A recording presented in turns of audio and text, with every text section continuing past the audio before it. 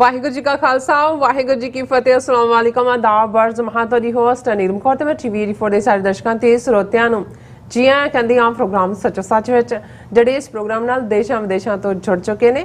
Khalsa affair centre ਦੇ ਸੰਚਾਲਕ doctor Manjeet Singh ਦੀ studio 'ਚ ਮੇਰੇ ਨਾਲ ਸ਼ਾਮਲ ਨੇ। ਆਓ ਉਹਨਾਂ ਨਾਲ ਗੱਲਬਾਤ ਕਰਕੇ ਅੱਜ ਦੇ ਅਹਿਮ ਇਸ਼ੂਜ਼ ਉੱਪਰ ਉਹਨਾਂ ਤੋਂ ਉਹਨਾਂ ਦਾ ਤਬਸਰਾ ਜਾਣਦੇ ਹਾਂ। ਜੀ ਡਾਕਟਰ ਸਾਹਿਬ ਵਾਹਿਗੁਰੂ ਜੀ ਕਾ ਖਾਲਸਾ ਵਾਹਿਗੁਰੂ ਜੀ ਕੀ ਫਤਿਹ।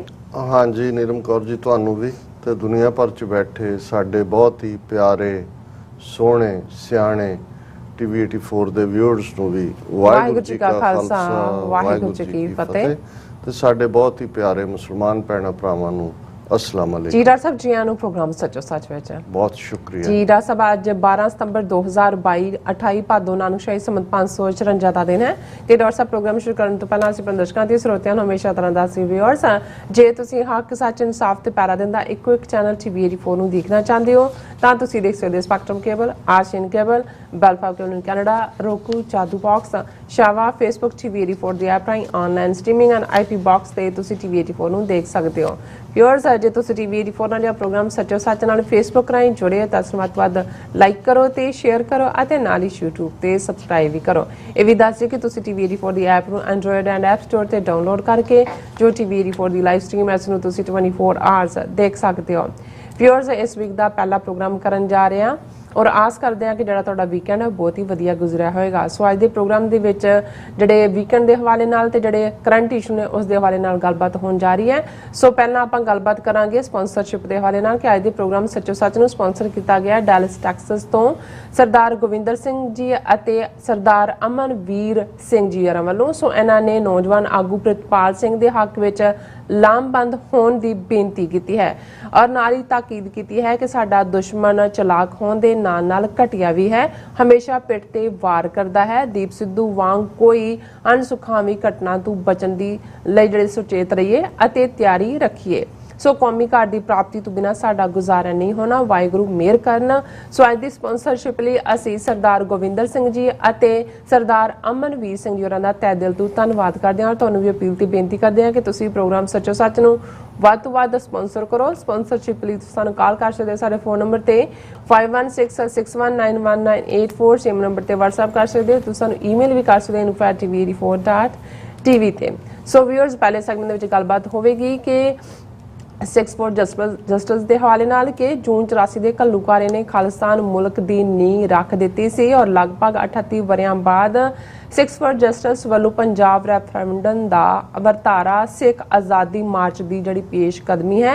ਸੋ ਭਾਰਤੀ ਹੁਕੂਮਤ ਇਸ ਨੂੰ ਢਾਲ ਲਾਉਣ ਲਈ ਹਰ ਘਟੀਆ ਹਰਬਾ ਵਰਤ ਰਹੀ ਹੈ। ਸੋ ਇਸ ਬਾਰੇ ਆਪਾਂ ਗੱਲਬਾਤ ਕਰਾਂਗੇ ਔਰ ਨਾਲ ਹੀ ਆਪਾਂ ਜਿਹੜਾ ਵੀਕਐਂਡ ਹੈ ਡਾਕਟਰ ਸਾਹਿਬ ਕੋਲੋਂ ਪੁੱਛਦੇ ਹਾਂ। ਸੋ ਡਾਕਟਰ ਸਾਹਿਬ ਕੀ ਕਹਿਣਾ ਚਾਹੋਗੇ? ਦੇਖੋ ਵੀਕਐਂਡ ਦੀ ਗੱਲ ਕਰਨ ਤੋਂ ਪਹਿਲਾਂ ਅੱਜ ਦੇ ਪ੍ਰੋਗਰਾਮ ਨੂੰ ਸਪਾਂਸਰ ਕਰਨ ਲਈ ਵੀਰ ਗੋਵਿੰਦਰ ਸਿੰਘ ਔਰ ਵੀਰ ਅਮਨਵੀਰ ਸਿੰਘ ਉਹਨਾਂ ਦਾ ਅਸੀਂ ਸ਼ੁਕਰੀਆ ਅਦਾ ਕਰਦੇ ਹਾਂ। ਇਹ ਡਾਲਸ ਨਿਵਾਸੀ ਸਾਡੇ ਦੋਵੇਂ ਵੀਰ ਟੀਵੀ 84 ਦੇ ਖੈਰ ਖੁਆਹ ਹੀ ਨਹੀਂ ਝੰਡਾ ਬਰਦਾਰ ਨੇ ਔਰ ਜਿਸ ਹਿੰਮਤ ਦੇ ਨਾਲ ਇਹ ਸਾਨੂੰ ਫਾਈਨੈਂਸ਼ੀਅਲ ਸਪੋਰਟ ਦੇ ਰਹੇ ਨੇ ਉਸ ਨੇ ਸਾਨੂੰ ਹੌਸਲਾ ਦਿੱਤਾ ਹੈ ਕਿ ਅਸੀਂ ਇਸ ਮਾਰਚ ਨੂੰ ਜਾਰੀ ਰੱਖੀਏ। ਔਰ ਅੱਜ ਦੀ ਸਪਾਂਸਰਸ਼ਿਪ ਦੇ ਵਿੱਚ ਉਹਨਾਂ ਦਾ ਮੈਸੇਜ ਵੀਰ ਅੰਮ੍ਰਿਤਪਾਲ ਸਿੰਘ ਨੂੰ ਲੈ ਕੇ ਹੈ ਔਰ ਮੈਂ ਜਦੋਂ ਕੈਨੇਡਾ ਵੀ ਆਲਮੋਸਟ 8 ਤੋਂ 10 ਦਿਨ ਟੋਰਾਂਟੋ ਮੌਂਟਰੀਅਲ ਗਿਆ ਇੱਕ ਸਵਾਲ ਜਿਹੜਾ ਫ੍ਰੀਕੁਐਂਟਲੀ ਪੁੱਛਿਆ ਜਾਂਦਾ ਸੀ ਪਬਲਿਕ ਡਿਸਕਸ਼ਨਸ ਵੀ ਪ੍ਰਾਈਵੇਟ ਡਿਸਕਸ਼ਨਸ ਵੀ ਕਿ ਦੁਬਈ ਤੋਂ ਅੰਮ੍ਰਿਤਪਾਲ ਸਿੰਘ ਜਿਹੜੇ ਕਿ ਪੰਜਾਬ ਪਹੁੰਚੇ ਨੇ ਔਰ ਜਿਸ ਕਦਰ ਨੌਜਵਾਨਾਂ ਵੱਲੋਂ ਉਹਨਾਂ ਦਾ ਸਵਾਗਤ ਵੀ ਕੀਤਾ ਜਾ ਰਿਹਾ ਹੈ, ਉਹਨਾਂ ਦੀ ਗੱਲ ਵੀ ਧਿਆਨ ਨਾਲ ਸੁਣੀ ਜਾ ਰਹੀ ਹੈ ਔਰ ਜਿੰਨੇ ਇੰਟਰਵਿਊ ਉਹਨਾਂ ਵੱਲੋਂ ਦਿੱਤੇ ਗਏ ਟੀਵੀ 84 ਨੇ ਵੀ ਉਹਨਾਂ ਨੂੰ ਇੰਟਰਵਿਊ ਕੀਤਾ ਉਸ ਦੇ ਵਿੱਚ ਉਹ ਬੜੇ ਚੰਗੇ ਅੰਦਾਜ਼ ਦੇ ਵਿੱਚ ਦਲੀਲ ਦੇ ਨਾਲ ਖਾਲਿਸਤਾਨ ਬਾਦਸ਼ਾਹਤ ਸਿੱਖ ਬਾਦਸ਼ਾਹਤ ਦੇ ਇਸ਼ੂ ਨੂੰ ਪ੍ਰੈਜ਼ੈਂਟ ਕਰਦੇ ਨੇ ਔਰ ਜ਼ਾਹਰ ਹੈ ਕਿ ਪੰਜਾਬੀ ਦਾ ਇੱਕ ਅਖਾਣ ਹੈ ਕਿ ਦੁੱਧ ਦਾ ਸੜਿਆ ਲੱਸੀ ਨੂੰ ਵੀ ਫੂਕਾਂ ਮਾਰਦਾ ਕਿਉਂਕਿ ਬੀਤੇ ਦੇ ਵਿੱਚ ਸਾਡੀ ਮੂਵਮੈਂਟ ਜੋ ਕਿ ਵੀ 38 ਵਰਿਆਂ ਦੀ ਜਾਂ ਅਸੀਂ ਆਪਣੇ ਸਾਰੇ ਇਤਿਹਾਸ ਦੇ ਵਿੱਚ ਹੀ ਦੇਖੀਏ 18ਵੀਂ ਸਦੀ ਦੇ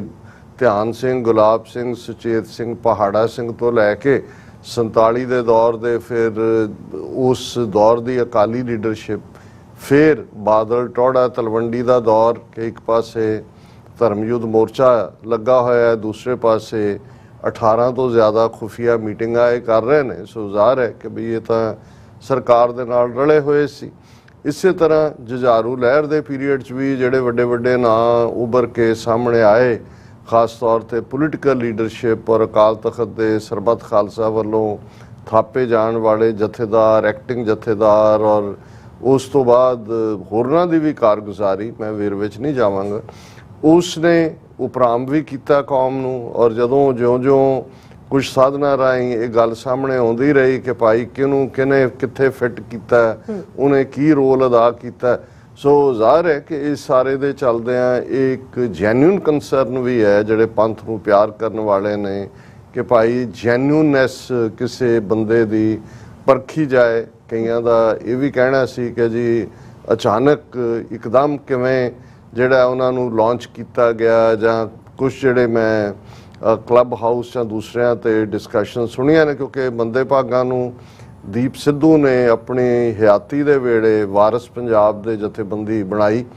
ਲੇਕਿਨ ਪਹਿਲਾਂ ਹੀ ਜਿਹੜੀ ਕਰੈਕ ਤਾਂ ਘਰੋਂ ਸ਼ੁਰੂ ਹੁੰਦਾ ਹੈ ਵੀ ਉਸ ਦੇ ਵਿੱਚ ਕਿਵੇਂ ਅੱਡ-ਅੱਡ ਜਿਹੜੀਆਂ ਨੇ ਆਵਾਜ਼ਾਂ ਨਜ਼ਰ ਆਈਆਂ, ਔਰ ਫਿਰ ਵਿਰੋਧ ਦੀ ਇੱਕ ਆਵਾਜ਼ ਜਿਹੜੀ ਹੈ ਪਾਵਰਫੁਲ ਉਸ ਨਾਲ ਜੁੜੇ ਹੀ ਕੁਝ ਲੋਕਾਂ ਵੱਲੋਂ ਆਈ, ਔਰ ਕੁਝ ਲੋਕ ਜਿਹੜੇ ਬਾਹਰ ਬੈਠੇ ਇੱਕ ਤਮਾਸ਼ਬੀਨੀ ਵੀ ਹੁੰਦੀ ਹੈ, ਇੱਕ ਉਹ ਵੀ ਨੇ ਜਿਨ੍ਹਾਂ ਨੂੰ ਲੱਗਦਾ ਹੈ ਕਿ ਵੀ ਇਹ ਨਾ ਹੋਏ ਵੀ ਜਿਹੜਾ ਇਸ ਵੇਲੇ ਪੰਜਾਬ ਦੀ ਨੌਜਵਾਨੀ ਦੇ ਵਿੱਚ ਇੱਕ ਉਭਾਰ ਹੈ ਕੌਮੀ ਘਰ ਖਾਲਿਸਤਾਨ ਦੇ ਲਈ, ਜਿਸ ਦੇ ਵਿੱਚ ਦੀਪ ਸਿੱਧੂ ਜਾਂ ਬਾਅਦ ਦੇ ਵਿੱਚ ਸਿੱਧੂ ਮੂਸੇਵਾਲਾ, ਔਰ ਜ਼ਾਹਰ ਹੈ ਕਿ ਜਦੋਂ ਅਸੀਂ ਪੰਜਾਬ ਰੈਫਰੈਂਡਮ 2020 ਦੀ ਗੱਲ ਕਰਦੇ ਇਸ ਨੇ ਨੌਜਵਾਨਾਂ ਦੇ ਵਿੱਚ ਇੱਕ ਨਵੀਂ ਰੂਹ ਫੂਕੀ ਹੈ, ਉਸ ਦਾ ਜ਼ਿਕਰ ਅਸੀਂ ਕਰਾਂਗੇ। ਔਰ ਬੜੇ ਰੈਫਰੈਂਡਮ ਨਾਲ ਸੰਬੰਧਿਤ ਜਿਹੜੇ ਕੁਝ ਸਵਾਲ ਵੀ ਪੁੱਛੇ ਜਾਂਦੇ ਨੇ ਜਾਂ ਪੁੱਛੇ ਜਾਂਦੇ ਰਹੇ ਨੇ, ਉਹਨਾਂ ਬਾਰੇ ਵੀ ਕਿਵੇਂ ਉਹਨਾਂ ਦੇ ਜਿਹੜੀ ਆਥੈਂਟਿਕ ਬਾਡੀ ਹੈ ਉਹਦੇ ਵੱਲੋਂ ਜਵਾਬ ਦਿੱਤੇ ਗਏ ਨੇ, ਔਰ ਭਾਰਤੀ ਹਕੂਮਤ ਕਿਵੇਂ ਉਹਨੂੰ ਬਿਲਿਟਲ ਕਰਨਾ ਚਾਹੁੰਦੀ ਹੈ ਰੈਫਰੈਂਡਮ ਦੀ ਪ੍ਰੋਸੈਸ ਨੂੰ। ਸਾਡਾ ਅੱਜ ਲੀਡ ਟੌਪਿਕ ਉਹੀ ਹੈ। ਪਰ ਅੰਮ੍ਰਿਤਪਾਲ ਸਿੰਘ ਉਹਨਾਂ ਦੇ ਹਵਾਲੇ ਨਾਲ ਮੇਰਾ ਹਰ ਥਾਂ ਇਹ ਕਹਿਣਾ ਸੀ ਕਿ ਕੁਝ ਚੀਜ਼ਾਂ ਜਿਹੜੀਆਂ ਤੁਸੀਂ ਫਸਟ ਹੈਂਡ ਦੇਖਦੇ ਹੋ ਉਸ 'ਚੋਂ ਮੈਨੂੰ ਘੱਟੋ ਘੱਟ ਪੋਜ਼ਿਟਿਵਿਟੀ ਨਜ਼ਰ ਆਉਂਦੀ ਹੈ, ਪਰ ਇਸ ਦਾ ਮਤਲਬ ਇਹ ਨਹੀਂ ਹੈ ਕਿ ਅਸੀਂ ਕੋਈ ਕਲੀਨ ਚਿੱਟ ਜਿਹੜੀ ਹੈ ਉਹ ਤਾਂ ਹਰ ਇੱਕ ਨੇ ਆਪਣੇ ਕਿਰਦਾਰ ਦੇ ਨਾਲ ਆਪਣੀ ਥਾਂ ਬਣਾਉਣੀ ਹੈ। ਸੋ ਅਸੀਂ ਸਮਝਦੇ ਹਾਂ ਵੀ ਮੁੱਢਲੇ ਤੌਰ ਤੇ ਜੋ ਕੁਝ ਨਜ਼ਰ ਆ ਰਿਹਾ ਹੈ ਉਸ ਦੇ ਮੁਤਾਬਕ ਬਹੁਤ ਯੰਗ ਹੈ, 28 ਸਾਲ ਦੀ ਉਮਰ ਹੈ, ਉਸਨੇ ਆਪਣਾ ਪਿਛੋਕੜ ਵੀ ਅੰਮ੍ਰਿਤਪਾਲ ਸਿੰਘ ਨੇ ਦਿੱਤਾ ਕਿ ਭਾਈ ਮੈਂ ਜਮਾਤਾਂ ਤਾਂ 12 ਹੀ ਪੜ੍ਹਿਆ ਹੋਇਆ, ਪਰ ਮੈਂ ਜਿਹੜਾ ਲਗਭਗ 17-18 ਸਾਲ ਦੀ ਉਮਰ 'ਚ ਆਪਣੇ ਪੇਰੈਂਟਸ ਦੇ ਕੋਲ ਜਾਂ ਕਾਰੋਬਾਰ ਪਰਿਵਾਰ ਦਾ ਦੁਬਈ 'ਚ ਸੀ, ਉੱਥੇ ਆਇਆ, ਸਫਲ ਕਾਰੋਬਾਰ ਵੀ ਕੀਤਾ, ਔਰ ਇਹਦੇ ਵਿੱਚ ਕੋਈ ਸ਼ੱਕ ਨਹੀਂ ਹੈ ਕਿ ਦੀਪ ਸਿੱਧੂ ਦੇ ਹਯਾਤੀ 'ਚ ਹੁੰਦਿਆਂ ਜਿਹੜੀਆਂ ਅੰਮ੍ਰਿਤਪਾਲ ਸਿੰਘ ਹੋਰਾਂ ਦੀਆਂ ਪੋਸਟ ਸੀ, ਪੋਇਟਰੀ ਵੀ ਉਹ ਲਿਖਦੇ ਨੇ, ਔਰ ਉਹਨਾਂ ਦੇ ਵਿੱਚ ਬੈਲੈਂਸ ਵੀ ਹੁੰਦਾ ਸੀ। ਇਹ ਠੀਕ ਹੈ, ਮੈਂ ਹਰ ਪੋਸਟ ਦਾ ਫੋਲੋ ਨਹੀਂ ਕੀਤੀ, ਕੁਛ ਦਾ ਕਹਿਣਾ ਹੈ ਵੀ ਪਹਿਲਾਂ ਥੋੜਾ ਬਹੁਤ ਨੈਗੇਟਿਵਿਟੀ ਵੀ ਸੀ, ਪਰ ਮੇਰਾ ਹਮੇਸ਼ਾ ਹੀ ਇਹ ਕਹਿਣਾ ਹੁੰਦਾ ਹੈ ਕਿ ਅੰਗਰੇਜ਼ੀ ਦਾ ਇੱਕ ਅਖਾਣ ਜਿਹੜਾ ਮੈਂ ਆਪਣੇ ਜਵਾਬ ਦੇ ਵਿੱਚ ਵੀ ਵਰਤਿਆ ਬਹੁਤੀਆਂ ਥਾਵਾਂ ਤੇ ਕਿ every saint has a past and every thief has a future, ਕਿ ਇਸ ਨੂੰ ਮੰਨ ਕੇ ਤੁਰੀਏ। ਠੀਕ ਹੈ, ਦੀਪ ਸਿੱਧੂ ਸਿੱਖੀ ਸਰੂਪ 'ਚ ਵੀ ਨਹੀਂ ਸੀ, ਔਰ ਇਸੇ ਤਰ੍ਹਾਂ ਅੰਮ੍ਰਿਤਪਾਲ ਸਿੰਘ ਦਾ ਵੀ ਸਫ਼ਰ ਜਿਹੜਾ ਹੈ ਉਹ ਸਿੱਖ, ਲੇਕਿਨ ਜਿਵੇਂ ਦੀਪ ਸਿੱਧੂ ਆਪਣੇ ਉਸ ਮੁਕਾਮ ਤੋਂ ਜਿੱਥੇ ਉਹ ਮਾਇਆ ਨਗਰੀ 'ਚੋਂ ਮੁੜਿਆ, ਉਹ ਪੇਸ਼ਕਦਮੀ ਉਸਨੇ ਕੀਤੀ ਔਰ ਕਿਵੇਂ ਉਹਨੇ ਆਪਣੀ ਨੌਜਵਾਨਾਂ 'ਚ ਥਾਂ ਬਣਾਈ। ਅੰਮ੍ਰਿਤਪਾਲ ਸਿੰਘ ਵੀ ਸਿੱਖੀ ਸਰੂਪ 'ਚ ਨਹੀਂ ਸੀ ਜਦੋਂ ਉਸਨੇ ਸ਼ੁਰੂਆਤ ਕੀਤੀ, ਪਰ ਉਸਨੇ ਜਿਹੜੀ ਗੱਲ ਦੀਪ ਸਿੱਧੂ ਨੇ ਵਰਾ 2022 'ਚ ਕਰਨੀ ਸੀ, ਜਿਵੇਂ ਸੰਤ ਸੇਵਾ ਸਿੰਘ ਰਾਮਪੁਰ ਖੇੜੇ ਵਾਲਿਆਂ ਨੇ ਜਿਹੜਾ ਦੀਪ ਸਿੱਧੂ ਦੀ ਯਾਦ ਫਤਿਹਗੜ੍ਹ ਸਾਹਿਬ 'ਚ ਸਮਾਗਮ ਹੋਇਆ, ਉਸ ਨੇ ਉਹਨਾਂ ਨੇ ਕਿਹਾ ਸੀ ਕਿ ਉਹਨੇ ਇਕਰਾਰ ਕੀਤਾ ਸੀ ਮੇਰੇ ਨਾਲ ਕਿ ਬਾਬਾ ਜੀ ਮੈਂ ਇਸ ਵਰੇ ਦੇ ਵਿੱਚ ਅੰਮ੍ਰਿਤ ਛਕਾਂਗਾ। ਸੋ ਉਹ ਕੁਦਰਤ ਨੇ ਮੌਕਾ ਨਹੀਂ ਦਿੱਤਾ, ਲੇਕਿਨ ਅੰਮ੍ਰਿਤਪਾਲ ਸਿੰਘ ਤਾਂ ਉਸ ਪਾਰਟ ਨੂੰ ਲੈ ਕੇ ਹੀ ਪੰਜਾਬ 'ਚ ਆਇਆ ਸਿੱਖੀ ਸਰੂਪ ਦੇ ਵਿੱਚ।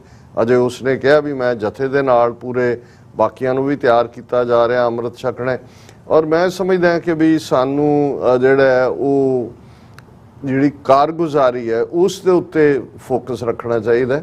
ਕੋਈ ਹੁਣ ਉਹ ਵਕਤ ਨਹੀਂ ਰਹਿ ਗਿਆ ਕਿ ਕੋਈ ਕਿਸੇ ਨੂੰ ਚੁੱਕ ਕੇ ਮੂੰਹ 'ਚ ਪਾ ਲਏਗਾ ਜਾਂ ਕੋਈ ਕਿਸੇ ਨੂੰ ਚੁੱਕ ਕੇ ਜੇਬ 'ਚ ਲੈ ਜਾਏਗਾ। ਅੱਜ ਕੱਲ੍ਹ ਇੱਕ ਕੋਈ ਕਦਮ ਕਿਸੇ ਪਾਸੇ ਨੂੰ ਜਾਂਦਾ ਹੈ, ਨਾਲ ਦੀ ਨਾਲ ਜਿਹੜਾ ਉਸ ਦੇ ਉੱਤੇ ਜਿਹੜੀ ਹੈ ਉਹਦੇ ਸਾਰੇ ਐਂਗਲ ਦੇਖਣੇ ਸ਼ੁਰੂ ਹੋ ਜਾਂਦੇ ਨੇ। ਸੋ ਮੈਂ ਸਮਝਦਾ ਵੀ ਹੁਣ ਤੱਕ ਜਿੰਨੀ ਕਲੈਰਿਟੀ ਨਾਲ, ਔਰ ਇਹੀ ਕਾਰਨ ਹੈ ਦੇਖੋ ਇਸ 'ਚ ਕੋਈ ਦੋ ਰਾਵਾਂ ਨਹੀਂ ਨੇ ਕਿ 13 ਮਹੀਨੇ ਚੱਲੇ ਕਿਸਾਨ ਮੋਰਚੇ ਨੇ ਪੰਜਾਬ ਦੇ ਵਿੱਚ ਇੱਕ ਚਰਨਿੰਗ ਕੀਤੀ ਹੈ, ਇੱਕ ਪੂਰੀ ਮਧਾਣੀ ਪਈ, ਔਰ ਉਸ ਚੋਂ ਇਹ ਤਾਂ ਜ਼ਾਹਰ ਹੈ ਕਿ ਵੱਡੀ ਗਿਣਤੀ ਦੇ ਵਿੱਚ ਨੌਜਵਾਨ ਜਿਹੜੇ ਨੇ ਉਹਨਾਂ ਨੂੰ ਇਹ ਸਮਝ ਆਈ ਕਿ ਸਾਡੇ ਨਾਲ ਧੱਕਾ ਹੋ ਰਿਹਾ। ਔਰ ਉਸੇ ਹੀ ਕਿਸਾਨ ਮੂਵਮੈਂਟ ਦੇ ਦੌਰਾਨ ਸ਼ੰਭੂ ਮੋਰਚੇ ਦੇ ਉੱਤੇ ਦੀਪ ਸਿੱਧੂ ਆ ਕੇ ਆਪਣਾ ਅੱਡਾ ਗੱਡਾ ਆਪਣੇ ਹਮ ਖਿਆਲਾਂ ਦੇ ਨਾਲ ਗੱਡਦਾ। ਫਿਰ ਸ਼ੰਭੂ ਤੋਂ ਸਿੰਘੂ ਤੱਕ ਦਾ ਸਫ਼ਰ 26 ਜਨਵਰੀ ਨੂੰ ਖਾਲਸਾਈ ਪਰਚਮ ਲਹਿਰਾਇਆ ਜਾਣਾ। ਉਸ ਤੋਂ ਬਾਅਦ ਦੀਆਂ ਨੈਗੇਟਿਵਿਟੀਜ਼ ਡਿਵੈਲਪਮੈਂਟਸ, ਹਾਲਾਂ ਉਸ ਸਾਰੇ ਚੋਂ ਜੇ ਕੋਈ ਕ੍ਰੈਡੀਬਲ ਲੀਡਰਸ਼ਿਪ ਨਿਕਲ ਸਕਦੀ ਤੇ ਸ਼ਾਇਦ ਹੁਣ ਇੱਕ ਨਵੇਂ ਐਕਸਪੈਰੀਮੈਂਟ ਦੀ ਲੋੜ ਨਾ ਪੈਂਦੀ, ਪਰ ਉਹਦੇ ਚੋਂ ਅਲਟੀਮੇਟਲੀ ਉਹੀ ਜਿਹੜੇ 32 ਕੇ 34 ਸੋ ਕਾਲਡ ਕਿਸਾਨ ਜਥੇਬੰਦੀਆਂ ਜਿਨ੍ਹਾਂ ਨੂੰ ਅਲਟੀਮੇਟਲੀ ਕਿਵੇਂ ਕਾਮਰੇਡੀ ਲਾਣੇ ਨੇ, ਮੁੜ ਕੇ ਚੋਣਾਂ ਦੇ ਲਈ ਆਪਣੇ ਇੰਟਰਸਟ ਅੱਗੇ ਵਧਾਉਣ ਲਈ ਵਰਤਿਆ ਔਰ ਆਪਣੀਆਂ ਜ਼ਮਾਨਤਾਂ ਵੀ ਜ਼ਬਤ ਕਰਵਾਈਆਂ ਔਰ ਉਹ ਮੌਕਾ ਵੀ ਖਵਾਇਆ ਜਿਹਦੇ ਥੱਲੇ ਕਿ ਪੰਜਾਬ ਦੇ ਵਿੱਚ ਉੱਥੋਂ ਦੇ ਸਿਸਟਮ 'ਚ ਰਹਿੰਦੇ ਆ। ਦੇਖੋ ਇੱਕ ਗੱਲ ਜਿਹੜੀ ਅੰਮ੍ਰਿਤਪਾਲ ਸਿੰਘ ਦੀ ਵੀ ਟੇਕ ਹੈ, ਅਸੀਂ ਬਿਲਕੁਲ ਜਦੋਂ 84 ਤੋਂ ਬਾਅਦ ਸਾਡਾ ਹਮੇਸ਼ਾ ਹੀ ਇਹ ਕਹਿਣਾ ਹੈ ਕਿ ਸਾਡੇ ਇੰਡੀਅਨ ਸਟੇਟ ਨਾਲ ਰਿਲੇਸ਼ਨਸ਼ਿਪ ਜੂਨ 84 ਤੱਕ ਸੀ। ਉਸ ਤੋਂ ਬਾਅਦ ਅਸੀਂ ਇੰਡੀਪੈਂਡੈਂਟ ਸੋਵਰਨ ਨੇਸ਼ਨ ਖਾਲਿਸਤਾਨ ਦੀ ਗੱਲ ਕਰਦੇ।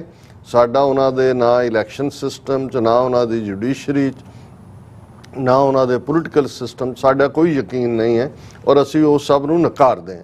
ਇਹ ਸਾਡੀ ਸਿਧਾਂਤਕ ਪੋਜੀਸ਼ਨ ਹੈ। ਲੇਕਿਨ ਇਹਦੇ ਬਾਵਜੂਦ ਜਿਹੜੀਆਂ ਉੱਥੇ ਰਹਿੰਦੀਆਂ ਪੰਥਕ ਧਿਰਾਂ ਨੇ, ਉਹਨਾਂ ਨੇ ਜੇ ਕੋਈ ਪਾਰਟਿਸਿਪੇਸ਼ਨ ਕਰਨੀ ਹੈ ਜਾਂ ਦੂਜਾ, ਜਿਵੇਂ ਦੀਪ ਸਿੱਧੂ ਦਾ ਇੱਕ ਬਹੁਤ ਅੱਛਾ ਇਸ ਦੇ ਉੱਤੇ ਟੇਕ ਸੀ ਕਿ ਸਾਨੂੰ ਸਪੇਸ ਨਹੀਂ ਦੁਸ਼ਮਣ ਨੂੰ ਦੇਣਾ ਚਾਹੀਦਾ, ਸਾਨੂੰ ਜਿਹੜਾ ਵੀ ਕੋਈ ਮਿਡਲ 'ਚ ਰਹਿ ਕੇ ਵੀ ਸਰਕਾਰ ਦੇ ਨੈਰੇਟਿਵ ਨੂੰ ਉਲਟਣ ਦੀ ਕੋਸ਼ਿਸ਼ ਕਰਦਾ ਉਹਦੇ ਨਾਲ ਖਲੋਣਾ ਚਾਹੀਦਾ। ਔਰ ਇਸ ਅਪਰੋਚ ਚੋਂ ਹੀ ਵਾਰਿਸ ਪੰਜਾਬ ਦੇ ਜਥੇਬੰਦੀ ਵੱਲੋਂ ਸਰ ਸਿਮਰਨਜੀਤ ਸਿੰਘ ਮਾਨ ਜਿਹੜੇ ਸਿਸਟਮ 'ਚ ਰਹਿ ਕੇ ਇਲੈਕਸ਼ਨਸ ਲੜ ਕੇ ਜਿਹੜਾ ਆਪਣੇ ਖਾਲਿਸਤਾਨ ਦੇ ਕਾਜ਼ ਨੂੰ ਪ੍ਰਮੋਟ ਕਰਦੇ ਨੇ, ਉਹਨਾਂ ਦੀ ਹਮਾਇਤ ਦੇਣਾ ਸੀ। ਔਰ ਹੁਣ ਵੀ ਜਿਹੜੀ ਸਿਧਾਂਤਕ ਪੋਜੀਸ਼ਨ ਹੈ ਵਾਰਿਸ ਪੰਜਾਬ ਦੇ ਪ੍ਰਧਾਨ ਅੰਮ੍ਰਿਤਪਾਲ ਸਿੰਘ ਹੋਰਾਂ ਦੀ, ਉਹ ਇਹੀ ਹੈ ਕਿ ਅਸੀਂ ਇਲੈਕਸ਼ਨ ਸਿਸਟਮ 'ਚ ਨਹੀਂ ਆਉਣਾ, ਸਾਡਾ ਦਾਅਵਾ ਪਾਤਸ਼ਾਹੀ ਦਾ ਹੈ, ਬਾਦਸ਼ਾਹੀ ਦਾ ਹੈ, ਖਾਲਿਸਤਾਨ ਦਾ ਹੈ, ਔਰ ਅਸੀਂ ਜਿਹੜਾ ਉਹ ਬਾਕੀ ਇਸ਼ੂਜ਼ ਦੇ ਉੱਤੇ ਦੇਖਾਂਗੇ ਕੀ ਕਰਨਾ ਹੈ। ਸੋ ਮੈਂ ਸਮਝਦਾ ਵੀ ਵੀਰ ਗੋਵਿੰਦਰ ਸਿੰਘ, ਵੀਰ ਅਮਨਵੀਰ ਸਿੰਘ ਉਹਨਾਂ ਨੇ ਠੀਕ ਕਿਹਾ ਕਿ ਅਸੀਂ ਬੇਮਤਲਬ ਜਿਹੜੇ ਲੋਕ ਸਿਰਫ ਕ੍ਰਿਟਿਸਿਜ਼ਮ 'ਚ ਯਕੀਨ ਰੱਖਦੇ ਨੇ, ਨੈਗੇਟਿਵਿਟੀ 'ਚ ਯਕੀਨ ਰੱਖਦੇ ਨੇ, ਉਹਨਾਂ ਦਾ ਕੋਈ ਲਾਗਾ ਦੇਗਾ ਨਹੀਂ ਹੁੰਦਾ, ਉਹਨਾਂ ਤੋਂ ਵੀ ਖਬਰਦਾਰ ਹੋਈਏ। ਲੇਕਿਨ ਦੂਸਰੇ ਪਾਸੇ ਇਹ ਵੀ ਗੁਰਮਤ ਜਾਂ ਸਿੱਖੀ ਦਾ ਜਿਹੜਾ ਪ੍ਰਿੰਸੀਪਲ ਹੈ ਕਿ ਭਾਈ ਅਸੀਂ ਜਿਹੜੀ ਹੈ ਸਾਂਝ ਕੀਚੈ ਗੁਣਾ ਕੇਰੀ ਛੋੜ ਅਵਗਣ ਚੱਲੀ ਹੈ। ਇਹ ਇਨਸਾਨੀ ਰਿਸ਼ਤਿਆਂ 'ਚ ਵੀ ਹੈ, ਸਿਆਸੀ ਤੌਰ ਤੇ ਵੀ ਹੈ ਕਿ ਜਿਹੜੀ ਵੀ ਧਿਰ ਠੀਕ ਕਦਮ ਚੁੱਕਦੀ ਹੈ, ਠੀਕ ਕੋਈ ਉਹਦੀ ਐਕਟੀਵਿਟੀ ਹੁੰਦੀ ਹੈ ਪੰਥਕ ਚੜ੍ਹਦੀ ਕਲਾ ਲਈ, ਸਾਡੀ ਲਾਇਲਟੀ ਪੰਥ ਨਾਲ ਹੈ, ਕਿਸੇ ਇੰਡੀਵਿਜੂਅਲ ਨਾਲ ਨਹੀਂ ਹੈ, ਕਿਸੇ ਜਥੇਬੰਦੀ ਨਾਲ ਨਹੀਂ ਹੈ, ਕਿਸੇ ਹੋਰ ਦੇ ਨਾਲ। ਸਿਰਫ ਤੇ ਸਿਰਫ ਇਹੀ ਸਾਡੀ ਚਾਹਨਾ ਹੈ ਹੋਏ ਕਿ ਭਾਈ ਕਿਹਦੇ ਰਾਹੀਂ ਖਾਲਸਾ ਜੀ ਕੇ ਬੋਲ ਬਾਲੇ ਹੁੰਦੇ ਨੇ, ਕੌਣ ਪੰਥ ਦੀ ਗੱਲ ਨੂੰ ਅੱਗੇ ਲੈ ਕੇ ਜਾਂਦਾ। ਸੋ ਅਸੀਂ ਵੀਰ ਗੋਵਿੰਦਰ ਸਿੰਘ, ਅਮਨਵੀਰ ਸਿੰਘ ਉਹਨਾਂ ਦਾ ਸ਼ੁਕਰੀਆ ਅਦਾ ਕਰਦੇ ਔਰ ਅਸੀਂ ਇਹ ਵੀ ਦੱਸਦੇ ਹੀ ਹੈ ਕਿ ਭੈਣ ਜੀ ਪਾਲਜੀਤ ਕੌਰ ਪੰਜਵੜ ਜਿਹੜੀ ਸਿੰਘਣੀ ਸਾਹਿਬਾ ਨੇ, ਭਾਈ ਪਰਮਜੀਤ ਸਿੰਘ ਪੰਜਵੜ ਦੇ, ਉਹ ਪਿਛਲੇ ਦਿਨਾਂ 'ਚ ਚੜ੍ਹਾਈ ਕਰ ਗਏ ਸੀ ਔਰ ਆਉਣ ਵਾਲੇ ਕੱਲ ਜਿਹੜਾ ਜਰਮਨ ਦੇ ਵਿੱਚ ਉਹਨਾਂ ਦਾ ਸੰਸਕਾਰ ਹੋਣਾ ਹੈ। ਫਿਰ ਅੰਤਮ ਅਰਦਾਸ ਜਿਵੇਂ ਹੁੰਦੀ ਹੈ ਔਰ ਦੁਨੀਆ ਭਰ ਚੋਂ ਨੁਮਾਇੰਦੇ ਉੱਥੇ ਪਹੁੰਚ ਰਹੇ ਨੇ। ਕੈਨੇਡਾ ਤੋਂ TV 84 ਦੇ ਬਿਊਰੋ ਚੀਫ ਵੀਰ ਮਨਵੀਰ ਸਿੰਘ ਵੀ ਆਲਰੇਡੀ ਜਰਮਨ ਪਹੁੰਚ ਚੁੱਕੇ ਨੇ ਔਰ ਉਹਨਾਂ ਦੀ ਯਾਦ 'ਚ ਫਿਰ ਇੱਕ ਸਮਾਗਮ ਅਮਰੀਕਾ ਦੀਆਂ ਸਿੱਖ ਸੰਗਤਾਂ ਵੱਲੋਂ ਸਭ ਤੋਂ ਪੁਰਾਣੇ ਇਤਿਹਾਸਕ ਗੁਰਦੁਆਰੇ Stockton Pacific cost Khalsa Diwan society Stockton 'ਚ ਐਤਵਾਰ ਨੂੰ ਰੱਖਿਆ ਗਿਆ ਔਰ ਉਸ 'ਚ ਸ਼ਮੂਲੀਅਤ ਦੇ ਲਈ ਮੈਂ ਵੀ ਕੈਲੀਫੋਰਨੀਆ ਜਾ ਰਿਹਾ। ਸੋ ਅਸੀਂ ਇਹ ਸਮਝਦੇ ਹਾਂ ਕਿ ਭਾਈ ਕੁਝ ਚੀਜ਼ਾਂ ਜਿਹੜੀਆਂ ਸਾਡੇ ਉਹਨਾਂ ਪੰਥਕ ਯੋਧਿਆਂ ਨੂੰ ਜਿਨ੍ਹਾਂ ਨੇ ਆਪਣੇ ਘਰ-ਬਾਰ ਆਪਣਾ ਸਭ ਕੁਝ ਛੱਡਿਆ, ਔਰ ਮੇਰਾ ਹਮੇਸ਼ਾ ਹੀ ਇਹ ਕਹਿਣਾ ਹੁੰਦਾ ਹੈ ਕਿ ਜਿਹੜੇ ਸਿੰਘ ਤੁਰੇ ਇਸ ਪਾਸੇ ਉਹਨਾਂ 'ਚ ਤਾਂ ਇੱਕ ਆਪਣਾ ਜਨੂਨ ਸੀ, ਇਸ਼ਕ ਸੀ, ਉਹ ਉਹਨਾਂ ਦੀ ਡਰਾਈਵਿੰਗ ਫੋਰਸ ਸੀ ਪਰ ਜਿਵੇਂ ਬੀਬੀਆਂ ਨੇ ਅੱਗੋਂ ਉਹ ਸਾਰੇ ਨੂੰ ਸੰਭਾਲਿਆ, ਸਫ਼ਰ ਕੀਤਾ, ਬੱਚਿਆਂ ਨੂੰ ਪਾਲਿਆ, ਕਿਸ ਕਿਸਮ ਦੀਆਂ ਤੰਗਦਸਤੀਆਂ ਸਹੀਆਂ। ਸੋ ਇਹ ਜਦੋਂ ਅਸੀਂ ਇਸ ਕਿਸਮ ਦੇ ਮੌਕਿਆਂ ਦੇ ਉੱਤੇ ਯਕਜ਼ੈਦੀ ਜਾਂ ਸੋਲੀਡੈਰਿਟੀ ਜਾਂ ਇੱਕ ਮੁੱਠਤਾ ਦਾ ਪ੍ਰਗਟਾਵਾ ਕਰਦੇ ਹਾਂ ਤੇ ਇਹ ਸਾਡੇ ਸੰਘਰਸ਼ ਦੇ ਯੋਧਿਆਂ ਨੂੰ ਵੀ ਹਿੰਮਤ ਦਿੰਦਾ ਹੈ। ਸੋ ਅੱਜ ਜਦੋਂ ਅਸੀਂ ਗੱਲ ਕਰ ਰਹੇ, ਤੁਸੀਂ ਵੀਕਐਂਡ ਦੇ ਹਵਾਲੇ ਨਾਲ ਪੁੱਛਿਆ, ਦੋਵੇਂ ਹੀ ਦਿਨ ਰੁਝੇਵੇਂ ਵਾਲੇ ਸਨ। ਆਪਣੇ ਪੇਕੇ ਪਿੰਡ ਵਰਜੀਨੀਆ DC ਔਰ ਸੈਚਰਡੇ ਖਾਸ ਤੌਰ ਤੇ ਇੱਕ ਖਾਸ ਸਮਾਗਮ ਗੁਰਦੁਆਰਾ ਸਿੱਖ ਸੈਂਟਰ ਆਫ ਵਰਜੀਨੀਆ 'ਚ ਲੋਕਲ ਗੁਰਦੁਆਰੇ ਕਮੇਟੀ ਦੇ ਪ੍ਰਬੰਧਕਾਂ ਵੱਲੋਂ, ਸਿੱਖ ਯੂਥ ਆਫ ਅਮਰੀਕਾ ਦੇ ਸੀਨੀਅਰ ਮੈਂਬਰਾਂ ਵੱਲੋਂ ਔਰ ਪੰਥ ਪ੍ਰਸਤ ਵੀਰਾਂ ਵੱਲੋਂ ਇੱਕ ਸਮਾਗਮ ਰੱਖਿਆ ਗਿਆ ਸੀ। ਔਰ ਪਿਛਲੇ ਦਿਨਾਂ 'ਚ ਜਿਵੇਂ ਕਿ ਫਰੀਮਾਉਂਟ ਦੇ ਵਿੱਚ ਉਸ ਦੀ ਅਮਰੀਕਾ 'ਚ, ਫਿਰ ਗੁਰਦੁਆਰਾ ਰਿਚਮੰਡ ਹਿੱਲ ਜਿਹੜਾ ਹੈ ਇਹ ਬੁੱਕ ਰਿਲੀਜ਼ ਸੰਗਤ ਨੂੰ ਸਮਰਪਣ ਜਿਹੜਾ ਕਿਤਾਬ, ਔਰ ਜਿਸ ਕਿਤਾਬ ਦਾ ਜ਼ਿਕਰ ਪਿਛਲੇ ਕਾਫੀ ਹਫ਼ਤਿਆਂ ਤੋਂ ਹੋ ਰਿਹਾ ਮੀਡੀਆ ਦੇ ਵਿੱਚ ਵੀ, ਭਾਈ ਦਲਜੀਤ ਸਿੰਘ ਜਿਹੜੇ ਸਾਡੇ ਖਾੜਕੂ ਸੰਘਰਸ਼ ਦੇ ਵੱਡੇ ਨਾਇਕ ਰਹੇ ਨੇ, ਸਿੱਖ ਸਟੂਡੈਂਟ ਫੈਡਰੇਸ਼ਨ ਦੇ ਪ੍ਰਧਾਨ ਵੀ ਔਰ ਪੰਥਕ ਕਮੇਟੀ ਮੈਂਬਰ ਵੀ, ਉਹਨਾਂ ਦੀ ਕਲਮ ਰਾਹੀਂ ਇਹ ਕਿਤਾਬ ਖਾੜਕੂ ਸੰਘਰਸ਼ ਦੀ ਸਾਖੀ, ਅਣਜਾਣੇ ਅਣਗੌਲੇ ਸਿੱਦਕੀ ਅਤੇ ਯੋਧੇ, ਇਹ ਪੁਸਤਕ ਜਿਹੜੀ ਦਰਸ਼ਕ ਇਸ ਨੂੰ ਦੇਖ ਸਕਦੇ ਨੇ, ਇਹ ਸੰਗਤ ਦੇ ਅਰਪਣ ਕੀਤੀ ਗਈ। ਔਰ ਇਸ ਦੇ ਲਈ ਨਿਊਯਾਰਕ, ਨਿਊ ਜਰਸੀ ਤੋਂ ਵੀ ਸਾਡੇ ਸੀਨੀਅਰ ਵੀਰ ਪਹੁੰਚੇ ਹੋਏ ਸਨ ਔਰ ਲੋਕਲ ਨੌਜਵਾਨ, ਸਿੱਖ ਨੌਜਵਾਨ ਬੀਬੀਆਂ ਦੀ ਵੀ ਪਾਰਟਿਸਿਪੇਸ਼ਨ ਸੀ ਔਰ ਉਸ ਨੂੰ ਅੱਡ-ਅੱਡ ਜਿਹੜਾ ਨੁਮਾਇੰਦਿਆਂ ਨੇ ਸੰਬੋਧਨ ਵੀ ਕੀਤਾ।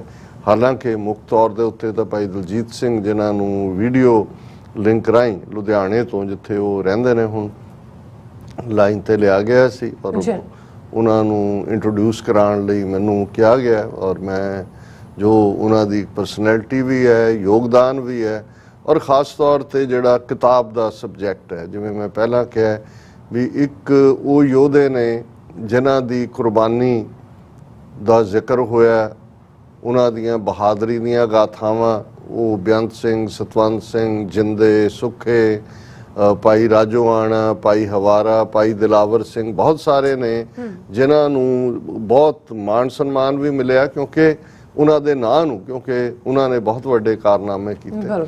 ਪਰ ਉਹ ਵੀ ਨੇ, ਔਰ ਮੈਂ ਆਪਣੀ ਪ੍ਰੈਜੈਂਟੇਸ਼ਨ 'ਚ ਕਿਹਾ ਕਿ ਇਸੇ ਹੀ DC ਦੇ ਵਿੱਚ ਜਿਹੜੀ ਆਰਲਿੰਗਟਨ ਸਿਮੈਟਰੀ ਹੈ, ਜਿੱਥੇ ਹਰ ਸਾਲ 4 ਜੁਲਾਈ ਨੂੰ ਜਾਂ ਵੈਟਰਨਸ ਡੇ ਨੂੰ ਜਾਂ ਮੈਮੋਰੀਅਲ ਡੇ ਨੂੰ ਅਮਰੀਕਾ ਦੇ ਪ੍ਰੈਜ਼ੀਡੈਂਟ ਜਿਹੜੇ ਨੇ ਜਿਸ ਕਬਰ ਦੇ ਉੱਤੇ ਆ ਕੇ ਉਹ ਰੀਥ ਰੱਖਦੇ ਨੇ, ਫੁੱਲਾਂ ਦਾ ਗੁਲਦਸਤੇ ਭੇਟ ਕੀਤੇ ਜਾਂਦੇ ਨੇ, ਉਹ ਹੁੰਦੀ ਆ, ਉਹਦੇ ਤੇ ਉਹ ਲਿਖਿਆ ਹੈ ਟੌਂਬ ਆਫ ਐਨ ਅਨਨੋਨ ਸੋਲਜਰ, ਕਿ ਉਸ ਦੀ ਕਬਰ ਜਿਸ ਫੌਜੀ ਦਾ ਨਾਂ ਨਹੀਂ ਪਤਾ ਹੈ, ਕਿਉਂਕਿ ਕਿੰਨੇ ਜਿਹੜੇ ਨੇ ਉਹ ਜਦੋਂ ਤੁਰਦੇ ਨੇ ਇਸ ਪਾਸੇ ਉਹ ਆਪਣਾ ਆਪਾ ਕੁਰਬਾਨ ਕਰਦੇ ਨੇ। ਇਸੇ ਤਰ੍ਹਾਂ ਖਾਲਿਸਤਾਨੀ ਸੰਘਰਸ਼ ਦੇ ਉਹ ਯੋਧੇ ਜਿਨ੍ਹਾਂ ਨੂੰ ਭਾਈ ਦਲਜੀਤ ਸਿੰਘ ਹੋਰਾਂ ਨੇ ਮੁਖਾਤਬ ਕਰਦਿਆਂ ਇਹ ਕਿਹਾ, ਅਣਜਾਣੇ ਜਿਨ੍ਹਾਂ ਦਾ ਨੂੰ ਕੋਈ ਨਹੀਂ ਜਾਣਦਾ, ਔਰ ਫਿਰ ਅਣਗੋਲੇ ਸਿੱਦਕੀ ਜਿਨ੍ਹਾਂ ਨੇ ਕਿਵੇਂ ਸਿਦਕ ਨਿਭਾਇਆ ਪਰ ਉਹ ਅਣਗੋਲੇ ਰਹੇ, ਔਰ ਜ਼ਾਹਰ ਹੈ ਯੋਧੇ ਵਾਰੀਅਰਸ ਦੀ ਕਹਾਣੀ। ਔਰ ਇਸ ਖਾਸ ਤੌਰ ਤੇ ਕਿਵੇਂ ਸਿੱਖ ਪਰਿਵਾਰਾਂ ਨੇ, ਕਿਵੇਂ ਬੀਬੀਆਂ ਨੇ ਵੀ ਤਸ਼ੱਦਦ ਸਹਿ ਔਰ ਇਸ ਸੰਘਰਸ਼ ਨੂੰ ਉਹਨਾਂ ਨੇ ਪਿੱਠ ਨਹੀਂ ਦਿਖਾਈ, ਉਹਨਾਂ ਸਾਰਿਆਂ ਨੂੰ ਹੀ ਜਿਹੜਾ ਹੈ ਉਹ ਸਲੂਟ ਕੀਤਾ ਹੋਇਆ। ਸੋ ਅਸੀਂ ਰਿਕਮੈਂਡ ਵੀ ਕਰਾਂਗੇ ਕਿ ਭਾਈ ਇਹ ਕਿਤਾਬ ਅਵੇਲੇਬਲ ਵੀ ਹੈ ਜਿੱਥੋਂ ਵੀ ਕੋਈ ਚਾਹੇ, ਔਰ ਲੋਕਲੀ ਵੀ ਲੋਕਲ ਸਾਡੇ ਵੀਰਾਂ ਨੇ ਇਹ ਪ੍ਰਬੰਧ ਕੀਤਾ ਸੀ ਉੱਥੇ ਕਿ ਵੱਡੀ ਗਿਣਤੀ 'ਚ ਪੁਸਤਕਾਂ ਅਵੇਲੇਬਲ ਸਨ, ਜਿਹੜੀਆਂ ਜਾਣ ਲੱਗੇ ਬਹੁਤ ਸਾਰੇ ਲੈ ਕੇ ਗਏ। ਔਰ ਇਹ ਜਿਹੜਾ ਪ੍ਰੋਗਰਾਮ ਹੈ, ਕਿਉਂਕਿ ਸਾਡੇ ਟੈਕਨੀਕਲ ਟੀਮ ਦੇ ਮੁਖੀ ਵੀ ਬੇਟਾ ਇਸ਼ਪ੍ਰੀਤ ਸਿੰਘ, ਉਹਨਾਂ ਨੇ ਸਾਨੂੰ ਕੰਪਨੀ ਵੀ ਕੀਤਾ ਔਰ ਨਾਲ ਦੀ ਨਾਲ ਜਿਹੜਾ ਉੱਥੋਂ ਲਾਈਵ ਟੈਲੀਕਾਸਟ ਵੀ ਅਸੀਂ ਉਸ ਪ੍ਰੋਗਰਾਮ ਨੂੰ ਕੀਤਾ, ਜਿਸ ਨੂੰ ਸਾਡੇ ਵਿਊਅਰਸ ਨੇ ਦੇਖਿਆ ਉਹ ਦੁਬਾਰਾ ਜਾ ਕੇ ਵੀ ਦੇਖ ਸਕਦੇ ਨੇ। ਕਿਉਂਕਿ ਫਿਰ ਭਾਈ ਦਲਜੀਤ ਸਿੰਘ ਜਦੋਂ ਰੂਬਰੂ ਹੋਏ ਤਾਂ ਉਹਨਾਂ ਨੇ ਜਿੱਥੇ ਆਪਣੀ ਪ੍ਰੈਜੈਂਟੇਸ਼ਨ ਦਿੱਤੀ, ਉੱਥੇ ਉਹਨਾਂ ਨੇ ਜਿਹੜੀ ਮੌਜੂਦ ਆਡੀਅנס ਸੀ ਉਸ ਤੋਂ ਉਹਨਾਂ ਨੇ ਸਵਾਲ ਵੀ ਲਏ। ਔਰ ਇਸ ਸਮਾਗਮ 'ਚ ਖਾਸ ਤੌਰ ਤੇ ਭਾਈ ਚਮਕੌਰ ਸਿੰਘ ਡਾਲਾ ਜਿਹੜੇ ਸ਼ਹੀਦ ਵੱਡੇ ਹੋਏ ਨੇ ਯੋਧੇ ਖਾਲਿਸਤਾਨ ਕਮਾਂਡੋ ਫੋਰਸ ਦੇ, ਉਹਨਾਂ ਦੇ ਬਾਪੂ ਜੀ ਵੀ, ਉਹਨਾਂ ਦੀ ਭੈਣ ਵੀ, ਉਹਨਾਂ ਨੇ ਵੀ, ਕਿਉਂਕਿ ਇਹੀ ਨਹੀਂ ਕਿ ਚਮਕੌਰ ਸਿੰਘ ਡਾਲਾ ਸ਼ਹੀਦ ਹੋਏ, ਉਹਨਾਂ ਦੀ ਸਿੰਘਣੀ ਤੇ ਛੋਟੀ ਬੱਚੀ ਉਹ ਅੱਜ ਤੱਕ ਵੀ ਗਾਇਬ ਨੇ। ਉਹਨਾਂ ਦਾ ਕੀ ਕੀਤਾ, ਕਿੱਥੇ ਉਹਨਾਂ ਨੂੰ ਖਪਾਇਆ, ਸੋ ਉਹਨਾਂ ਨੇ ਵੀ ਇਹ ਜਾਣਨਾ ਚਾਹਿਆ। ਸੋ ਇਹ ਸਾਰਾ ਔਰ ਸਾਡੇ ਇਹ ਸਾਰੇ ਨੂੰ ਆਰਗੇਨਾਈਜ਼ ਕਰਨ 'ਚ ਵੀਰ ਜੱਸਾ ਸਿੰਘ, ਭਾਈ ਬਲਵਿੰਦਰ ਸਿੰਘ ਚੱਠਾ, ਭਾਈ ਨਰਿੰਦਰ ਸਿੰਘ, ਇਹਨਾਂ ਸਾਰਿਆਂ ਨੇ ਵੀ ਆਪਣਾ ਜਿਹੜਾ ਉਹ ਰੋਲ ਅਦਾ ਕੀਤਾ। ਔਰ ਐਤਵਾਰ ਦਾ ਦੀਵਾਨ ਵੀ, ਕਿਉਂਕਿ ਜਦੋਂ ਮੈਨੇਸਸ ਹੋ ਫਿਰ ਐਤਵਾਰ ਦਾ ਦੀਵਾਨ ਸਿੱਖ ਸੈਂਟਰ ਆਫ ਵਰਜੀਨੀਆ 'ਚ ਹੀ ਸੀ ਔਰ 9/11 ਦਾ ਦਿਨ ਸੀ, ਔਰ ਉਹਦੇ 'ਚ ਵੀ ਅਸੀਂ ਆਪਣੀ ਪ੍ਰੈਜੈਂਟੇਸ਼ਨ 'ਚ ਇਹੀ ਯਾਦ ਦਹਾਨੀ ਕਰਵਾਈ ਕਿ ਦਹਿਸ਼ਤਗਰਦ ਸਟੇਟ ਹੈ ਕਿ ਇੰਡੀਵਿਜੂਅਲਸ ਨੇ। ਜੇ ਇਸ ਨੂੰ ਪਾਸੇ ਰੱਖ ਕੇ ਦੇਖੀਏ ਤਾਂ ਫਿਰ ਇੱਕ ਦਿਨ ਤਾਂ ਐਸਾ ਹੋਣਾ ਚਾਹੀਦਾ ਜਿੱਦਣ ਅਸੀਂ ਵਿਕਟਮਸ ਦੇ ਨਾਲ, ਜਿਹੜੇ ਪੀੜਤ ਨੇ ਟੈਰਰਿਜ਼ਮ ਦੇ, ਔਰ ਉਹ ਬੇਸ਼ੱਕ 9/11 ਦੇ 3000 ਤੋਂ ਜ਼ਿਆਦਾ ਬੇਗੁਨਾਹ ਲੋਕ ਕੋਈ ਟਵਿਨ ਟਾਵਰਸ ਦੇ ਵਿੱਚ ਜਿਹੜੇ 100 ਤੋਂ ਜ਼ਿਆਦਾ ਮੁਲਕਾਂ ਦੇ ਵਸਿੰਦੇ ਸਨ, ਜਾਂ ਜੇ ਅਸੀਂ ਆਪਣੇ ਖਿੱਤੇ ਦੇ ਵਿੱਚ ਦੇਖੀਏ ਤੇ ਜੇ ਇਸ ਦੇ ਜਵਾਬ ਦੇ ਵਿੱਚ ਅਫਗਾਨਿਸਤਾਨ ਦੇ ਉੱਤੇ ਅਮਰੀਕਾ ਨੈਟੋ ਫੋਰਸਿਸ ਧਾਵਾ ਬੋਲਦੀਆਂ ਨੇ ਤੇ ਉਸ ਦੇ ਵਿੱਚ ਲਗਭਗ 20 ਸਾਲ ਅਮਰੀਕਨ ਫੌਜ ਰਹੀ, ਉੱਥੇ ਲੱਖਾਂ ਜਿਹੜੇ ਬੇਗੁਨਾਹ ਜਿਨ੍ਹਾਂ ਦਾ ਕੋਈ ਲਾਗਾ ਦੇਗਾ ਨਹੀਂ ਹੈ ਕਿਸੇ ਧਿਰ ਵੱਲ ਵੀ, ਨਾ ਉਹ ਇੰਡੀਵਿਜੂਅਲ ਦਹਿਸ਼ਤਗਰਦੀ ਨਾਲ ਖਲੋਤੇ ਨੇ, ਨਾ ਉਹ ਸਟੇਟ ਦਹਿਸ਼ਤਗਰਦੀ ਨਾਲ ਖਲੋਤੇ ਨੇ। ਔਰ ਇਸੇ ਤਰ੍ਹਾਂ ਈਵਨ ਆਪਣੇ ਅਸੀਂ ਸੰਘਰਸ਼ ਦੇ ਵਿੱਚ ਕਸ਼ਮੀਰ ਦੀ ਧਰਤੀ ਦੇ ਉੱਤੇ ਦੇਖੀਏ, ਜੂਨ 84 ਦੇ ਘੱਲੂਘਾਰੇ ਤੋਂ ਲੈ ਕੇ ਹੁਣ ਤੱਕ ਕਿਵੇਂ ਉਹ ਲਗਾਤਾਰਤਾ ਦੇ ਨਾਲ। ਸੋ ਇਹ ਕੁੱਲ ਦੁਨੀਆ ਦੇ ਵਿੱਚ, ਔਰ ਇਸੇ ਨੂੰ ਹੀ ਮੈਂ ਕਨਕਲੂਡ ਕੀਤਾ ਸੀ ਕਿ ਭਾਈ ਗੁਰੂ ਨਾਨਕ ਸਾਹਿਬ ਨੇ ਜਦੋਂ ਉਸ ਸਪੀਡ ਨੂੰ ਜਿਹੜੇ ਉਹਨਾਂ ਨੇ ਫਰਮਾਇਆ ਸੀ ਕਿ ਜਿਨ ਕੇ ਬੰਕੇ ਘਰੀ ਨਾ ਆਇਆ ਤਿੰਨ ਕਿਮ ਰਹਿਣ ਵਿਹਾਣੀ, ਕਿ ਜਿਨ੍ਹਾਂ ਦੇ ਸੋਹਣੇ ਰਾਤ ਘਰੀ ਨਹੀਂ ਪਰਤੇ ਉਹਨਾਂ ਦੀ ਰਾਤ ਕਿਵੇਂ ਬੀਤੀ, ਏਤੀ ਮਾਰ ਪਈ ਕੁਰਲਾਣੇ ਤੈਂ ਕੀ ਦਰਦ ਨਾ ਆਇਆ। ਸੋ ਮੈਂ ਸਮਝਦਾ ਵੀ ਕੁਝ ਮੌਕੇ ਜਿਹੜੇ ਨੇ ਸਾਨੂੰ ਸਿਰਫ ਤੇ ਸਿਰਫ ਉਹ ਜਿਹੜੇ ਸਫ਼ਰ ਕਰਦੇ ਲੋਕ ਨੇ ਉਹਨਾਂ ਦੇ ਲਈ ਵੀ, ਔਰ ਉਸ ਦੇ ਵਿੱਚ ਅੱਜ ਵੀ ਜੇ ਅਸੀਂ ਪਾਕਿਸਤਾਨ ਦੇ ਵਿੱਚ ਆਏ ਫਲੱਡਸ ਨੇ, ਉਹਨਾਂ ਦੇ ਵਿੱਚ ਲੋਕ ਕਿਵੇਂ ਸਫ਼ਰ ਕਰ ਰਹੇ ਨੇ, ਕਿਵੇਂ ਵਸਤੇ ਰਸਤੇ ਘਰ ਉਜੜ ਜਾਂਦੇ ਨੇ। ਸੋ ਅਸੀਂ ਕਦੇ ਆਪਣੇ ਆਪ ਨੂੰ ਉਹਨਾਂ ਪੈਰਾਂ ਦੇ ਵਿੱਚ ਪਾ ਕੇ ਵੀ ਦੇਖੀਏ, ਉਹਨਾਂ ਸ਼ੂਜ਼ ਦੇ ਵਿੱਚ ਪਾ ਕੇ ਦੇਖੀਏ ਆਪਣੇ ਪੈਰਾਂ ਨੂੰ ਕਿ ਭਾਈ ਜਦੋਂ ਤੁਹਾਡਾ ਕੁਝ ਬਣਿਆ ਬਣਾਇਆ ਖੁੱਸ ਜਾਂਦਾ ਹੈ, ਤੁਹਾਡਾ ਕੋਈ ਲਾਗਾ ਦੇਗਾ ਨਹੀਂ ਹੁੰਦਾ, ਤੁਸੀਂ ਨਿਸ਼ਾਨਾ ਬਣਦੇ ਹੋ, ਟਾਰਗੇਟ ਬਣਦੇ ਹੋ, ਤੇ ਫਿਰ ਅਸੀਂ ਉਹਨਾਂ ਦੀ ਪੀੜ ਨੂੰ ਸਮਝ ਸਕਦੇ ਹਾਂ ਜਿਹੜੇ ਸਫਰਿੰਗ ਚੋਂ ਗੁਜ਼ਰਦੇ ਨੇ। ਸੋ ਅੱਜ ਦਾ ਵਿਸ਼ਾ ਵੀ ਇਸ ਪਾਸੇ ਵਾਲੀ ਲੈ ਕੇ ਜਾਂਦਾ ਹੈ ਕਿ ਜੇ ਜੂਨ 84 ਦਾ ਘੱਲੂਘਾਰਾ ਸਰਕਾਰ ਵੱਲੋਂ ਵਪਰਾਇਆ ਜਾਂਦਾ ਹੈ, ਸ਼੍ਰੀ ਅਕਾਲ ਤਖਤ ਸਾਹਿਬ 37 ਹੋਰ ਇਤਿਹਾਸਕ ਗੁਰਦੁਆਰਿਆਂ ਤੇ ਟੈਂਕਾਂ ਤੋਪਾਂ ਨਾਲ ਹਮਲਾ, ਸੋ ਇਹ ਇਕੱਲਾ ਸਟੇਟ ਟੈਰਰ ਦਾ ਇੱਕ ਨੰਗਾ ਨਾਚ ਨਹੀਂ ਸੀ ਪੰਜਾਬ ਦੀ ਧਰਤੀ ਤੇ। ਉਹਨਾਂ ਵੱਲੋਂ ਸਿੱਖ ਕੌਮ ਦੇ ਖਿਲਾਫ ਟੋਟਲ ਵਾਰ ਐਲਾਨੀ ਗਈ ਸੀ। ਨਤੀਜੇ ਵਜੋਂ ਇਹ ਜ਼ਾਹਰ ਹੈ ਕਿ ਧਰਮ ਯੁੱਧ ਮੋਰਚੇ ਦੀ ਮੰਗ ਅਨੰਦਪੁਰ ਸਾਹਿਬ ਦਾ ਮਤਾ ਸੀ ਜਿਹੜਾ ਵਿਦਨ ਕੰਟਰੀ ਆਟੋਨਮੀ ਦੀ ਗੱਲ ਕਰਦਾ ਸੀ, ਖੁਦ ਮੁਖਤਾਰੀ ਭਾਰਤ ਦੇ ਨਕਸ਼ੇ ਦੇ ਵਿੱਚ। ਲੇਕਿਨ ਉਸ ਤੋਂ ਬਾਅਦ ਜ਼ਾਹਰ ਸੀ ਜਿਵੇਂ ਸੰਤ ਪਿੰਡਾਂ ਵਾਲਿਆਂ ਦਾ ਇਹ ਫਰਮਾਨ ਵੀ ਸੀ ਕਿ ਵੀ ਜਿਸ ਦਿਨ ਭਾਰਤੀ ਫੌਜ ਦੇ ਪੈਰ ਦਰਬਾਰ ਸਾਹਿਬ ਦੀ ਹਦੂਦ 'ਚ ਪਏ ਖਾਲਿਸਤਾਨ ਦੀ ਨੀਂਹ ਰੱਖੀ ਜਾਏਗੀ। ਸੋ ਸਟਰਗਲ ਦੀ ਸ਼ੁਰੂਆਤ ਤਾਂ ਨਾਲ ਦੀ ਨਾਲ ਉਹ ਫਿਰ ਉਸ ਤੋਂ ਬਾਅਦ ਦੇ ਜਿਹੜੇ ਸ਼ਹੀਦ ਨੇ ਉਹਨਾਂ ਨੂੰ ਅਸੀਂ ਖਾਲਿਸਤਾਨ ਦੇ ਸ਼ਹੀਦ ਸਿੰਘ ਸਿੰਘਣੀਆਂ ਕਹਿੰਦੇ ਹਾਂ। ਔਰ ਇਹ ਪਾਰਟ ਜਦੋਂ ਇਹਨੂੰ ਪ੍ਰੋਪਰਲੀ ਫਿਰ 26 ਜਨਵਰੀ 1986 ਦੇ ਸਰਬੱਤ ਖਾਲਸਾ ਵੱਲੋਂ ਥਾਪੀ 5 ਮੈਂਬਰੀ ਪੰਥਕ ਕਮੇਟੀ ਨੇ 29 ਅਪ੍ਰੈਲ 1986 ਨੂੰ ਖਾਲਿਸਤਾਨ ਦਾ ਐਲਾਨਨਾਮਾ ਕਰਕੇ ਜਿਹੜਾ ਸਿਆਸੀ ਨਿਸ਼ਾਨਾ ਹੈ ਉਸ ਨੂੰ ਫਿਕਸ ਕਰ ਦਿੱਤਾ ਸੀ। ਹੁਣ ਇਸ ਸਾਰੇ ਪੀਰੀਅਡ 'ਚ ਜੇ ਅਸੀਂ ਜੂਨ 84 ਵੱਲ ਜਾ ਕੇ ਮੁੜੀਏ ਤੇ 38 ਵਰਿਆਂ ਦੀ ਕਹਾਣੀ ਹੈ। ਲਗਭਗ 10 ਸਾਲ ਜਿਹੜਾ ਹੈ ਉਹ ਸਟੇਟ ਟੈਰਰ ਦੇ ਖਿਲਾਫ ਪੰਜਾਬ ਦੇ ਸਾਡੇ ਬਹਾਦਰ ਜੁਝਾਰੂ ਸਿੰਘਾਂ ਸਿੰਘਣੀਆਂ ਨੇ ਅਨਪੈਰਲਡ ਜਿਹੜੀ ਬਰੇਵਰੀ ਹੈ, ਬਹਾਦਰੀ ਹੈ, ਉਸ ਦਾ ਮੁਜ਼ਾਹਰਾ ਕਰਦਿਆਂ ਉਹ ਲੜਾਈ ਲੜੀ। ਇਹ ਦੌਰ ਜਿਹੜਾ ਅਣਪਛਾਤੀਆਂ ਲਾਸ਼ਾਂ ਦਾ ਦੌਰ ਵੀ ਹੈ, ਪਰ ਇਹ ਦੌਰ ਸਾਡੀ ਬਹਾਦਰੀ ਦੀਆਂ ਗਾਥਾਵਾਂ ਦਾ ਦੌਰ ਵੀ ਹੈ। ਫਿਰ ਸਟੇਟ ਨੇ ਕਿਵੇਂ ਕਲਚਰਲ ਵਾਰ ਦੇ ਥੱਲੇ ਪੰਜਾਬ ਦੇ ਵਿੱਚ ਲੱਚਰਪੁਣਾ ਲਿਆਂਦਾ, ਸ਼ਰਾਬ ਡਰੱਗਸ ਲਿਆਂਦੀਆਂ, ਔਰ ਕਿਸ ਕਿਸਮ ਦਾ ਸਾਰਾ ਵਰਤਾਰਾ ਰਿਹਾ। ਫਿਰ 21ਵੀਂ ਸਦੀ ਦੇ ਤੱਕ ਪਹੁੰਚਦੇ ਹਾਂ ਅਸੀਂ ਦੇਖਦੇ ਕਿ ਹੋਰ ਵੀ ਤੌਰ ਤਰੀਕੇ ਜਿਹੜੇ ਉਹ ਟੈਰਰ ਦੇ ਸਟੇਟ ਵੱਲੋਂ ਰਹੇ। ਔਰ ਅਖੀਰ 'ਚ ਜਦੋਂ ਅਸੀਂ 2020 ਤੱਕ ਪਹੁੰਚਦੇ ਹਾਂ, ਫਿਰ ਅਸੀਂ ਦੇਖਦੇ ਹਾਂ ਕਿ 3 ਖੇਤੀ ਕਾਨੂੰਨਾਂ ਦੇ ਥੱਲੇ ਇਕਨੋਮਿਕਲ ਜੈਨੋਸਾਈਡ ਦਾ ਫਾਈਨਲ ਸਟੈਪ ਉਸ 'ਚੋਂ ਨਿਕਲੀ ਲਗਭਗ 13 ਮਹੀਨੇ ਦੀ ਜਿਹੜੀ ਹੈ ਇੱਕ ਇੰਟਰਨੈਸ਼ਨਲ ਰੈਕਗਨੀਸ਼ਨ ਵਾਲੀ ਮੂਵਮੈਂਟ। ਪਰ ਇਸ ਪੀਰੀਅਡ ਦੇ ਵਿੱਚ ਪੰਥਕ ਸਫਾਂ 'ਚ ਵੀ ਹਿਲਜੁਲ ਹੁੰਦੀ ਰਹੀ, ਕੁਛ ਨਾ ਕੁਛ ਐਕਟੀਵਿਟੀ। 2012 'ਚ ਜਦੋਂ ਬਲਵੰਤ ਸਿੰਘ ਰਾਜੋਆਣਾ ਦੇ ਖਿਲਾਫ 2 ਵਾਰ ਬਲੈਕ ਵਾਰੰਟ ਜਾਰੀ ਹੁੰਦੇ ਨੇ ਤੇ ਪੰਜਾਬ ਦੇ ਵਿੱਚ ਇੱਕ ਪੂਰਾ ਕੇਸਰੀ ਰੈਬੈਲੀਅਨ ਨਜ਼ਰ ਆਉਂਦਾ ਹੈ। ਸਾਰਾ ਪੰਜਾਬ ਖਾਲਿਸਤਾਨੀ ਪਰਚਮਾਂ ਨਾਲ ਜਿਹੜਾ ਉਹ ਰੰਗਿਆ ਜਾਂਦਾ ਹੈ ਔਰ ਸਰਕਾਰ ਉਹ ਬਲੈਕ ਵਾਰੰਟ ਵਾਪਸ ਲੈਣ ਤੇ ਮਜਬੂਰ ਹੁੰਦੀ ਹੈ। ਫਿਰ ਪੰਥ ਦੇ ਨਾਲ ਗੁਰੂ ਗ੍ਰੰਥ ਸਾਹਿਬ ਨੂੰ ਸਿੱਧੇ ਤੌਰ ਤੇ ਅਟੈਕ ਕਰਦੇ ਹਾਂ। ਅਸੀਂ ਦੇਖਦੇ ਹਾਂ ਕਿ ਗੁਰੂ ਗ੍ਰੰਥ ਸਾਹਿਬ ਦੀਆਂ ਬੇਅਦਬੀ ਦੀਆਂ ਘਟਨਾਵਾਂ, ਬੁਰਜਵਾਰ ਸਿੰਘ ਵਾਲਾ, ਬਹਿਬਲ ਕਲਾਂ, ਬਰਗਾੜੀ, ਫਿਰ ਗੋਲੀ ਕਾਂਡ, ਬਹਿਬਲ ਕਲਾਂ, ਉਹ ਸਾਰਾ ਪਾਰਟ ਜਿਹੜਾ ਹੈ ਔਰ ਉਸ ਚੋਂ ਨਿਕਲਿਆ ਫਿਰ 2015 ਦਾ ਸਰਬੱਤ ਖਾਲਸਾ, ਜਿਹਦੇ ਜਥੇਦਾਰ ਜਗਤਾਰ ਸਿੰਘ ਹਵਾਰਾ ਨੂੰ ਜਥੇਦਾਰ ਥਾਪਿਆ ਜਾਂਦਾ ਹੈ। ਔਰ ਜਥੇਦਾਰ ਜਗਤਾਰ ਸਿੰਘ ਹਵਾਰਾ ਕਿਉਂਕਿ ਆਲਰੇਡੀ ਜਦੋਂ ਅਸੀਂ 1995 ਦੇ ਉਸ ਲਿੰਕ ਦੀ ਗੱਲ ਕਰਦੇ ਹਾਂ, 31 ਅਗਸਤ 1995 ਨੂੰ ਬੁੱਚੜ ਬੇਅੰਤੇ ਨੂੰ ਦਿੱਤੀ ਗਈ ਸਜ਼ਾ ਤੇ ਦਿਲਾਵਰ ਸਿੰਘ, ਭਾਈ ਦਿਲਾਵਰ ਸਿੰਘ, ਭਾਈ ਰਾਜੋਆਣਾ ਦੇ ਨਾਲ ਵੱਡੇ ਨਾਇਕ ਜਗਤਾਰ ਸਿੰਘ ਹਵਾਰਾ ਨੇ। ਔਰ ਇਹ ਉਹਦੇ ਨਾਲ ਵੀ ਜਾ ਕੇ ਜੁੜਦਾ ਹੈ ਕਿ ਭਾਈ ਕਿਵੇਂ ਇਹੀ ਨਹੀਂ ਕਿ ਪੰਜਾਬ ਦੇ ਲੋਕਾਂ ਨੇ 84 ਤੋਂ 94 95 ਤੱਕ ਦੇ ਹਥਿਆਰਬੰਦ ਸੰਘਰਸ਼ ਨੂੰ ਹਮਾਇਤ ਦਿੱਤੀ, ਉਹਨਾਂ ਨੇ ਉਸ ਲੈਵਲ ਤੱਕ ਪਹੁੰਚਦਿਆਂ ਜਿਹੜਾ ਫਿਰ ਉਸ ਬਹਾਦਰ ਯੋਧੇ ਨੂੰ ਹੀ, ਨਾਇਕ ਨੂੰ ਹੀ ਅਕਾਲ ਤਖਤ ਦਾ ਜਥੇਦਾਰ ਵੀ ਥਾਪਿਆ ਸਰਬੱਤ ਖਾਲਸਾ ਵੱਲੋਂ, ਜਿਹੜੇ ਬੇਸ਼ੱਕ ਤਿਹਾੜ ਜੇਲ੍ਹ 'ਚ ਨੇ ਪਰ ਉਹ ਮੂਵਮੈਂਟ ਨੂੰ ਅਗਵਾਈ ਦੇ ਰਹੇ ਨੇ। ਹੁਣ ਇਸ ਸਾਰੇ ਪੀਰੀਅਡ ਦੇ ਵਿੱਚ ਜਿਹੜਾ ਕੈਂਪੇਨ ਸਿੱਖਸ ਫਾਰ ਜਸਟਿਸ ਨੇ ਜਿਹੜਾ ਉਹ ਸ਼ੁਰੂ ਕੀਤਾ, ਕਿਉਂਕਿ ਉਸ ਪੀਰੀਅਡ 'ਚ ਹੀ 2015 ਤੋਂ ਬਾਅਦ ਜਿਹੜਾ ਸਿੱਖਸ ਫਾਰ ਜਸਟਿਸ ਦੀ ਜਿਹੜੀ ਪੋਲੀਟੀਕਲ ਜਰਨੀ ਹੈ ਬਿਲਕੁਲ ਇਸ ਰੈਫਰੈਂਡਮ 2020 ਵਾਲਾ ਉਸ ਦੀ ਸ਼ੁਰੂਆਤ ਹੁੰਦੀ ਹੈ। ਲੇਕਿਨ ਕਿਉਂਕਿ ਇਹੀ ਉਹ ਦੌਰ ਹੈ 2020 ਦਾ ਜਦੋਂ ਕਿ ਕੋਵਿਡ-19 ਦੀ ਆਮਦ ਹੁੰਦੀ ਹੈ ਔਰ ਫਿਰ ਇਸ ਨੂੰ ਜਿਹੜਾ ਪੋਸਟਪਨ ਕੀਤਾ ਜਾਂਦਾ ਹੈ।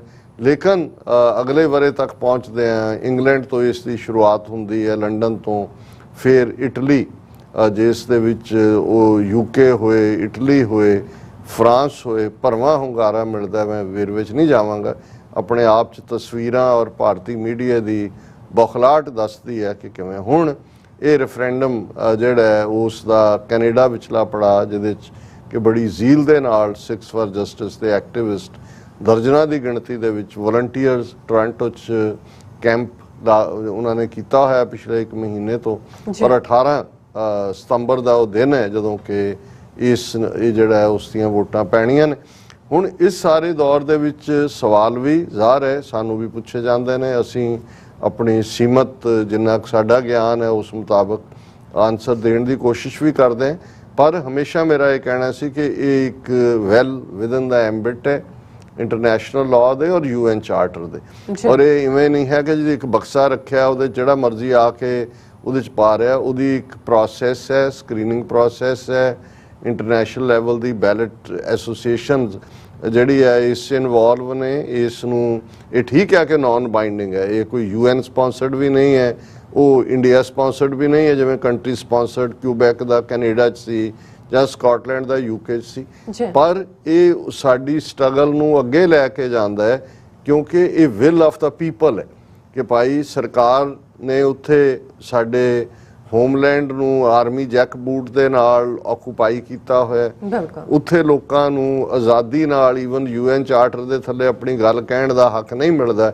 ਸੋ ਅਸੀਂ ਡਾਇਸਪੋਰਾ ਦੇ ਵਿੱਚ ਜਿਹੜੇ ਬੈਠੇ ਨੇ 5 ਤੋਂ 6 ਮਿਲੀਅਨ ਸਿੱਖ, ਅਸੀਂ ਆਪਣੀ ਵਿਲ ਐਂਡ ਇਵੈਂਚੁਅਲੀ ਪੰਜਾਬ ਦੇ ਵਿੱਚ ਇਸ ਨੂੰ ਕਰਾਂਗੇ। ਔਰ ਕੁਦਰਤੀ ਅੱਜ ਮੈਂ ਇਹ ਸਟੋਰੀ ਦੇਖੀ ਕਿ ਭਾਈ ਕਿਵੇਂ ਪੰਜਾਬ ਰੈਫਰੈਂਡਮ ਕਮਿਸ਼ਨ ਉਹਨਾਂ ਨੇ ਇੱਕ ਪ੍ਰੋਪਰ ਪ੍ਰੈਸ ਕਾਨਫਰੰਸ ਕਰਕੇ ਜਿਹੜੇ ਸਵਾਲਾਂ ਦੇ ਜਵਾਬ ਵੀ ਦਿੱਤੇ ਨੇ, ਜਿਹੜਾ ਕਿ ਮੈਂ ਕੁਇਕਲੀ ਜਿਹੜਾ ਉਹ ਡਿਸਕਸ ਵੀ ਕਰਾਂਗਾ ਕਿ ਭਾਈ ਉਹਨਾਂ ਨੇ ਪ੍ਰੈਸ ਕਾਨਫਰੰਸ ਹੋਲਡ ਕੀਤੀ 6 ਸਤੰਬਰ ਨੂੰ ਟੋਰਾਂਟੋ 'ਚ ਔਰ ਉਹਦੇ 'ਚ ਉਹਨਾਂ ਨੇ ਜਿੱਥੇ ਇਹ ਅਨਾਉਂਸ ਕੀਤਾ ਕਿ ਕੈਨੇਡੀਅਨ ਫੇਸ ਵੋਟਿੰਗ ਦਾ ਖਾਲਿਸਤਾਨ ਰੈਫਰੈਂਡਮ ਦਾ ਉਹ 18 ਤਰੀਕ ਨੂੰ ਹੋਏਗਾ ਔਰ ਇਹ research institute on self determination of peoples and national independence ਉਸ ਦੇ ਥੱਲੇ ਰਿਪੋਰਟ ਵੀ ਜਾਰੀ ਕੀਤੀ ਗਈ। ਉਹਦਾ ਟਾਈਟਲ ਹੈ from Golden Temple to Punjab independence. और इसनू लिखण वाली बीबी मैरी हंटर ये PhD दी रिसर्चर है और मैं इसनू जदों देखिया और बिल्कुल बैलेंस्ड अंदाज दे विच गल है, कोई प्रोपेगेंडा नहीं है, ये बिल्कुल फैक्ट्स नू जिहड़ा है उहदे च उन्हां ने लिआंदा है। और ये जिहड़ा पैनल है कमिशनस पैनल उहदे च डेन वाटर्स ने द कमिशन के चेयर भी ने तो फाउंडर ने of initiative and referendum institute at the university of south California.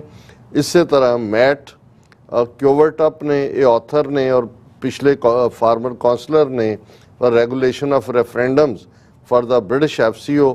इस तरह पॉल जैकब ने ये प्रेजिडेंट ने सिटीजनस इंचार्ज दे और ये इस कमिशन के सामने टास्क है जिन्होंने कि जिहड़ा रेफरेंडम हुण होएगा उसनू ओवरसी करना है, जां इन्हां दी गाइडलाइनस जां इन्हां दी ऑब्जरवेंस के थले ये होएगा।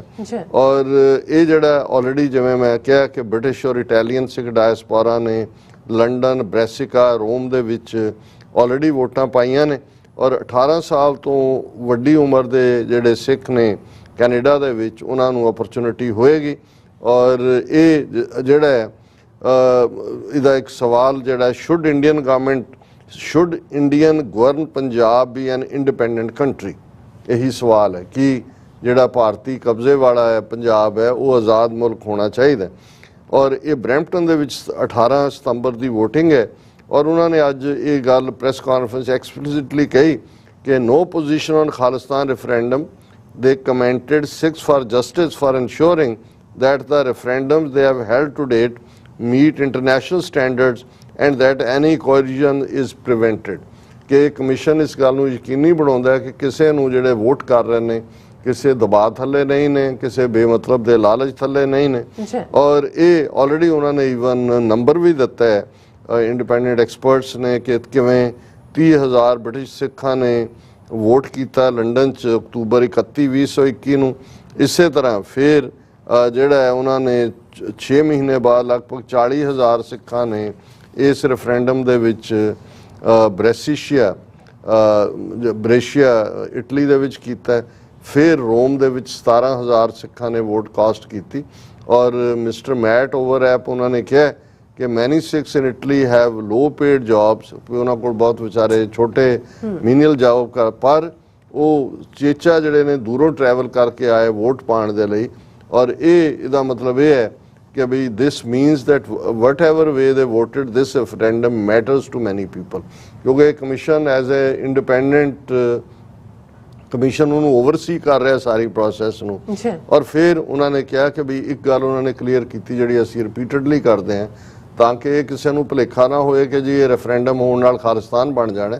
उन्होंने बिल्कुल इनू क्लीयर किया कि भाई ये जिहड़ा है ये अनऑफिशियल है कि meaning that their results will not directly lead to a change in laws to have a practical impact. Regardless he emphasised the importance of such referendums because of the message they send to governments and the international community about the will of the people। भावें कोई automatic मुल्क नहीं बनता लेकिन इहदे नाल international community नूं मुल्कां नूं ये मैसेज आंदा है कि भाई ये लोग इस सिस्टम दे नाल इस मुल्क दे नाल नहीं रहना चाहुंदे।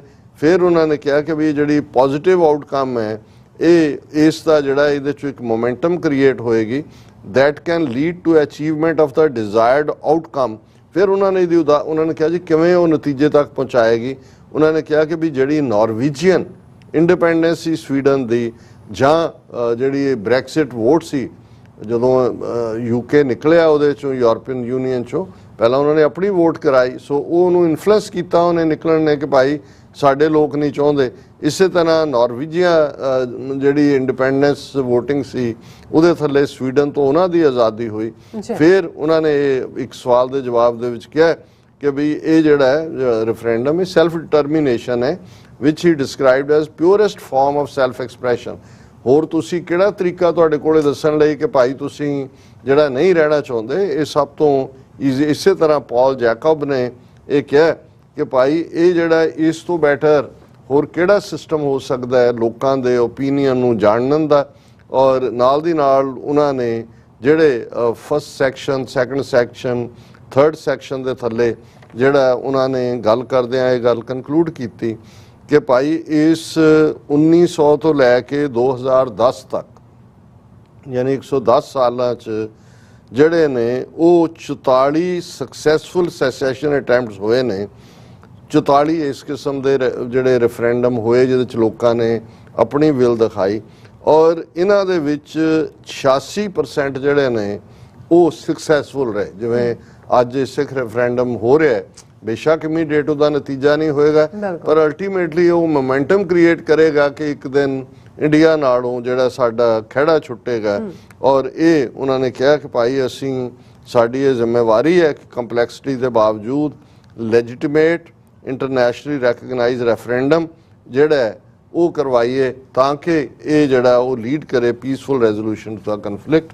ਸੋ ਇੱਕ ਮੈਂ ਸਮਝਦਾ ਵੀ ਬੜਾ ਜ਼ਰੂਰੀ ਸੀ ਇਸ ਬਰੀਫਿੰਗ ਦਾ ਆਣਾ। ਇਹਨੇ ਕਈਆਂ ਦੇ ਸਵਾਲਾਂ ਦੇ ਜਵਾਬ ਦਿੱਤੇ ਨੇ, ਲੇਕਿਨ ਜੇ ਦੁਸ਼ਮਣ ਰਿਐਕਟ ਨਾ ਕਰੇ, ਹੁਣ ਉਹਨਾਂ ਨੂੰ ਵੀ ਪਤਾ ਹੈ ਰੈਫਰੈਂਡਮ ਦੇ ਵਿੱਚ ਕਿਵੇਂ ਹੁੰਗਾਰਾ ਵੀ ਮਿਲ ਰਿਹਾ ਔਰ ਓਵਰਵੈਲਮਿੰਗ ਹੋਏਗਾ।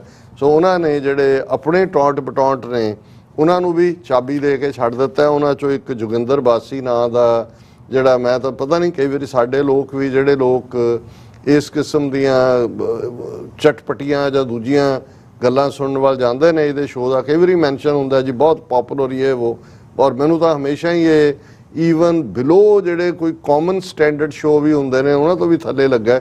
ਜੋਗਿੰਦਰ ਬਾਸੀ ਉਹਨੇ ਵੀ ਨਾਲ ਦੀ ਨਾਲ ਇਹ ਕਰਾਇਆ ਕਿ ਜੀ majority of Sikhs in Canada denounce Khalistan referendum during popular Bassi show, ਕਿ ਜੀ ਉਹ ਲੋਕਾਂ ਤੋਂ ਪੁੱਛਿਆ, ਉਹਨਾਂ ਦੀ ਆਈਡੈਂਟੀਟੀ ਨਹੀਂ ਦੱਸੀ ਕਿ ਕੌਣ ਕੀ ਆ, ਔਰ ਉਹਦੇ ਚੋਂ ਕਰਾ ਕੇ ਉਹ ਇਹ ਪ੍ਰਭਾਵ ਦੇਣ ਦੀ ਕੋਸ਼ਿਸ਼ ਕਰ ਰਹੇ ਨੇ ਕਿ ਜੀ ਹੁਣ ਕਾਰਨ ਇਹਦਾ ਇਹ ਹੈ ਕਿ ਵੀ ਜਿਵੇਂ ਟੋਰਾਂਟੋ 'ਚ ਮੈਂ ਆਪਣੀ ਵਿਜ਼ਿਟ ਵੇਲੇ ਵੀ ਦੇਖਿਆ ਕਿ ਇੰਟਰਨੈਸ਼ਨਲ ਸਟੂਡੈਂਟਸ ਜਿਹੜੇ ਨੇ ਉਹ ਬਹੁਤ ਦਿਲਚਸਪੀ ਲੈ ਰਹੇ ਨੇ, ਉਹਨਾਂ 'ਚੋਂ ਬਹੁਤ ਸਾਰੇ ਵੋਟਿੰਗ ਦੇ ਲਈ ਵੀ ਜਾਣਗੇ।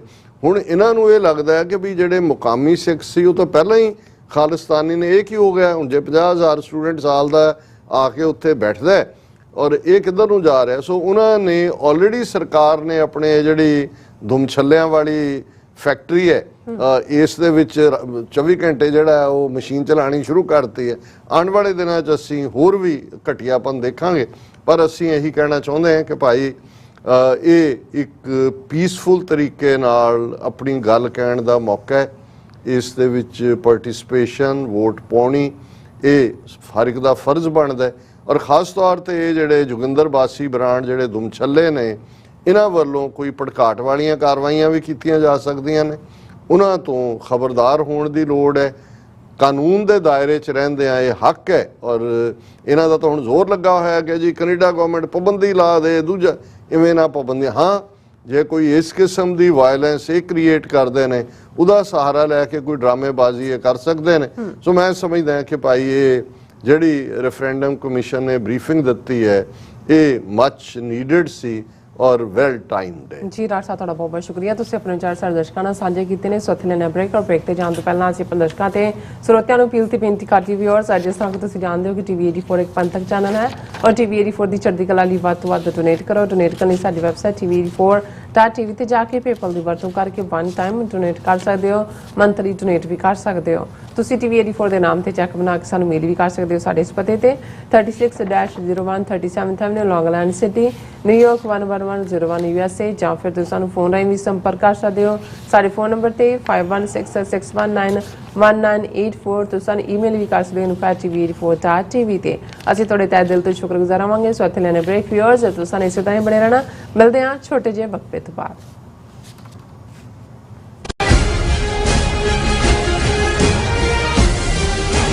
UK, ਸਵਿਟਜ਼ਰਲੈਂਡ ਅਤੇ ਇਟਲੀ ਤੋਂ ਬਾਅਦ ਖਾਲਿਸਤਾਨ ਰੈਫਰੈਂਡਮ ਦੀਆਂ ਵੋਟਾਂ ਦਾ ਅਗਲਾ ਪੜਾਅ ਕੈਨੇਡਾ। ਕੈਨੇਡਾ ਵਿੱਚ ਖਾਲਿਸਤਾਨ ਦੀਆਂ ਵੋਟਾਂ ਦਾ ਪਹਿਲਾ ਸੈਂਟਰ ਬਰੈਂਪਟਨ ਵਿੱਚ ਲੱਗੇਗਾ। ਬਰੈਂਪਟਨ ਵਿੱਚ ਖਾਲਿਸਤਾਨ ਦੀਆਂ ਵੋਟਾਂ 18 ਸਤੰਬਰ ਦਿਨ ਐਤਵਾਰ ਨੂੰ ਗੌਰ ਰੋਡ ਤੇ ਸਥਿਤ ਗੌਰ ਮੈਡੋਜ਼ ਕਮਿਊਨਿਟੀ ਸੈਂਟਰ ਵਿੱਚ ਸਵੇਰੇ 9 ਵਜੇ ਤੋਂ ਲੈ ਕੇ ਸ਼ਾਮ ਦੇ 5 ਵਜੇ ਤੱਕ ਪੈਣਗੀਆਂ। ਹੋਰ ਜਾਣਕਾਰੀ ਲਈ ਸੰਪਰਕ ਕਰੋ 437 423 2669 ਜਾਂ 437 423 2666। ਸਿਗਨੇਚਰ ਟਰੱਕ ਸਰਵਿਸ ਰਾਊਟ 81 ਉੱਤੇ ਐਗਜ਼ਿਟ 235 ਤੇ ਟਰੱਕਰ ਵੀਰਾਂ ਲਈ 24 ਘੰਟੇ ਰੋਡ ਸਰਵਿਸ ਦੀ ਸੁਵਿਧਾ ਮੌਜੂਦ।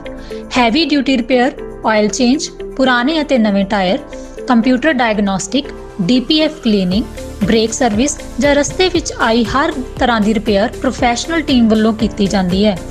ਬ੍ਰੇਕਫਾਸਟ, ਲੰਚ ਅਤੇ ਡਿਨਰ ਲਈ ਪੰਜਾਬੀ ਢਾਬੇ ਦਾ ਆਨੰਦ ਵੀ ਮਾਣੋ। ਡਰਾਈਵਰ ਅਤੇ ਟਰੱਕ ਆਪਰੇਟਰ ਵੀਰ ਡਿਸਪੈਚ ਦੀ ਸਰਵਿਸ ਲਈ ਸਾਡੇ ਨਾਲ ਸੰਪਰਕ ਕਰਨ। Signature truck service 58 triangle drive, wares cave, Virginia 24486। ਕੀ ਤੁਹਾਨੂੰ 30, 40 ਜਾਂ 50 ਦਿਨ ਵੇਟ ਕਰਨੀ ਪੈ ਰਹੀ ਹੈ ਤੁਹਾਡੇ ਚੈੱਕ ਲਈ? ਫਿਰ ਬ੍ਰੋਕਰਾਂ ਪਿੱਛੇ ਭੱਜਦੇ ਫਿਰਦੇ ਹੋ ਪੈਸੇ ਲਈ।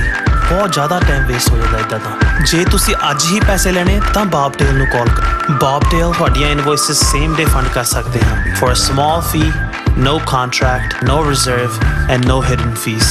ਅੱਜ ਹੀ ਕਾਲ ਕਰੋ ਬਾਬਟੇਲ ਨੂੰ ਤੇ ਤੁਹਾਡਾ ਪਹਿਲਾ ਮਹੀਨਾ ਫ੍ਰੀ। 410 204 2084।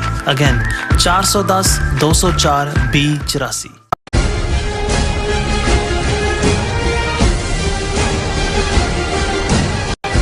ਦਰਸ਼ਕੋ, ਬ੍ਰੇਕ ਤੋਂ ਬਾਅਦ ਤੁਹਾਡਾ ਸਭ ਦਾ ਭਰਪੂਰ ਸਵਾਗਤ ਹੈ। ਸੋ ਵੀਅਰਸ, ਗੱਲਬਾਤ ਕਰਨ ਜਾ ਰਹੇ ਹਾਂ ਕਿ ਅਯੋਧਿਆ ਵਿਚਲੀ ਬਾਬਰੀ ਮਸਜਿਦ ਢਾਉਣ ਵੇਲੇ ਹਿੰਦੂ ਤਵੀਆਂ ਦਾ ਨਾਰਾ ਸੀ, ਇਹ ਤੋਂ ਪਹਿਲੀ ਝਾਂਕੀ ਹੈ, ਮਥੁਰਾ ਕਾਸ਼ੀ ਬਾਕੀ ਹੈ। ਸੋ ਹੁਣ ਕਾਸ਼ੀ ਜਾਨੀ ਕਿ ਵਾਰਾਣਸੀ ਦੀ ਮਸਜਿਦ ਤੇ ਕਬਜ਼ਾ ਕਰਨ ਲਈ ਅਦਾਲਤਾਂ ਵੱਲੋਂ ਹਿੰਦੂ ਤਵੀਆਂ ਦੇ ਹੱਕ ਵਿੱਚ ਜਿਹੜੇ ਫੈਸਲੇ ਨੇ ਉਹ ਸੁਣਾਏ ਜਾ ਰਹੇ ਨੇ। ਸੋ ਇਸ ਬਾਰੇ ਆਪਾਂ ਗੱਲਬਾਤ ਕਰਨ ਜਾ ਰਹੇ ਹਾਂ। ਸੋ ਅਸੀਂ ਚਾਹਾਂਗੇ ਕਿ ਤੁਸੀਂ ਇਸੇ ਤਰ੍ਹਾਂ ਬਣੇ ਰਹਿਣਾ, ਦੇਖਣ ਸੁਣਨੇ ਲਿਖਣ ਲਈ ਤੁਹਾਡਾ ਸਭ ਦਾ ਬਹੁਤ ਬਹੁਤ ਸ਼ੁਕਰੀਆ ਜੀ। ਡਾਕਟਰ ਸਾਹਿਬ, ਕੀ ਕਹਿਣਾ ਚਾਹੋਗੇ?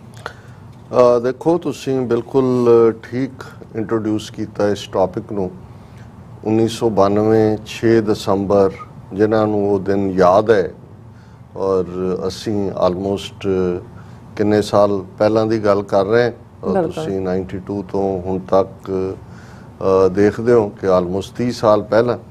ਔਰ ਇਹੀ ਨਾਰਾ ਇਕੱਲਾ ਇਹੀ ਨਹੀਂ ਕਿ ਉਸ ਥਾਂ ਦੇ ਉੱਤੇ ਸੀ, ਈਵਨ ਪਾਰਲੀਮੈਂਟ ਦੇ ਗਲਿਆਰਿਆਂ 'ਚ ਵੀ।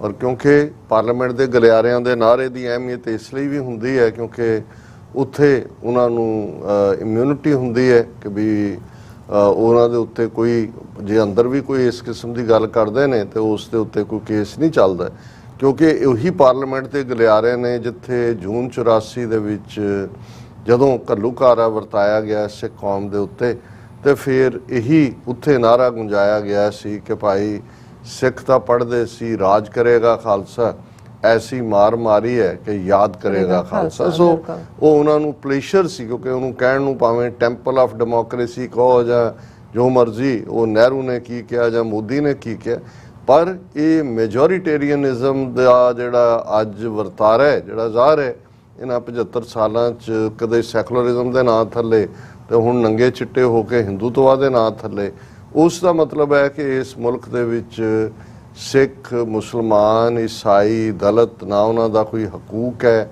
ਨਾ ਉਹ ਸੁਰੱਖਿਅਤ ਨੇ। ਤੇ ਜੇ ਇੱਕ ਲਾਈਨ 'ਚ ਕਹਿਣਾ ਹੋਏ ਕਿ they are at the mercy of the majority community, so ਇਹਨੂੰ ਹੀ ਮੈਜੋਰੀਟੇਰੀਅਨਿਜ਼ਮ ਕਹਿੰਦੇ ਨੇ।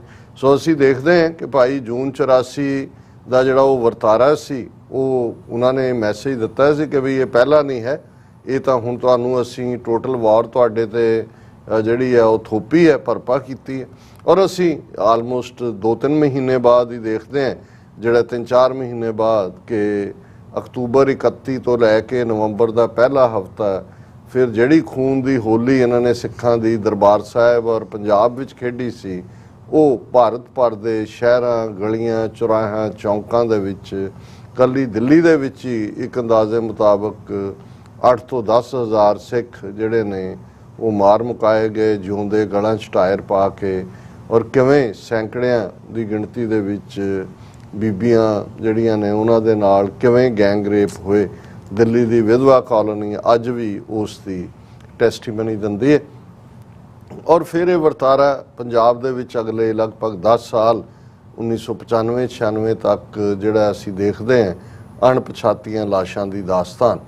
ਸੋ ਭਾਰਤ ਦੇ ਵਿੱਚ ਮੁਸਲਮਾਨ ਬਹੁਤ ਵੱਡੀ ਗਿਣਤੀ 'ਚ ਨੇ, ਲਗਭਗ 10 ਗੁਣਾ ਸਿੱਖਾਂ ਤੋਂ ਉਹਨਾਂ ਦੀ ਆਬਾਦੀ ਹੈ ਜੀ। ਔਰ ਇਸ 'ਚ ਵੀ ਕੋਈ ਸ਼ੱਕ ਨਹੀਂ ਕਿ ਭਾਰਤ ਦਾ ਇਹ ਜਿਹੜਾ ਮੁਸਲਮਾਨ, ਰਾਸ਼ਟਰਵਾਦੀ ਮੁਸਲਮਾਨ, ਆਪਣੀ ਬਾਈ ਚੋਇਸ ਉਹਨਾਂ ਨੇ ਭਾਰਤ ਦੇ ਵਿੱਚ ਰਹਿਣਾ ਪਸੰਦ ਕੀਤਾ।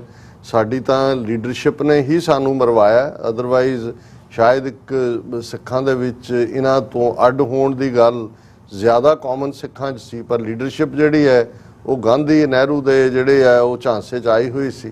ਪਰ ਇਹਨਾਂ ਦੇ ਮਾਮਲੇ 'ਚ ਤਾਂ ਜਿਹੜੇ ਰਹਿ ਗਏ ਉਹ ਉਹੀ ਸੀ ਜਿਨ੍ਹਾਂ ਨੇ ਇੰਡੀਆ ਨੂੰ ਆਪਟ ਕੀਤਾ, ਜਿਨ੍ਹਾਂ ਦਾ ਕਹਿਣਾ ਸੀ ਜੀ ਅਸੀਂ ਆਪਣੇ, ਇਹ ਸਾਡਾ ਮੁਲਕ ਹੈ, ਅਸੀਂ ਆਪਣੇ ਪੁਰਖਿਆਂ ਦੀਆਂ ਕਬਰਾਂ ਛੱਡ ਕੇ ਕਿੱਥੇ ਜਾ ਸਕਦੇ।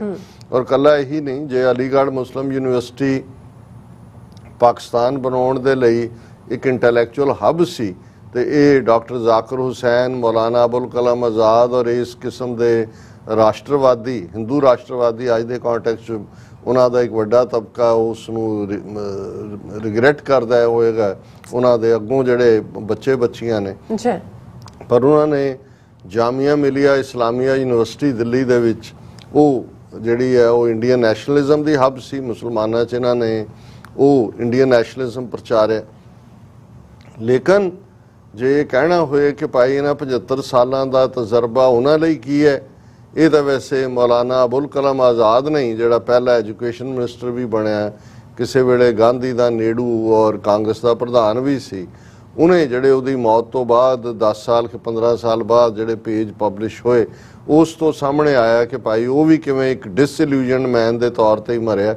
ਹਾਲਾਂਕਿ ਉਸ ਦਾ ਜਿਹੜਾ ਆਪਣੇ ਲੈਵਲ ਦੇ ਉੱਤੇ ਇੱਕ ਬਹੁਤ ਜ਼ਬਰਦਸਤ ਵਿਦਵਾਨ ਸੀ, ਸਕਾਲਰ ਸੀ, ਬਟ ਕਨਵਿਕਸ਼ਨ ਇਹੀ ਸੀ ਕਿ ਸਾਡਾ ਭਲਾ ਜਿਹੜਾ ਵਿਦ ਇਨ ਇੰਡੀਆ ਹੀ ਜਿਹੜਾ ਉਹ ਰਹਿਣ 'ਚ ਹੈ, ਕਿਉਂਕਿ ਇਹ ਸਾਡਾ ਵੀ ਮੁਲਕ ਹੈ। ਪਰ ਮੁਸਲਮਾਨਾਂ ਨੂੰ ਦੋਜਾਗੀ ਜਾਂ ਇਹ ਅਹਿਸਾਸ ਇਮੀਡੀਏਟ ਬਾਅਦ ਤਾਂ ਉਸ ਲੈਵਲ ਤੇ ਨਹੀਂ ਹੋਇਆ, ਕਿਉਂਕਿ ਕਨਸਟੀਟਿਊਸ਼ਨ ਦੇ ਵਿੱਚ ਜਿਹੜੇ ਟ੍ਰਿਪਲ ਤਲਾਕ ਜਾਂ ਮੁਸਲਿਮ ਪਰਸਨਲ ਲਾਅ ਜਾਂ ਦੂਸਰੀਆਂ ਚੀਜ਼ਾਂ ਉਹ ਮੌਜੂਦ ਸੀ, ਉਹ ਗਾਰੰਟੀ ਕਰਦੀਆਂ ਸੀ ਕਿ ਭਾਈ ਉਹਨਾਂ ਦਾ ਮਜ਼ਹਬ, ਮਜ਼ਹਬੀ ਅਸੂਲ ਜਾਂ ਉਹਨਾਂ ਦੀ ਤਹਿਜ਼ੀਬ ਜਾਂ ਉਹਨਾਂ ਦੀਆਂ ਆਪਣੀਆਂ ਕੁਝ ਯੂਨੀਵਰਸਿਟੀਜ਼ ਜਾਂ ਦੂਸਰੀਆਂ ਅਲੀਗੜ੍ਹ ਮੁਸਲਿਮ ਯੂਨੀਵਰਸਿਟੀ ਜਾਂ ਦੂਜੇ ਅਦਾਰੇ ਉਹਦੇ ਥੱਲੇ ਉਹ ਆਪਣੇ ਮਜ਼ਹਬ ਨੂੰ ਆਜ਼ਾਦੀ ਨਾਲ ਪ੍ਰੈਕਟਿਸ ਕਰ ਸਕਣਗੇ। ਪਰ ਅਸੀਂ ਦੇਖਦੇ ਹਾਂ ਕਿ ਇੱਕ ਇੱਕ ਕਰਕੇ ਕਿਵੇਂ ਟਾਰਗੇਟ ਕੀਤਾ ਗਿਆ। ਔਰ ਜਦੋਂ 2014 ਤੋਂ ਪਹਿਲਾਂ ਹੀ 2014 ਤੋਂ ਬਾਅਦ ਤਾਂ ਮੁਸਲਮਾਨਾਂ ਦੇ ਖਿਲਾਫ ਇੱਕ ਖੁੱਲੀ ਜੰਗ ਦਾ ਹੀ ਐਲਾਨ ਕੀਤਾ ਹੋਇਆ, ਲੇਕਿਨ ਕਿਵੇਂ ਹਿੰਦੂਤਵਾਦੀ ਆਈਡੀਓਲੋਜੀ ਜਿਹੜੀ ਪਹਿਲਾਂ ਤੋਂ ਹੀ 1920 ਤੋਂ ਹੀ ਉਹਨਾਂ ਨੇ ਕਦੇ ਮੁਸਲਮਾਨਾਂ ਜਾਂ ਈਸਾਈਆਂ ਬਾਰੇ ਉਹਨਾਂ ਦੀ ਕੀ ਪਹੁੰਚ ਹੈ, ਉਹਨਾਂ ਨੇ ਕਦੇ ਇਸ ਦਾ ਓਹਲਾ ਨਹੀਂ ਰੱਖਿਆ। ਉਹਨਾਂ ਨੇ ਬਿਲਕੁਲ ਨਾਜ਼ੀ ਔਰ ਮੁਸੋਲਨੀ ਦੀ ਤਰਜ਼ ਦੇ ਉੱਤੇ ਹੀ ਘੱਟ ਗਿਣਤੀਆਂ ਦੇ ਨਾਲ, ਅਕਲੀਅਤਾਂ ਦੇ ਨਾਲ ਉਹ ਸਲੂਕ ਹੋਏਗਾ।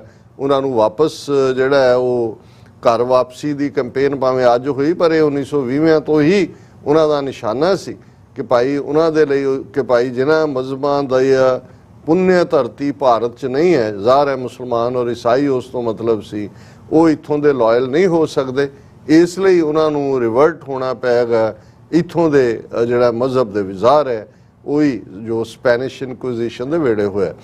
ਲੇਕਿਨ ਇਸ ਦੇ ਲਈ ਜ਼ਮੀਨ ਤਿਆਰ ਕਰਨ ਦੇ ਲਈ ਜਿਹੜਾ ਵੱਡਾ ਕੰਮ LK ਅਡਵਾਨੀ ਦੇ ਪੀਰੀਅਡ 'ਚ ਰੱਥ ਯਾਤਰਾ ਦੇ ਨਾਲ ਹੋਇਆ। ਔਰ ਰੱਥ ਯਾਤਰਾ ਦਾ ਮਕਸਦ ਹੀ ਨਫ਼ਰਤ ਫੈਲਾਉਣਾ ਸੀ, ਇੱਕ ਤੋਂ ਦੂਸਰੀ ਥਾਂ ਤੱਕ ਜਾਂਦੇ। ਔਰ ਉਸ ਰੱਥ ਯਾਤਰਾ ਦੀ ਕਲਮੀਨੇਸ਼ਨ ਸੀ, ਉਸ ਦੀ ਕਲਾਈਮੈਕਸ ਸੀ ਜਦੋਂ ਕਿ ਐਨ ਹਿੰਦੂਤਵੀ ਨਫ਼ਰਤ ਇੱਕ ਵੱਡੇ ਤਬਕੇ ਦੇ ਵਿੱਚ ਭਰ ਚੁੱਕੀ ਸੀ ਕਿ 6 ਦਸੰਬਰ 1992 ਨੂੰ ਲਗਭਗ 500 ਸਾਲ ਪੁਰਾਣੀ ਇਤਿਹਾਸਕ ਮਸੀਤ ਬਾਬਰੀ ਮਸੀਤ ਨੂੰ ਢਾਹ ਢੇਰੀ ਕੀਤਾ ਗਿਆ। ਔਰ ਆਰਗੂਮੈਂਟ ਜਿਹਦਾ ਨਾ ਕੋਈ ਹਿਸਟੋਰੀਕਲ ਆਧਾਰ ਸੀ, ਨਾ ਕੋਈ ਆਰਕੀਓਲੋਜੀਕਲ ਬੇਸ ਸੀ, ਨਾ ਹੀ ਕੋਈ ਉਸ ਦਾ ਕੋਈ ਹੋਰ ਰਿਕਾਰਡ ਸੀ, ਲੇਕਿਨ ਇਹ ਪ੍ਰਚਾਰਿਆ ਗਿਆ ਕਿ ਇਹ ਤਾਂ ਜਿਹੜਾ ਅਯੁੱਧਿਆ ਦਾ ਮੁਕਾਮ ਹੈ ਜਿੱਥੇ ਭਗਵਾਨ ਰਾਮਚੰਦਰ ਪੈਦਾ ਹੋਏ ਸੀ ਔਰ ਬਾਬਰ ਨੇ ਇੱਥੇ ਢਾਹ ਕੇ ਮਸੀਤ ਬਣਾਈ ਸੀ। ਹਾਲਾਂਕਿ ਬਾਬਰ ਉੱਥੇ ਕਦੇ ਗਿਆ ਵੀ ਨਹੀਂ ਹੈ, ਉਸ ਦੇ ਕਿਸੇ ਜਰਨੈਲ ਨੇ ਬਾਅਦ ਦੇ ਵਿੱਚ ਉਹ ਥਾਂ ਬਣਾਈਆਂ ਮਸੀਤਾਂ, ਉਹਨਾਂ 'ਚ ਇੱਕ ਉਹਦੇ ਨਾਂ ਤੇ ਵੀ ਬਣਾਈ ਲੇਟਰ। ਲੇਕਿਨ ਇਹਨੂੰ ਕਿਵੇਂ ਪ੍ਰਚਾਰਿਆ ਗਿਆ ਔਰ ਫਿਰ ਕੱਲਾ ਇਹੀ ਨਹੀਂ ਕਿ ਬਾਬਰੀ ਮਸੀਤ ਨੂੰ ਜਿਹੜਾ ਉਹ ਢਾਇਆ ਗਿਆ, ਮੁਸਲਮਾਨਾਂ ਦਾ ਕਤਲੇਆਮ ਬੰਬਈ ਦੇ ਵਿੱਚ ਖਾਸ ਤੌਰ ਤੇ ਲਿਬਰਮੈਨ ਕਮਿਸ਼ਨ ਦੀ ਰਿਪੋਰਟ ਜਾਂ ਦੂਜਾ ਦੇਖੋ, ਪਰ ਮੈਂ ਵੇਰ ਵਿੱਚ ਨਹੀਂ ਜਾਵਾਂਗਾ।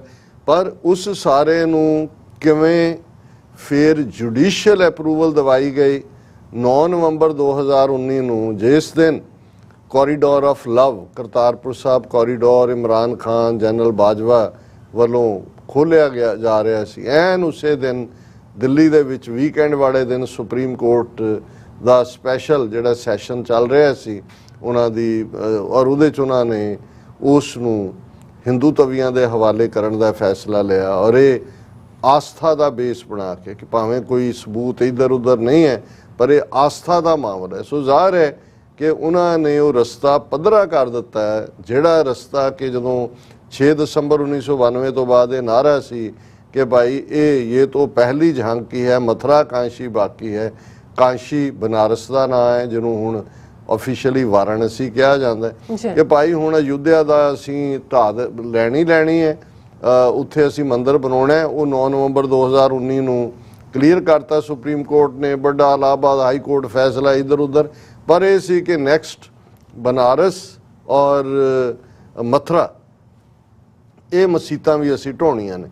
ਹੁਣ ਜਿਹੜੀ ਖਬਰ ਅੱਜ ਸਾਰੇ ਮੀਡੀਆ 'ਚ ਲੱਗੀ ਹੋਈ ਹੈ, ਕੁਝ ਮਹੀਨੇ ਪਹਿਲਾਂ 4-5 ਗੁਮਨਾਮ ਜਿਹੀਆਂ ਹਿੰਦੂਤਵੀ ਔਰਤਾਂ ਨੇ ਵਾਰਾਣਸੀ ਦੀ ਕੋਰਟ ਦੇ ਵਿੱਚ ਇਹ ਪਟੀਸ਼ਨ ਪਾਈ ਕਿ ਜੀ ਇਹ ਜਿੱਥੇ ਇਹ ਮਸੀਤ ਬਣੀ ਹੋਈ ਹੈ, ਗਿਆਨ ਵਿਆਪੀ ਮਸੀਤ, ਇੱਥੇ ਤਾਂ ਗਣੇਸ਼ ਜੀ ਔਰ ਮਾਂ ਸ਼ਿੰਗਾਰ ਗੌਰੀ, ਗਣੇਸ਼ ਔਰ ਸ਼ਿਵ, ਇਹ ਇਹਨਾਂ ਸਾਰਿਆਂ ਦੇ ਇੱਥੇ ਮੂਰਤੀਆਂ ਹੁੰਦੀਆਂ ਸੀ ਔਰ ਇੱਥੇ ਪੂਜਾ ਹੁੰਦੀ ਰਹੀ ਹੈ 1993 ਤੱਕ, ਔਰ ਇਹ ਸਾਨੂੰ ਹੱਕ ਦਿੱਤਾ ਜਾਏ ਕਿ ਬਈ ਇਹ ਹੋਏ।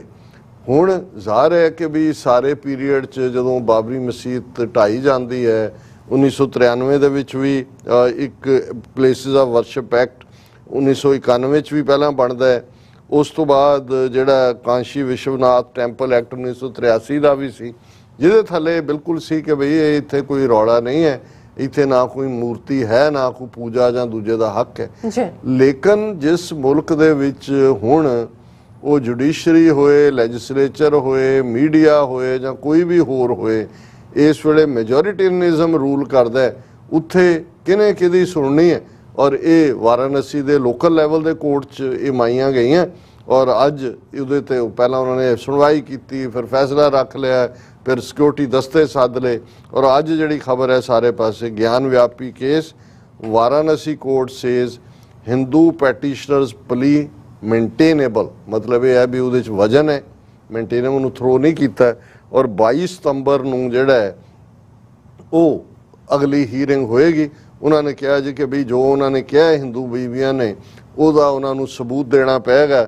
ਜੇ ਸਬੂਤ ਨਹੀਂ ਸੀ ਤਾਂ ਇਹ ਸਸਟੇਨੇਬਲ ਕਿਵੇਂ ਹੋ ਗਈ, ਤੇ ਜੇ ਸਬੂਤ ਦੇ ਨਾਲ ਸਸਟੇਨੇਬਲ ਹੈ ਫਿਰ 22 ਸਤੰਬਰ ਨੂੰ ਕੀ ਕਰਨਾ ਹੈ। ਇਹਦਾ ਮਤਲਬ ਹੈ ਵੀ ਉਹਨਾਂ ਨੇ ਪਹਿਲਾਂ ਹੀ, ਜਿਵੇਂ ਉਹ ਹੁੰਦਾ ਹੈ ਉਹ ਐਨੀਮਲ ਫਾਰਮ ਜਾਂ ਜਾਰਜ ਆਰਵੈਲ ਜਿਹਨੇ ਜਦੋਂ ਕਿਹਾ ਕਿ ਵੀ ਹੈਂਗ ਫਸਟ ਟਰਾਈ ਲੇਟਰ, ਫੈਸਲਾ ਉਹਨਾਂ ਨੇ ਸੁਣਾਤਾ ਪਰ ਉਹਨਾਂ ਨੇ ਕਿਹਾ ਜੀ ਸਪਟੈਂਬਰ 22 ਦੇ ਉੱਤੇ। ਔਰ ਇਸ ਦੇ ਉੱਤੇ ਜਿਵੇਂ ਹਿੰਦੂ ਤਵੀਆਂ ਨੇ ਚਾਰੇ ਪਾਸੇ ਖੁਸ਼ੀ ਦਾ ਇਜ਼ਹਾਰ ਕੀਤਾ ਹੈ। Gyanvapi case, BJP Hindu groups hail Varanasi court's verdict, ਉਹਦਾ ਬਹੁਤ ਸਵਾਗਤ ਕਰ ਰਹੇ ਨੇ। ਇਸੇ ਤਰ੍ਹਾਂ Gyanvapi case, India's second mandir battle begins, BJP leaders express faith in judiciary, Muslim side to approach high court. ਹੁਣ ਲੋਅਰ ਕੋਰਟ ਨੇ ਕਲੀਅਰ ਕਰਤੀਆਂ ਡੈਕਸ ਕਿ ਮੰਦਰ ਬਣਾਓ ਇੱਥੇ ਵੀ, ਪਹਿਲਾਂ ਪੂਜਾ ਦਾ ਹੱਕ ਦੇਣਗੇ, ਫਿਰ ਹੌਲੀ ਹੌਲੀ ਉਸ ਸਟਰਕਚਰ ਨੂੰ ਇਹ ਪਾਸੇ ਲਾਂਭੇ ਕਰਨਗੇ। ਔਰ ਬੀਜੇਪੀ ਵਾਲਿਆਂ ਨੇ ਕਿਹਾ ਜੀ ਸਾਨੂੰ ਬਿਲਕੁਲ ਵਿਸ਼ਵਾਸ ਹੈ ਜੁਡੀਸ਼ਰੀ ਦੇ ਉੱਤੇ, ਕਿਉਂਕਿ 92 ਤੱਕ ਤਾਂ ਸੈਂਟਰ 'ਚ ਕਾਂਗਰਸ ਦੀ ਗਵਰਨਮੈਂਟ ਸੀ, ਥੋੜ੍ਹੇ ਬਹੁਤ ਇੰਡੀਪੈਂਡੈਂਟ ਮਾਈਂਡਡ ਜੱਜ ਵੀ ਸੀ ਜਿਹੜੇ ਕਿ ਕਾਨੂੰਨ ਮੁਤਾਬਕ ਫੈਸਲਾ ਸੁਣਾਉਂਦੇ ਸੀ।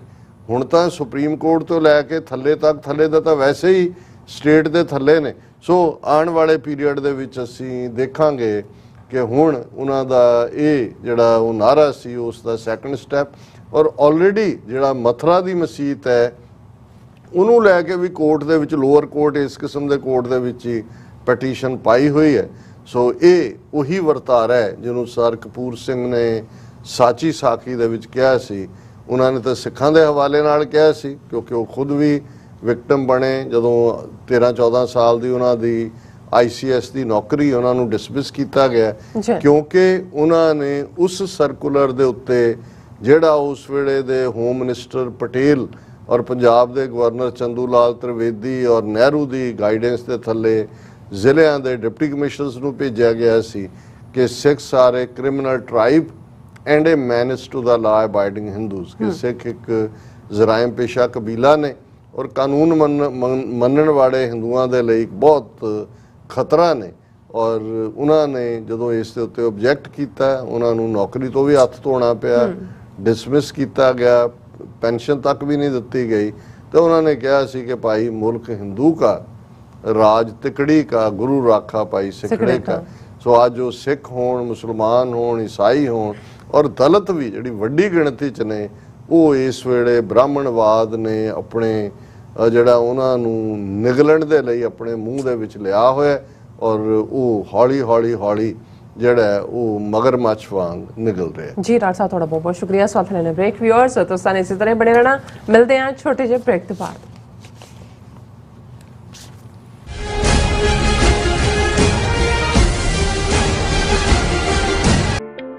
ਸਿਗਨੇਚਰ ਟਰੱਕ ਸਰਵਿਸ ਰਾਊਟ 81 ਉੱਤੇ ਐਗਜ਼ਿਟ 235 ਤੇ ਟਰੱਕਰ ਵੀਰਾਂ ਲਈ 24 ਘੰਟੇ ਰੋਡ ਸਰਵਿਸ ਦੀ ਸੁਵਿਧਾ ਮੌਜੂਦ। Heavy duty repair, oil change, ਪੁਰਾਣੇ ਅਤੇ ਨਵੇਂ tyre, computer diagnostic, DPF cleaning, brake service ਜਾਂ ਰਸਤੇ ਵਿੱਚ ਆਈ ਹਰ ਤਰ੍ਹਾਂ ਦੀ ਰਿਪੇਅਰ ਪ੍ਰੋਫੈਸ਼ਨਲ ਟੀਮ ਵੱਲੋਂ ਕੀਤੀ ਜਾਂਦੀ ਹੈ। ਬ੍ਰੇਕਫਾਸਟ, ਲੰਚ ਅਤੇ ਡਿਨਰ ਲਈ ਪੰਜਾਬੀ ਢਾਬੇ ਦਾ ਆਨੰਦ ਵੀ ਮਾਣੋ। ਡਰਾਈਵਰ ਅਤੇ ਟਰੱਕ ਆਪਰੇਟਰ ਵੀਰ ਡਿਸਪੈਚ ਦੀ ਸਰਵਿਸ ਲਈ ਸਾਡੇ ਨਾਲ ਸੰਪਰਕ ਕਰਨ। Signature truck service 58 triangle drive, Weyers Cave, Virginia 24486। ਕੀ ਤੁਸੀਂ ਰੋਜ਼ਾਨਾ ਕੰਮ ਤੇ ਆਪਣਾ ਵਧੇਰੇ ਸਮਾਂ ਬਿਤਾਉਣ ਤੋਂ ਪਰੇਸ਼ਾਨ ਹੋ? ਆਪਣੀ ਪੂੰਜੀ ਨੂੰ ਕੰਮ ਤੇ ਲਗਾਓ, ਸਾਡੇ ਨਾਲ ਇਨਵੈਸਟ ਕਰੋ। ਅਸੀਂ ਤੁਹਾਡੀ ਪੂੰਜੀ ਤੋਂ ਤੁਹਾਡੇ ਲਈ ਵਧੇਰੇ ਪੈਸੇ ਬਣਾ ਸਕਦੇ ਹਾਂ। ਅਸੀਂ ਪ੍ਰਾਈਵੇਟ ਇਕੁਇਟੀ ਇਨਵੈਸਟਮੈਂਟ ਫਰਮ ਹਾਂ ਤੇ ਕਮਰਸ਼ੀਅਲ ਰੀਅਲ ਏਸਟੇਟ ਵਿੱਚ ਮਾਹਿਰ ਹਾਂ। Property management, leasing, asset management, commercial real estate investment ਵਿੱਚ ਸਾਰੀਆਂ ਸੇਵਾਵਾਂ ਲਈ ਅਮਰੀਕਾ ਭਰ ਵਿੱਚੋਂ ਤੁਸੀਂ ਸਾਡੇ ਤੱਕ ਪਹੁੰਚ ਕਰ ਸਕਦੇ ਹੋ। ਆਜ਼ਾਦ ਕਮਰਸ਼ੀਅਲ ਰੀਅਲਟੀ ਸਰਵਿਸਿਜ਼ ਤੇ Azad family trust 701 North Post Oak Road, suite number 204, Houston, Texas. ਤੁਸੀਂ ਸਾਨੂੰ ਸਾਡੇ ਫੋਨ ਨੰਬਰ 7136861277 ਤੇ ਵੀ ਸੰਪਰਕ ਕਰ ਸਕਦੇ ਹੋ। Azad commercial realty services.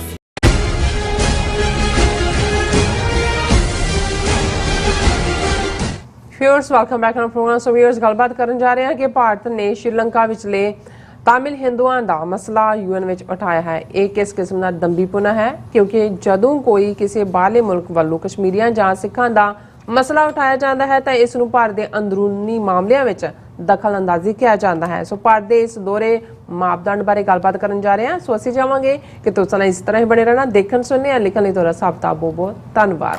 ਜੀ ਡਾਕਟਰ ਸਾਹਿਬ ਕੀ ਕਹਿਣਾ ਚਾਹੋਗੇ? ਦੇਖੋ ਜਨੇਵਾ 'ਚ United Nations Human Right Council ਦਾ 51ਵਾਂ 51st ਸੈਸ਼ਨ ਚੱਲ ਰਿਹਾ ਜੀ, ਔਰ ਉਸ ਦੇ ਵਿੱਚ ਭਾਰਤ ਦੇ ਨੁਮਾਇੰਦੇ ਨੇ, ਪਰਮਾਨੈਂਟ ਰਿਪਰੈਜ਼ੈਂਟੇਟਿਵ ਨੇ, ਜਦੋਂ ਕਿ ਸ੍ਰੀਲੰਕਾ ਦੀ ਇਕਨੋਮਿਕਲ ਜਿਹੜੀ ਹਾਰਡਸ਼ਿਪ ਹੈ ਉਸ ਦੇ ਉੱਤੇ ਜ਼ਿਕਰ ਹੋ ਰਿਹਾ ਸੀ ਤੇ ਉਹਨਾਂ ਨੇ ਵਿੱਚ ਤਾਮਿਲ ਹਿੰਦੂਆਂ ਦਾ ਜਿਹੜੇ ਨਾਰਦਰਨ ਪਾਰਟਸ ਨੇ ਸ੍ਰੀਲੰਕਾ ਦੇ, ਜਾਫਨਾ ਔਰ ਦੂਸਰੇ ਏਰੀਆ 'ਚ, ਉਹਨਾਂ ਦਾ ਮਸਲਾ ਚੁੱਕਿਆ ਔਰ ਇਹ ਸਾਰੇ ਹੀ ਉਹਨਾਂ ਦੇ ਆਪਣੇ ਮੀਡੀਆ ਨੇ ਇਹਦੀ ਹੈਡਲਾਈਨ ਲਾਈ ਹੈ, ਇੰਡੀਆ ਰੇਜ਼ਿਜ਼ ਸ੍ਰੀਲੰਕਨ ਤਾਮਿਲ ਇਸ਼ੂ ਇਨ ਯੂਨਾਈਟਿਡ ਨੇਸ਼ਨਸ। ਔਰ ਉਹਦੇ 'ਚ ਇੰਡੀਆ ਦੇ ਨੁਮਾਇੰਦੇ ਨੇ ਕਿਹਾ ਕਿ ਜੀ ਅਸੀਂ we have always believed in responsibility of the states for promotion and protection of human rights and constructive international dialogue and cooperation guided by the UN Charter। कि जी UN Charter ਦੇ ਮੁਤਾਬਕ ਜਿਹੜਾ ਮਿਊਚੁਅਲ ਡਾਇਲੋਗ ਔਰ status ਦੀ responsibility, human rights ਦੀ protection ਸ਼ਹਿਰੀਆਂ ਦੀ ਔਰ constructive dialog, ਅਸੀਂ ਉਹਦੇ ਮੁਤਾਬਕ ਬਿਲਕੁਲ ਯਕੀਨ ਰੱਖਦੇ ਹਾਂ UN Charter ਮੁਤਾਬਕ ਹੱਲ ਕਰਨ ਦਾ। ਔਰ ਉਹਦੇ 'ਚ ਉਹਨਾਂ ਨੇ ਕਿਹਾ in this regard the Indian delegation notes with concern the lack of measurable progress by government of Sri Lanka on their commitment of a political solution to the ethnic issue। ਉਹਨਾਂ ਨੇ ਕਿਹਾ ਜੀ ਇਹ ਜਿਹੜੀ ਪੋਲੀਟੀਕਲ ਕਮਿਟਮੈਂਟ ਸੀ 13ਵੀਂ amendment ਦੇ constitution ਦੇ ਵਿੱਚ ਉਹਨਾਂ ਦੀ, ਕਿ ਵੀ ਉਹ ਤਾਮਿਲਾਂ ਦਾ ਜਿਹੜਾ ਵਿਦ ਡਾਇਲੋਗ ਉਹਦੇ 'ਤੇ ਜਿਹੜੇ ਸ੍ਰੀਲੰਕਾ ਸਰਕਾਰ ਖਰੀ ਨਹੀਂ ਉਤਰੀ ਔਰ ਇਹ ਜਿਹੜੀ ਹੈ ਇਸ ਦੇ ਉੱਤੇ ਅਮਲ ਕਰਨ ਦੀ ਲੋੜ ਹੈ। ਬਾਕੀ ਉਹਨਾਂ ਨੇ ਕਿਹਾ ਜੀ 13 ਸਾਲ ਹੋ ਗਏ ਨੇ ਸਿਵਲ ਵਾਰ ਨੂੰ ਔਰ ਇਹ ਸਾਰੇ ਦੇ ਚੱਲਦਿਆਂ ਅਸੀਂ ਸ੍ਰੀਲੰਕਾ ਨਾਲ ਹਮਦਰਦੀ ਵੀ ਕਰਦੇ ਹਾਂ ਔਰ ਇਹਦੇ 'ਚ ਵੀ ਕੋਈ ਸ਼ੱਕ ਨਹੀਂ ਪਿਛਲੇ ਦਿਨਾਂ $4 ਬਿਲੀਅਨ ਇੰਡੀਆ ਨੇ ਕਮਿਟ ਕੀਤਾ ਕਿਉਂਕਿ ਸ੍ਰੀਲੰਕਾ ਦੀ ਇਕਨੋਮੀ ਕਾਫੀ ਕ੍ਰਾਈਸਿਸ ਸੀ। ਚਾਈਨਾ ਨੇ ਵੀ ਕਮਿਟ ਕੀਤਾ। ਹਾਲਾਂਕਿ ਇੰਡੀਆ ਦੀ ਇਸ ਪੋਜੀਸ਼ਨ ਦੇ ਜਵਾਬ 'ਚ ਜੋ ਉਹਨਾਂ ਨੇ ਤਾਮਿਲ ਹਿੰਦੂਆਂ ਦੇ ਹੱਕ 'ਚ ਲਈ ਚਾਈਨਾ ਨੇ ਬਿਲਕੁਲ ਕਲੀਅਰ ਕੀਤਾ। ਚਾਈਨਾ ਨੇ ਕਿਹਾ it firmly supported Sri Lanka to safeguard its sovereignty and independence. ਉਹਨਾਂ ਨੇ ਕਿਹਾ ਜੀ ਅਸੀਂ ਸ੍ਰੀਲੰਕਾ ਦੀ ਸੋਵਰਨਿਟੀ ਔਰ ਇੰਡੀਪੈਂਡੈਂਸ ਨੂੰ ਮੁਕੰਮਲ ਤੌਰ ਤੇ ਸਪੋਰਟ ਕਰਦੇ। ਹੁਣ ਉਹਨੂੰ ਕਿਉਂ ਚਾਈਨਾ ਨੂੰ ਵੀ ਕਹਿਣ ਦੀ ਲੋੜ ਪਈ ਸੋਵਰਨਿਟੀ ਐਂਡ ਇੰਡੀਪੈਂਡੈਂਸ? ਕਿਉਂਕਿ ਇੰਡੀਆ ਇੱਕ ਪਾਸੇ ਜਿਹੜਾ ਉਹ ਮਦਦ ਦੇ ਨਾਂ ਥੱਲੇ ਕਿ ਜੀ ਅਸੀਂ ਉਹਨਾਂ ਦੀ ਜਿਹੜੀ ਡੁੱਬ ਰਹੀ ਇਕਨੋਮੀ ਹੈ ਉਹਨੂੰ ਉਤਾਰਨ ਦੇ ਲਈ ਪੈਸੇ ਦੇ ਰਹੇ, ਪਰ ਦੂਸਰੇ ਪਾਸੇ ਉਹ ਤਮਿਲ ਹਿੰਦੂਆਂ ਦੀ ਐਡਵੋਕੇਸੀ UN 'ਚ ਕਰ ਰਹੇ ਨੇ ਇਹ ਕਹਿ ਕੇ ਕਿ ਜੀ ਇਹ ਜਿਹੜਾ ਮਸਲਾ UN ਚਾਰਟਰ ਦੇ ਮੁਤਾਬਕ ਹੋਣਾ ਚਾਹੀਦਾ ਹੈ, ਜਿਹਦੇ 'ਚ ਡਾਇਲੋਗ ਹੋਏ, ਜਿਹਦੇ 'ਚ ਜਿਹੜਾ ਉਹ ਪੀਸਫੁਲੀ ਹੋਏ। ਹੁਣ ਇੱਕ ਪਾਸੇ ਇਹ ਵਰਤਾਰਾ ਸਾਹਮਣੇ, ਹੁਣੇ ਹੀ ਅਸੀਂ ਪਹਿਲੇ ਸੈਗਮੈਂਟ 'ਚ ਗੱਲ ਕਰਕੇ ਹਟੇ ਹਾਂ ਕਿ UN charter he right of self determination ਦਿੰਦਾ ਹੈ। ਦੰਭੀਪੁਣਾ, ਇਨਫੈਕਟ ਅੰਗਰੇਜ਼ੀ ਦੇ ਲਫ਼ਜ਼ ਹਿਪੋਕਰੇਸੀ ਦਾ ਪੰਜਾਬੀ ਲਫ਼ਜ਼ ਬਣਦਾ ਹੀ ਦੰਭੀਪੁਣਾ ਹੈ। ਦੰਭ ਹੈ ਕਿ ਤੁਸੀਂ ਕਹਿੰਦੇ ਕੁਛ ਹੋ ਤੇ ਕਰਦੇ ਕੁਛ ਹੋ, ਔਰ ਇੱਕ ਥਾਂ ਤੇ ਤੁਹਾਡਾ ਚਿਹਰਾ ਹੋਰ ਹੈ, ਦੂਸਰੀ ਥਾਂ ਤੇ ਹੋਰ ਹੈ। ਹੁਣ ਨਾ ਤਾਂ UN ਚਾਰਟਰ ਦੇ ਥੱਲੇ ਇੰਡੀਆ ਰੈਫਰੈਂਡਮ ਨੂੰ ਮੰਨਣ ਨੂੰ ਤਿਆਰ ਹੈ, ਤੇ ਭਾਰਤ ਦੇ ਵਿੱਚ ਵਿਦਨ ਦਾ ਸਿਸਟਮ ਮਾਈਨੋਰਿਟੀਜ਼ ਦਾ ਕੀ ਹਾਲ ਕੀਤਾ ਹੋਇਆ ਉਹ ਵੀ ਸਾਹਮਣੇ ਹੈ। ਕਸ਼ਮੀਰ ਵਰਗਾ ਇਸ਼ੂ ਜਿਹੜਾ ਕਿ ਡਿਸਪਿਊਟਡ ਟੈਰੀਟਰੀ ਹੈ ਐਜ਼ ਪਰ ਉਸੇ UN ਸਿਕਿਉਰਿਟੀ ਕੌਂਸਲ ਦੇ 14-15 ਰੈਜ਼ੋਲੂਸ਼ਨਸ ਦੇ ਥੱਲੇ, ਜੇ ਉੱਥੇ ਕਸ਼ਮੀਰੀਆਂ ਨੂੰ ਜਿਹੜੀ ਇੰਡੀਆ ਨੇ ਆਪਣੀ ਕਨਸਟੀਟਿਊਸ਼ਨ 'ਚ ਗਾਰੰਟੀ ਕੀਤੀ ਆਰਟੀਕਲ 370 35A, ਉਹਨੂੰ ਆਈਨੀ ਗੁੰਡਾਗਰਦੀ ਦੇ ਨਾਲ ਖਤਮ ਕੀਤਾ, ਜੇ ਪਾਕਿਸਤਾਨ ਜਾਂ ਅਮਰੀਕਨ ਕਾਂਗਰਸਮੈਨ ਜਾਂ ਬ੍ਰਿਟਿਸ਼ ਪਾਰਲੀਮੈਂਟੇਰੀਅਨ ਆਵਾਜ਼ ਚੁੱਕਦੇ ਨੇ ਤੇ ਉਹ ਚੀਕਾਂ ਮਾਰਨ ਲੱਗ ਜਾਂਦੇ ਨੇ ਨਾ ਨਾ ਨਾ ਇਹ ਇੰਟਰਨਲ ਅਫੇਅਰਸ ਭਾਰਤ ਦੇ ਇੰਟਰਫੀਅਰੈਂਸ ਹੈ। ਇਵੇਂ ਹੀ ਸਿੱਖਾਂ ਦਾ ਇਸ਼ੂ ਹੈ। ਜਦੋਂ US ਕਾਂਗਰਸ ਦੇ ਵਿੱਚ multiple congressmen time to time ਜਾਂ ਈਵਨ US ਸਰਫ ਦੀ ਰਿਪੋਰਟ ਜਦੋਂ ਆਈ ਕਿ ਭਾਈ ਕੀ ਉੱਥੇ ਹੋ ਰਿਹਾ ਹੈ, ਜਾਂ ਸਟੇਟ ਡਿਪਾਰਟਮੈਂਟ ਦੀ ਜਿਹੜੀ ਹੈ ਉਹ ਰਿਲੀਜਨ ਰਿਪੋਰਟ ਦੇ ਵਿੱਚ ਕਿ ਭਾਈ ਉੱਥੇ ਕੀ ਚੱਲ ਰਿਹਾ ਹੈ ਜਾਂ ਕੀ, ਉਦੋਂ ਜਿਹੜਾ ਉਹਨਾਂ ਦਾ ਫੋਰਨ ਮਿਨਿਸਟਰ ਪਾਰਲੀਮੈਂਟ 'ਚ ਖਲੋ ਕੇ ਕਹਿੰਦਾ America has no right to tell us or international, ਅਸੀਂ ਸਾਨੂੰ ਪਤਾ ਹੈ ਕਿ ਵੀ ਹਿਊਮਨ ਰਾਈਟਸ ਕੀ ਹੁੰਦੇ ਨੇ ਔਰ ਅਸੀਂ ਸਾਰਾ, ਔਰ ਈਵਨ ਇਸ ਮੁੱਦੇ ਦੇ ਉੱਤੇ US ਸਰਫ ਵਰਗੇ ਜਿਹੜਾ United States commission on international religious freedom ਹੈ ਉਸ ਨੂੰ ਗੰਦਲਾ ਕੀਤਾ ਜਾਂਦਾ ਹੈ ਕਿ ਵੀ ਇਹ ਜਿਹੜਾ ਹੈ ਉਹ ਪਾਰਟੀਸਨ ਹੈ ਔਰ ਅਸੀਂ ਬਿਲਕੁਲ ਨਹੀਂ ਮੰਨਦੇ ਔਰ ਅਸੀਂ, ਪਰ ਹੁਣ ਇਹ ਬੜੇ ਬੀਬੇ ਗੋਲੇ ਬਣ ਕੇ ਹਿਊਮਨ ਰਾਈਟ ਸੈਸ਼ਨ ਦੇ ਵਿੱਚ 51st ਜਨੇਵਾ ਦੇ ਵਿੱਚ ਕਿਹੜੇ ਮੂੰਹ ਦੇ ਨਾਲ ਤਮਿਲ ਹਿੰਦੂਆਂ ਦੇ ਹੱਕਾਂ ਦੀ ਵਕਾਲਤ ਕਰ ਰਹੇ ਨੇ। ਹਾਲਾਂਕਿ ਇਹ ਨਹੀਂ ਹੈ ਵੀ ਅਸੀਂ ਜੋ ਸ੍ਰੀਲੰਕਨ ਫੌਜ ਨੇ ਤਮਿਲਾਂ ਦੇ ਉੱਤੇ ਜ਼ੁਲਮ ਕੀਤੇ ਅਸੀਂ ਉਹਦੀ ਕੋਈ ਹਮਾਇਤ ਕਰਦੇ ਹਾਂ। ਅਸੀਂ ਹਮੇਸ਼ਾ ਜਿੱਥੇ ਵੀ ਕਿਤੇ ਜ਼ੁਲਮ ਹੁੰਦਾ ਉਹਦੇ ਖਿਲਾਫ ਆਵਾਜ਼ ਚੁੱਕਦੇ, ਪਰ ਅਫਸੋਸ ਇਸ ਗੱਲ ਦਾ ਹੈ ਕਿ ਇਹੀ ਤਾਕਤਾਂ, ਇਹੀ ਭਾਰਤ ਹੈ ਜਿਹਨੇ ਸਿੱਧੇ ਤੌਰ ਤੇ ਸ੍ਰੀਲੰਕਾ ਦੀ ਸੋਵਰਨਿਟੀ ਨੂੰ ਚੈਲੰਜ ਕੀਤਾ, ਜਦੋਂ ਕਿ ਉਹਨਾਂ ਦੀ ਇੰਟੈਲੀਜੈਂਸ ਏਜੰਸੀ ਰਾਹ ਨੇ ਪ੍ਰਭਾਕਰਨ ਨੂੰ ਅੱਗੇ ਲਾ ਕੇ ਲਿਬਰੇਸ਼ਨ ਟਾਈਗਰਸ ਆਫ ਤਮਿਲ ਬਣਾਈ। ਲਿਟੇ ਕਿਨੇ ਬਣਾਈ, ਹਥਿਆਰ ਕਿਨੇ ਦਿੱਤੇ ਲਿਟੇ ਨੂੰ, ਜਿਨ੍ਹਾਂ ਦੀ ਬਦੌਲਤ ਹਜ਼ਾਰਾਂ ਬੇਗੁਨਾਹ ਸ੍ਰੀਲੰਕਨ, ਭਾਵੇਂ ਉਹ ਤਮਿਲ ਹੋਣ ਭਾਵੇਂ ਸਿਹਾਲੀਜ਼ ਹੋਣ, ਉਹ ਮਾਰੇ ਗਏ ਕਿਉਂਕਿ ਇੰਡੀਆ ਸ੍ਰੀਲੰਕਾ ਨੂੰ ਜਿਹੜਾ ਉਹ ਤੋੜਨਾ ਚਾਹੁੰਦਾ ਸੀ ਜਾਂ ਉਹਨਾਂ ਦੇ ਗੋਡੇ ਲਵਾਉਣਾ ਚਾਹੁੰਦਾ ਸੀ। ਤੋੜ ਤਾਂ ਨਹੀਂ ਸਕਿਆ, ਪਰ ਇਸ ਸਾਰੇ ਦੇ ਵਿੱਚ ਉਹਨੇ ਸ੍ਰੀਲੰਕਾ ਦੇ ਵਿੱਚ ਜੋ ਖੂਨੀ ਖੇਡ 80s ਤੋਂ ਸ਼ੁਰੂ ਕੀਤਾ, ਹਾਲਾਂ ਉਹਨੂੰ ਰਾਜੀਵ ਗਾਂਧੀ ਨੂੰ, ਜਿਹੜਾ ਇੰਦਰਾ ਗਾਂਧੀ ਨੇ ਇਹ ਸ੍ਰੀਲੰਕਨ ਨੀਤੀ ਅਪਣਾਈ ਸੀ। ਔਰ ਮੈਂ ਯਾਦ ਦਹਾਨੀ ਕਰਵਾਉਣਾ ਚਾਹੁੰਦਾ ਕਿ ਜਦੋਂ 1980ਵਿਆਂ ਦੇ ਵਿੱਚ ਪੰਜਾਬ ਦੇ ਵਿੱਚ ਸਿੱਖਾਂ ਦੇ ਹੱਕਾਂ ਦੀ ਮੰਗ ਚੱਲ ਰਹੀ ਸੀ, ਅਜੇ ਖੁੱਲ੍ਹ ਕੇ ਖਾਲਿਸਤਾਨ ਤਾਂ ਜੂਨ 84 ਤੋਂ ਬਾਅਦ ਆਇਆ। ਜੈਵਰਧ ਨੇ ਜਿਹੜਾ ਸ੍ਰੀਲੰਕਾ ਦਾ ਪ੍ਰੈਜ਼ੀਡੈਂਟ ਸੀ ਉਸ ਵੇਲੇ, ਜਿਹੜਾ ਇੰਦਰਾ ਗਾਂਧੀ ਨੂੰ ਔਰ ਇੰਡੀਅਨ ਸਿਸਟਮ ਨੂੰ ਚੰਗੀ ਤਰ੍ਹਾਂ ਸਮਝਦਾ ਸੀ ਔਰ ਸ੍ਰੀਲੰਕਾ ਸਮਝਦਾ ਵੀ ਇਹਨਾਂ ਨੇ ਵਿਦਨ ਇੰਡੀਆ ਕਿਵੇਂ ਬੁੱਧ ਧਰਮ ਦਾ ਖਾਤਮਾ ਕੀਤਾ, ਔਰ ਇਹ ਜਿਹੜਾ ਲਾਸਟ ਕਿਲਾ ਹੈ ਉਸ ਸਬ ਕੰਟੀਨੈਂਟ ਦੇ ਵਿੱਚ ਬੁੱਧਿਜ਼ਮ ਦਾ, ਸ੍ਰੀਲੰਕਾ, ਜਿੱਥੇ ਮੈਜੋਰਿਟੀ ਸਿਹਾਲਾ ਲੋਕ ਬੁੱਧ ਧਰਮ ਨੂੰ ਮੰਨਣ ਵਾਲੇ ਨੇ, ਕਿ ਬਈ ਇਹ ਸਾਡੇ ਗੋਡੇ ਲਵਾ ਕੇ ਸਾਨੂੰ ਹਿੰਦੂਤਵਾ ਦੇ ਖਾਰੇ ਸਮੁੰਦਰ 'ਚ ਡੋਬਣਾ ਚਾਹੁੰਦੇ ਨੇ। ਔਰ ਇਹ ਜੈਵਰਧਨੇ ਨੇ ਕਿਹਾ ਸੀ, ਇੰਦਰਾ ਗਾਂਧੀ ਉਦੋਂ ਜਿਉਂਦੀ ਸੀ, ਉਹਨੇ ਕਿਹਾ ਕਿ ਭਾਈ ਇਹ ਇੱਥੇ ਤਮਿਲ ਹਿੰਦੂਆਂ ਦੇ ਹੱਕਾਂ ਦੀ ਗੱਲ ਹੋ ਰਹੀ ਹੈ, ਇੰਦਰਾ ਗਾਂਧੀ ਪਹਿਲਾਂ ਖਾਲਿਸਤਾਨ ਦਾ ਇਸ਼ੂ ਜਾਂ ਸਿੱਖਾਂ ਦਾ ਇਸ਼ੂ ਰਿਜ਼ੋਲਵ ਕਰੇ, ਫਿਰ ਸਾਨੂੰ ਦੱਸੇ ਵੀ ਕੀ ਕਰਨਾ।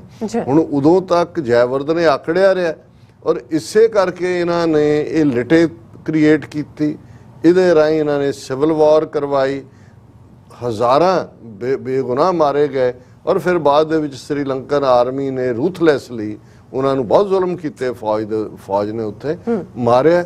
ਲੇਕਿਨ ਹੁਣ ਦੇਖਣ ਵਾਲੀ ਗੱਲ ਹੈ ਕਿ ਵੀ ਇਹ ਕਿਹੜੇ ਮੂੰਹ ਦੇ ਨਾਲ ਜਿਹੜੇ ਖੁਦ ਸ੍ਰੀਲੰਕਾ ਦੀ ਸੋਵਰਨਿਟੀ ਨੂੰ ਭੰਗ ਕਰਕੇ ਜਿਨ੍ਹਾਂ ਨੇ ਦਹਿਸ਼ਤਗਰਦੀ ਲਿਆਂਦੀ ਔਰ ਜਿਹੜੇ ਆਪਣੀਆਂ ਘੱਟ ਗਿਣਤੀਆਂ ਦੇ ਨਾਲ ਕੀ ਕਰ ਰਹੇ ਨੇ, ਪੰਜਾਬ ਜਾਂ ਕਸ਼ਮੀਰ ਜਾਂ ਨਾਗਿਆਂ ਦੇ ਮੁੱਦੇ ਤੇ ਕਿਸੇ ਇੰਟਰਨੈਸ਼ਨਲ ਆਵਾਜ਼ ਨੂੰ ਸੁਣਨ ਨੂੰ ਤਿਆਰ ਨਹੀਂ, ਤੇ UN ਦੇ ਵਿੱਚ UN ਚਾਰਟਰ ਦਾ ਹਵਾਲਾ ਦੇ ਕੇ ਜਿਹੜਾ ਹੈ ਉਹ ਸ੍ਰੀਲੰਕਾ ਦੇ ਤਮਿਲ ਹਿੰਦੂਆਂ ਦੀ ਗੱਲ ਕਰ ਰਹੇ ਨੇ। ਇਹਨੂੰ ਹੀ ਦੰਭਪੁਣਾ ਕਹਿੰਦੇ ਨੇ, ਇਹਨੂੰ ਹੀ ਹਿਪੋਕ੍ਰੇਸੀ ਕਹਿੰਦੇ ਨੇ, ਇਹਨੂੰ ਹੀ ਬੇਈਮਾਨੀ ਦਾ ਸਿਰਾ ਕਹਿੰਦੇ ਨੇ। ਜੀ ਰਾਜ ਸਾਹਿਬ ਤੁਹਾਡਾ ਬਹੁਤ ਬਹੁਤ ਧੰਨਵਾਦ। ਸਤਨਾਮ ਬ੍ਰੇਕ ਵਿਊਅਰਸ ਤੁਸੀਂ ਇਸੇ ਤਰ੍ਹਾਂ ਬਣੇ ਰਹਿਣਾ, ਮਿਲਦੇ ਹਾਂ after this short break.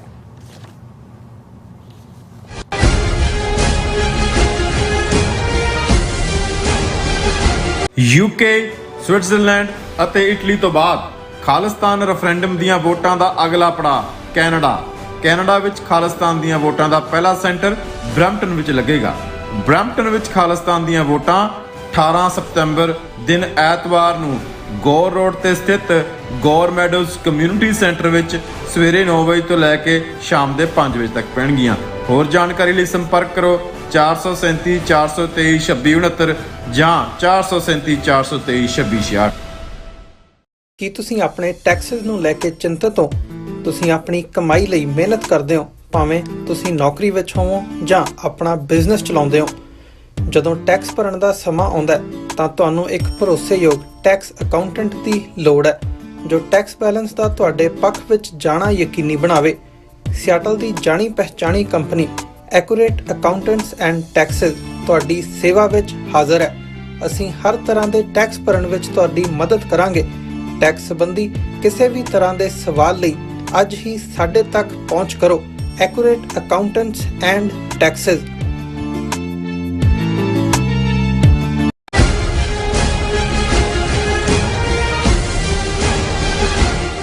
Viewers welcome back to programme. So viewers ਗੱਲਬਾਤ ਕਰਨ ਜਾ ਰਹੇ ਹਾਂ ਕਿ ਪਿਛਲੇ ਲਗਭਗ 5 ਵਰਿਆਂ ਤੋਂ ਤਿਹਾੜ ਜੇਲ੍ਹ ਵਿੱਚ ਬੰਦ ਬ੍ਰਿਟਿਸ਼ ਨਾਗਰਿਕ ਜੱਗੀ ਜੋਲ ਨੇ UK ਦੀ ਨਵੀਂ ਬਣੀ ਪ੍ਰਧਾਨ ਮੰਤਰੀ ਨੂੰ ਇੱਕ ਚਿੱਠੀ ਲਿਖੀ ਹੈ। ਇਸ ਵਿੱਚ ਕਿਹਾ ਗਿਆ ਹੈ ਕਿ ਭਾਰਤ ਨਾਲ ਵਪਾਰਕ ਸਮਝੌਤਿਆਂ ਦੇ ਲਾਲਚ ਵਿੱਚ ਮੇਰੀ ਆਜ਼ਾਦੀ ਦਾ ਸੌਦਾ ਨਾ ਕੀਤਾ ਜਾਵੇ। ਸੋ ਇਸ ਬਾਰੇ ਆਪਾਂ ਗੱਲਬਾਤ ਕਰਨ ਜਾ ਰਹੇ ਹਾਂ। ਸੋ ਅਸੀਂ ਚਾਹਾਂਗੇ ਕਿ ਤੁਸੀਂ ਇਸੇ ਤਰ੍ਹਾਂ ਜੁੜੇ ਰਹਿਣਾ। ਦੇਖਣ ਸੁਣਨੇ ਲਿਖਣ ਲਈ ਤੁਹਾਡਾ ਸਭ ਦਾ ਬਹੁਤ ਬਹੁਤ ਸ਼ੁਕਰੀਆ। ਜੀ ਰਾਜ ਸਾਹਿਬ ਕੀ ਕਹਿਣਾ ਚਾਹੋਗੇ? ਦੇਖੋ ਪਿਛਲੇ ਆਲਮੋਸਟ 4 ਦਿਨਾਂ ਤੋਂ ਹੀ ਜਦੋਂ ਤੋਂ ਰਾਣੀ 94 ਸਾਲ ਦੀ ਉਮਰ 'ਚ ਇਸ ਦੁਨੀਆ ਤੋਂ ਰੁਖਸਤ ਹੋਈ ਹੈ, BBC ਹੀ ਨਹੀਂ ਦੁਨੀਆ ਦਾ ਵੱਡਾ ਮੀਡੀਆ ਜਾਂ ਆਲਰੇਡੀ 16 ਦੇਸ਼ਾਂ ਦੇ ਤਾਂ ਉਹ ਰਾਣੀ ਹੈ ਹੀ ਸੀ, ਜਿਹਦਾ ਹੁਣ ਰਾਜਾ ਬਣ ਗਿਆ ਚਾਰਲਸ, ਲੈ ਦੇ ਕੇ ਸਾਰਾ ਕੁਝ ਹੀ ਜਿਹੜਾ ਹੈ ਉਹ ਰਾਜ ਘਰਾਣੇ ਦੇ ਦੁਆਲੇ ਹੀ ਘੁੰਮ ਰਿਹਾ ਹੈ। ਪੂਰੀਆਂ ਦੀ ਪੂਰੀਆਂ ਸਟੋਰੀਜ਼ ਕਿ ਵੀ ਕਰੰਸੀ ਦਾ ਕੀ ਹੋਏਗਾ, ਕਿੰਨਾ ਚਿਰ ਲੱਗੇਗਾ ਪਾਸਪੋਰਟਾਂ ਦੇ ਰਾਣੀ ਦੀ ਫੋਟੋ ਦੀ ਥਾਂ ਦੂਜੀ ਆਉਂਦੇ ਆ, ਬਾਕੀ ਮੁਲਕਾਂ 'ਚ ਕੀ ਹੋਏਗਾ, ਹੱਕ ਕੀ ਨੇ, ਟੱਬਰ ਇਕੱਠਾ ਹੋ ਗਿਆ ਕੀ ਹੈ, ਕਿੱਥੋਂ ਦੀ ਡੈੱਡ ਬੋਡੀ ਤੁਰੀ, ਕਿਵੇਂ ਉਹਨੇ ਲੀਡ ਕੀਤਾ, ਸਾਰਿਆਂ ਨੂੰ ਇਸ ਸਾਰੇ ਦੇ ਵਿੱਚ ਉਲਝਾਇਆ ਹੋਇਆ।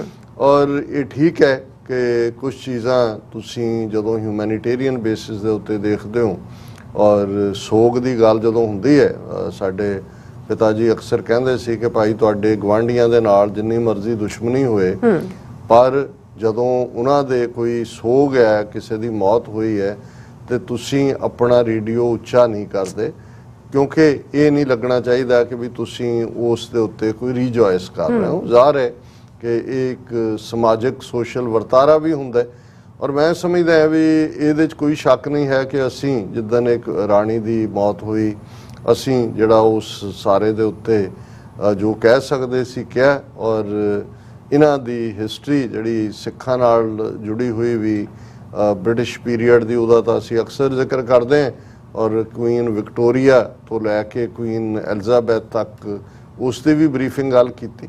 ਹਾਲਾਂ ਉਦੋਂ ਵੀ ਇਹ ਗੱਲ ਬੜੀ ਕਲੀਅਰ ਸੀ ਕਿ ਭਾਈ ਇਸ ਸਿਸਟਮ ਦੇ ਥੱਲੇ ਜਾਂ ਜਦੋਂ ਈਵਨ ਮੈਂ ਇਸ ਨੂੰ ਅਕਸਰ ਕੋਟ ਕਰਦਾ ਨੈਪੋਲੀਅਨ ਬੋਨਾਪਾਰਟ ਨੂੰ ਕਿ ਕੰਟਰੀ ਆਫ ਸ਼ਾਪਕੀਪਰਸ, ਕਿ ਇਹ ਬਾਣੀਆਂ ਦਾ ਮੁਲਕ, ਇਹ ਹਰ ਚੀਜ਼ ਨੂੰ ਹੀ ਟ੍ਰੇਡ ਇਨ ਕਰ ਸਕਦੇ ਨੇ। ਜਦੋਂ ਅਸੀਂ ਬਣੀਆਂ ਕਹਿੰਦੇ ਹਾਂ ਕਿਸੇ ਜ਼ਾਤ ਲਈ ਕੋਈ ਨਫ਼ਰਤ ਸੂਚਕ ਲਫ਼ਜ਼ ਨਹੀਂ ਹੈ, ਇਹ ਇਹੀ ਹੈ ਜਿਹਦੇ ਥੱਲੇ ਜਿਹਦਾ ਇਸ਼ਟ ਜਾਂ ਜਿਹਦਾ ਰੱਬ ਪੈਸਾ ਹੁੰਦਾ, ਉਹ ਪੈਸੇ ਲਈ ਕੁਝ ਵੀ ਕਰ ਸਕਦਾ।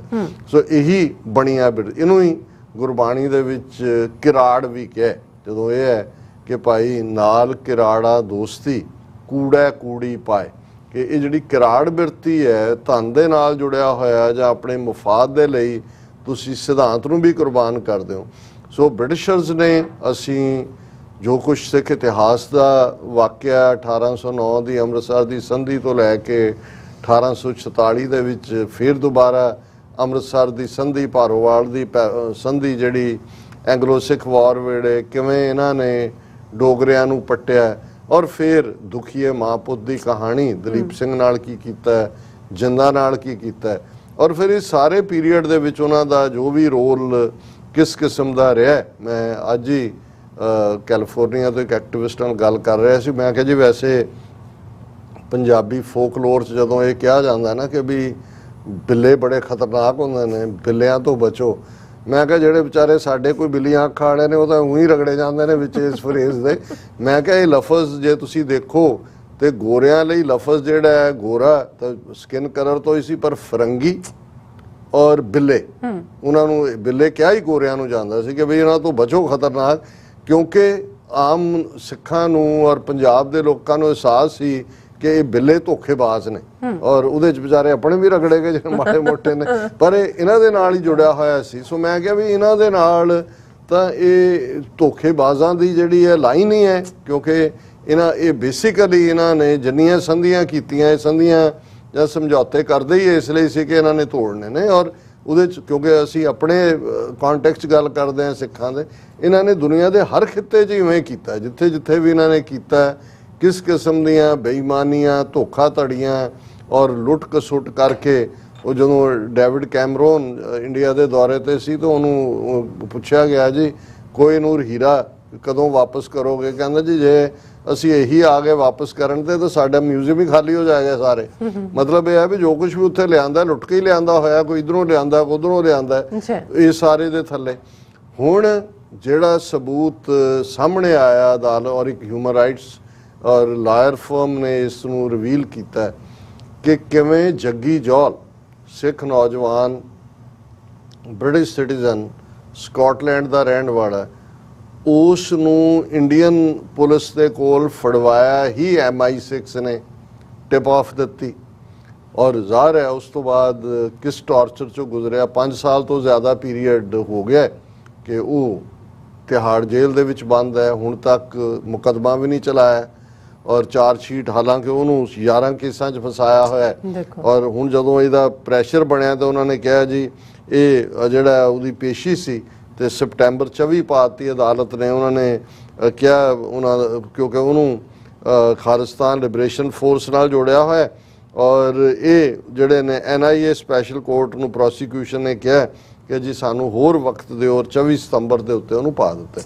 ਪਰ ਇਸ ਪੀਰੀਅਡ 'ਚ ਆਪਣੇ ਵਕੀਲਾਂ ਨੂੰ, ਕਿਉਂਕਿ UK ਦੇ ਵਿੱਚ ਜਿੱਥੇ ਕਿੰਗ ਚਾਰਲਸ ਨਵਾਂ ਰਾਜਾ ਬਣਿਆ, ਉੱਥੇ ਬੋਰਿਸ ਜੌਨਸਨ ਉਹਦੀ ਥਾਂ ਤੇ ਮਿਸ ਟਰਸ ਪ੍ਰਾਈਮ ਮਿਨਿਸਟਰ ਬਣੀ, ਔਰ ਮਿਸ ਟਰਸ ਦੇ ਨਾਂ ਇੱਕ ਚਿੱਠੀ ਜੱਗੀ ਜੌਲ ਨੇ ਆਪਣੇ ਵਕੀਲਾਂ ਰਾਹੀਂ ਦਿੱਤੀ, ਔਰ ਇਹ ਉਹਨਾਂ ਦੀ ਮੇਨ ਖਬਰ ਹੀ ਇਹ ਹੈ British Sikh held in Tihar for Punjab insurgency writes to PM Truss for his release.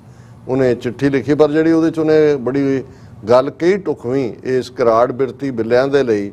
ਉਹਨੇ ਇਹ ਕਿਹਾ ਕਿ ਹੀ recently handed a handwritten note to his lawyers in a Delhi court addressed to Truss, ਜਿਹੜੀ ਨਵੀਂ ਪ੍ਰਾਈਮ ਮਿਨਿਸਟਰ ਹੈ, ਔਰ ਉਹਦੇ 'ਚ ਕੋਟ ਅਨਕੋਟ ਹੈ, I hope you will show more guts than your predecessors when it comes to addressing the issue of UK citizens languishing in Indian jails for years without trial.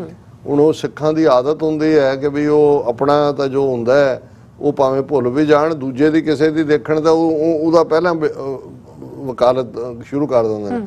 ਹੁਣ Christian Michael ਨਾਂ ਦਾ ਬੰਦਾ ਵੀ ਤਿਹਾੜ ਜੇਲ੍ਹ ਦੇ ਵਿੱਚ ਹੈ, ਔਰ ਉਸ ਨੂੰ ਉਹਨਾਂ ਨੇ ਇੱਕ ਕੇਸ ਜਿਹਦਾ ਕਾਫੀ ਆਗਸਟਾ ਵੈਸਟਲੈਂਡ ਹੈਲੀਕਾਪਟਰ ਸਕੈਮ ਉਸ ਨੂੰ ਕਿਹਾ ਜਾਂਦਾ ਸਕੈਮ ਸੀ ਵੱਡਾ, ਉਹਦੇ ਥੱਲੇ ਤਿਹਾੜ ਜੇਲ੍ਹ 'ਚ। ਹੁਣ ਉਹ ਜਿੱਥੇ ਆਪਣੀ ਆਜ਼ਾਦੀ ਦੀ ਗੱਲ ਕਰ ਰਿਹਾ, ਨਾਲ ਦੀ ਨਾਲ ਉਹਨੇ ਉਹਦਾ ਵੀ ਕ੍ਰਿਸਚੀਅਨ ਮਾਈਕਲ ਦਾ ਵੀ ਜ਼ਿਕਰ ਕੀਤਾ ਔਰ ਉਹਨੇ ਇਹ ਕਿਹਾ ਕਿ ਹੀ ਹੋਪਡ that when Ms. Truss visits India to finalize a trade deal, कोई ना कोई उदी visit due होएगी जिदा मैनू नहीं पता है trade deal, she won't overlook the fact that 2 UK citizens, myself and Christian Michael, are being held in Tihar jail in separate but highly politically motivated cases. ਹੁਣ ਇਹ ਜੱਗੀ ਜੌਲ ਇਹਨੂੰ ਕਲੀਅਰ ਕਰਦਾ ਹੈ ਕਿ ਭਾਈ ਇਹ ਪੋਲੀਟੀਕਲ ਮੋਟੀਵੇਸ਼ਨ ਹੈ ਇੰਡੀਅਨ ਸਿਸਟਮ ਦੀ।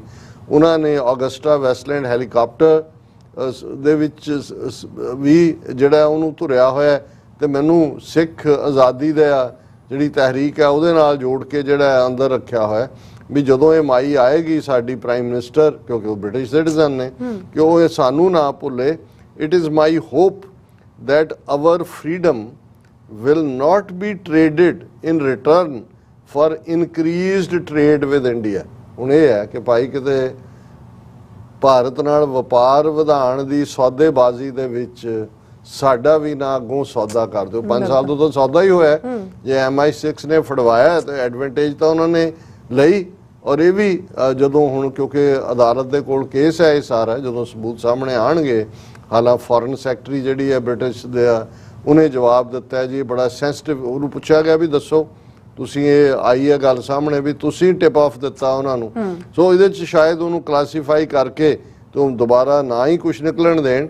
ਔਰ ਇਹ ਜਿਹੜੀ ਹੈ ਲੇਕਿਨ ਇਹਨੇ ਜੱਗੀ ਜੌਲ ਨੇ ਘੱਟੋ ਘੱਟ ਆਪਣੀ ਸਿੱਖੀ ਗੈਰਤ ਦਿਖਾਉਂਦੇ ਆ ਇੱਕ ਲਾਈਨ ਦੇ ਵਿੱਚ ਗੱਲ ਕਹਿ ਦਿੱਤੀ ਕਿ ਭਾਈ ਹੁਣ ਤੁਸੀਂ ਤਾਂ ਹਰ ਚੀਜ਼ ਦਾ ਉਹ ਜਿਵੇਂ ਜਿਹੜੇ ਲੋਕ ਇਸ ਕਿਸਮ ਦੀ ਸੌਦੇਬਾਜ਼ੀ ਕਰਦੇ ਨੇ ਉਹਨਾਂ ਬਾਰੇ ਹੈ ਤਾਂ ਥੋੜ੍ਹਾ ਜਿਹਾ ਵਲਗਰ ਤਾਂ ਨਹੀਂ ਹੈ ਲਫ਼ਜ਼, ਥੋੜ੍ਹਾ ਸਿੱਧਾ ਜਿਹਾ ਹੁੰਦਾ। ਕਿਸੇ ਬਾਰੇ ਕਿਹਾ ਜਾਂਦਾ ਕਿ ਜੀ ਉਹਦਾ ਕੀ, ਉਹ ਕਹਿੰਦੇ ਉਹ ਤਾਂ ਆਪਣੀ ਮਾਂ ਵੀ ਵੇਚ ਸਕਦਾ। ਸੋ ਮਤਲਬ ਬ੍ਰਿਟਿਸ਼ਰਸ ਦਾ ਹੁਣ ਆਹ ਜਿਹੜਾ ਵਰਤਾਰਾ ਹੈ ਜੱਗੀ ਜੌਲ ਨੂੰ ਫੜਾ ਦੇਣਾ ਉਹਨਾਂ ਦੇ ਕੋਲ, ਜਦੋਂ ਕਿ ਉਹ ਵਿਚਾਰਾ ਵਿਆਹ ਕਰਵਾਉਣ ਗਿਆ ਹੈ, ਬ੍ਰਿਟਿਸ਼ ਸਿਟੀਜ਼ਨ ਹੈ, ਔਰ ਇਹ ਜਾਣਦਿਆਂ ਹੋਇਆ ਵੀ ਕਿ ਹਰ ਕੋਈ ਜਿਹੜਾ ਉੱਥੇ ਫੜਿਆ ਜਾਂਦਾ ਉਹ ਟਾਰਚਰ ਕੀਤਾ ਜਾਂਦਾ ਹੈ। ਸੋ ਇਸ ਤੋਂ ਵੱਧ ਕੇ ਔਰ ਇਹਦੇ 'ਚੋਂ ਚੱਕਿਆ ਤੇ ਮਫਾਦ ਹੀ ਹੈ ਵਪਾਰ। ਉਹਨੇ ਕਿਹਾ ਜੀ ਹੁਣ ਤਾਂ ਆਹ 2 ਸਿਟੀਜ਼ਨ ਤੁਹਾਡੇ ਇੱਥੇ ਫਸੇ ਹੋਏ ਨੇ ਹਾਈਲੀ ਪੋਲੀਟੀਕਲੀ ਮੋਟੀਵੇਟਡ ਕੇਸਿਸ ਦੇ ਵਿੱਚ, ਤੇ ਹੁਣ ਅੱਗੋਂ ਸਾਡਾ ਸੌਦਾ ਨਾ ਕਰਿਓ। ਹੁਣ ਇਹ ਦੇਖਾਂਗੇ ਵੀ ਕਿਵੇਂ ਹੈ। ਹਾਲਾਂਕਿ ਸਾਡੇ ਨੋਟਿਸ 'ਚ ਆਇਆ ਕਿ ਅਮਰੀਕਾ 'ਚ ਨਿਊਯਾਰਕ, DC, ਹਿਊਸਟਨ ਬ੍ਰਿਟਿਸ਼ ਕੌਂਸੂਲੇਟਸ ਦੇ ਬਾਹਰ ਆਉਣ ਵਾਲੇ ਦਿਨਾਂ 'ਚ ਪ੍ਰੋਟੈਸਟ ਕੀਤੇ ਜਾ ਰਹੇ ਨੇ ਜੱਗੀ ਜੌਲ ਦੇ ਮੁੱਦੇ ਨੂੰ ਲੈ ਕੇ ਕਿ ਭਾਈ ਇਹ ਜਿਹੜੀ ਤੁਹਾਡੀ ਏਜੰਸੀਆਂ ਨੇ ਕਰਤੂਤ ਕੀਤੀ ਹੈ। ਪਰ ਮੈਂ ਸਮਝਦਾ ਵੀ ਜੱਗੀ ਜੌਲ ਨੇ ਜਿਹੜਾ ਇੱਕ ਠੀਕ ਜਿਹੜਾ ਉਹ ਜੁਮਲਾ ਕਿਹਾ ਇਹਨਾਂ ਬਾਰੇ ਕਿ ਭਾਈ ਤੁਸੀਂ ਤਾਂ ਕੋਈ ਵੀ ਚੀਜ਼ ਜਿਹੜੀ ਹੈ ਉਸ ਨੂੰ ਆਪਣੀ ਮਾਂ ਨੂੰ ਵੀ ਵੇਚ ਸਕਦੇ ਹੋ। ਜੀ ਡਾਕਟਰ ਸਾਹਿਬ ਤੁਹਾਡਾ ਬਹੁਤ ਬਹੁਤ ਸ਼ੁਕਰੀਆ। ਸਤਿਨਾਰਾਇਣ ਬ੍ਰੇਕ ਵਿਊਅਰਸ ਤੁਸੀਂ ਕਿਤੇ ਨਹੀਂ ਜਾਣਾ, ਮਿਲਦੇ ਹਾਂ after this short break.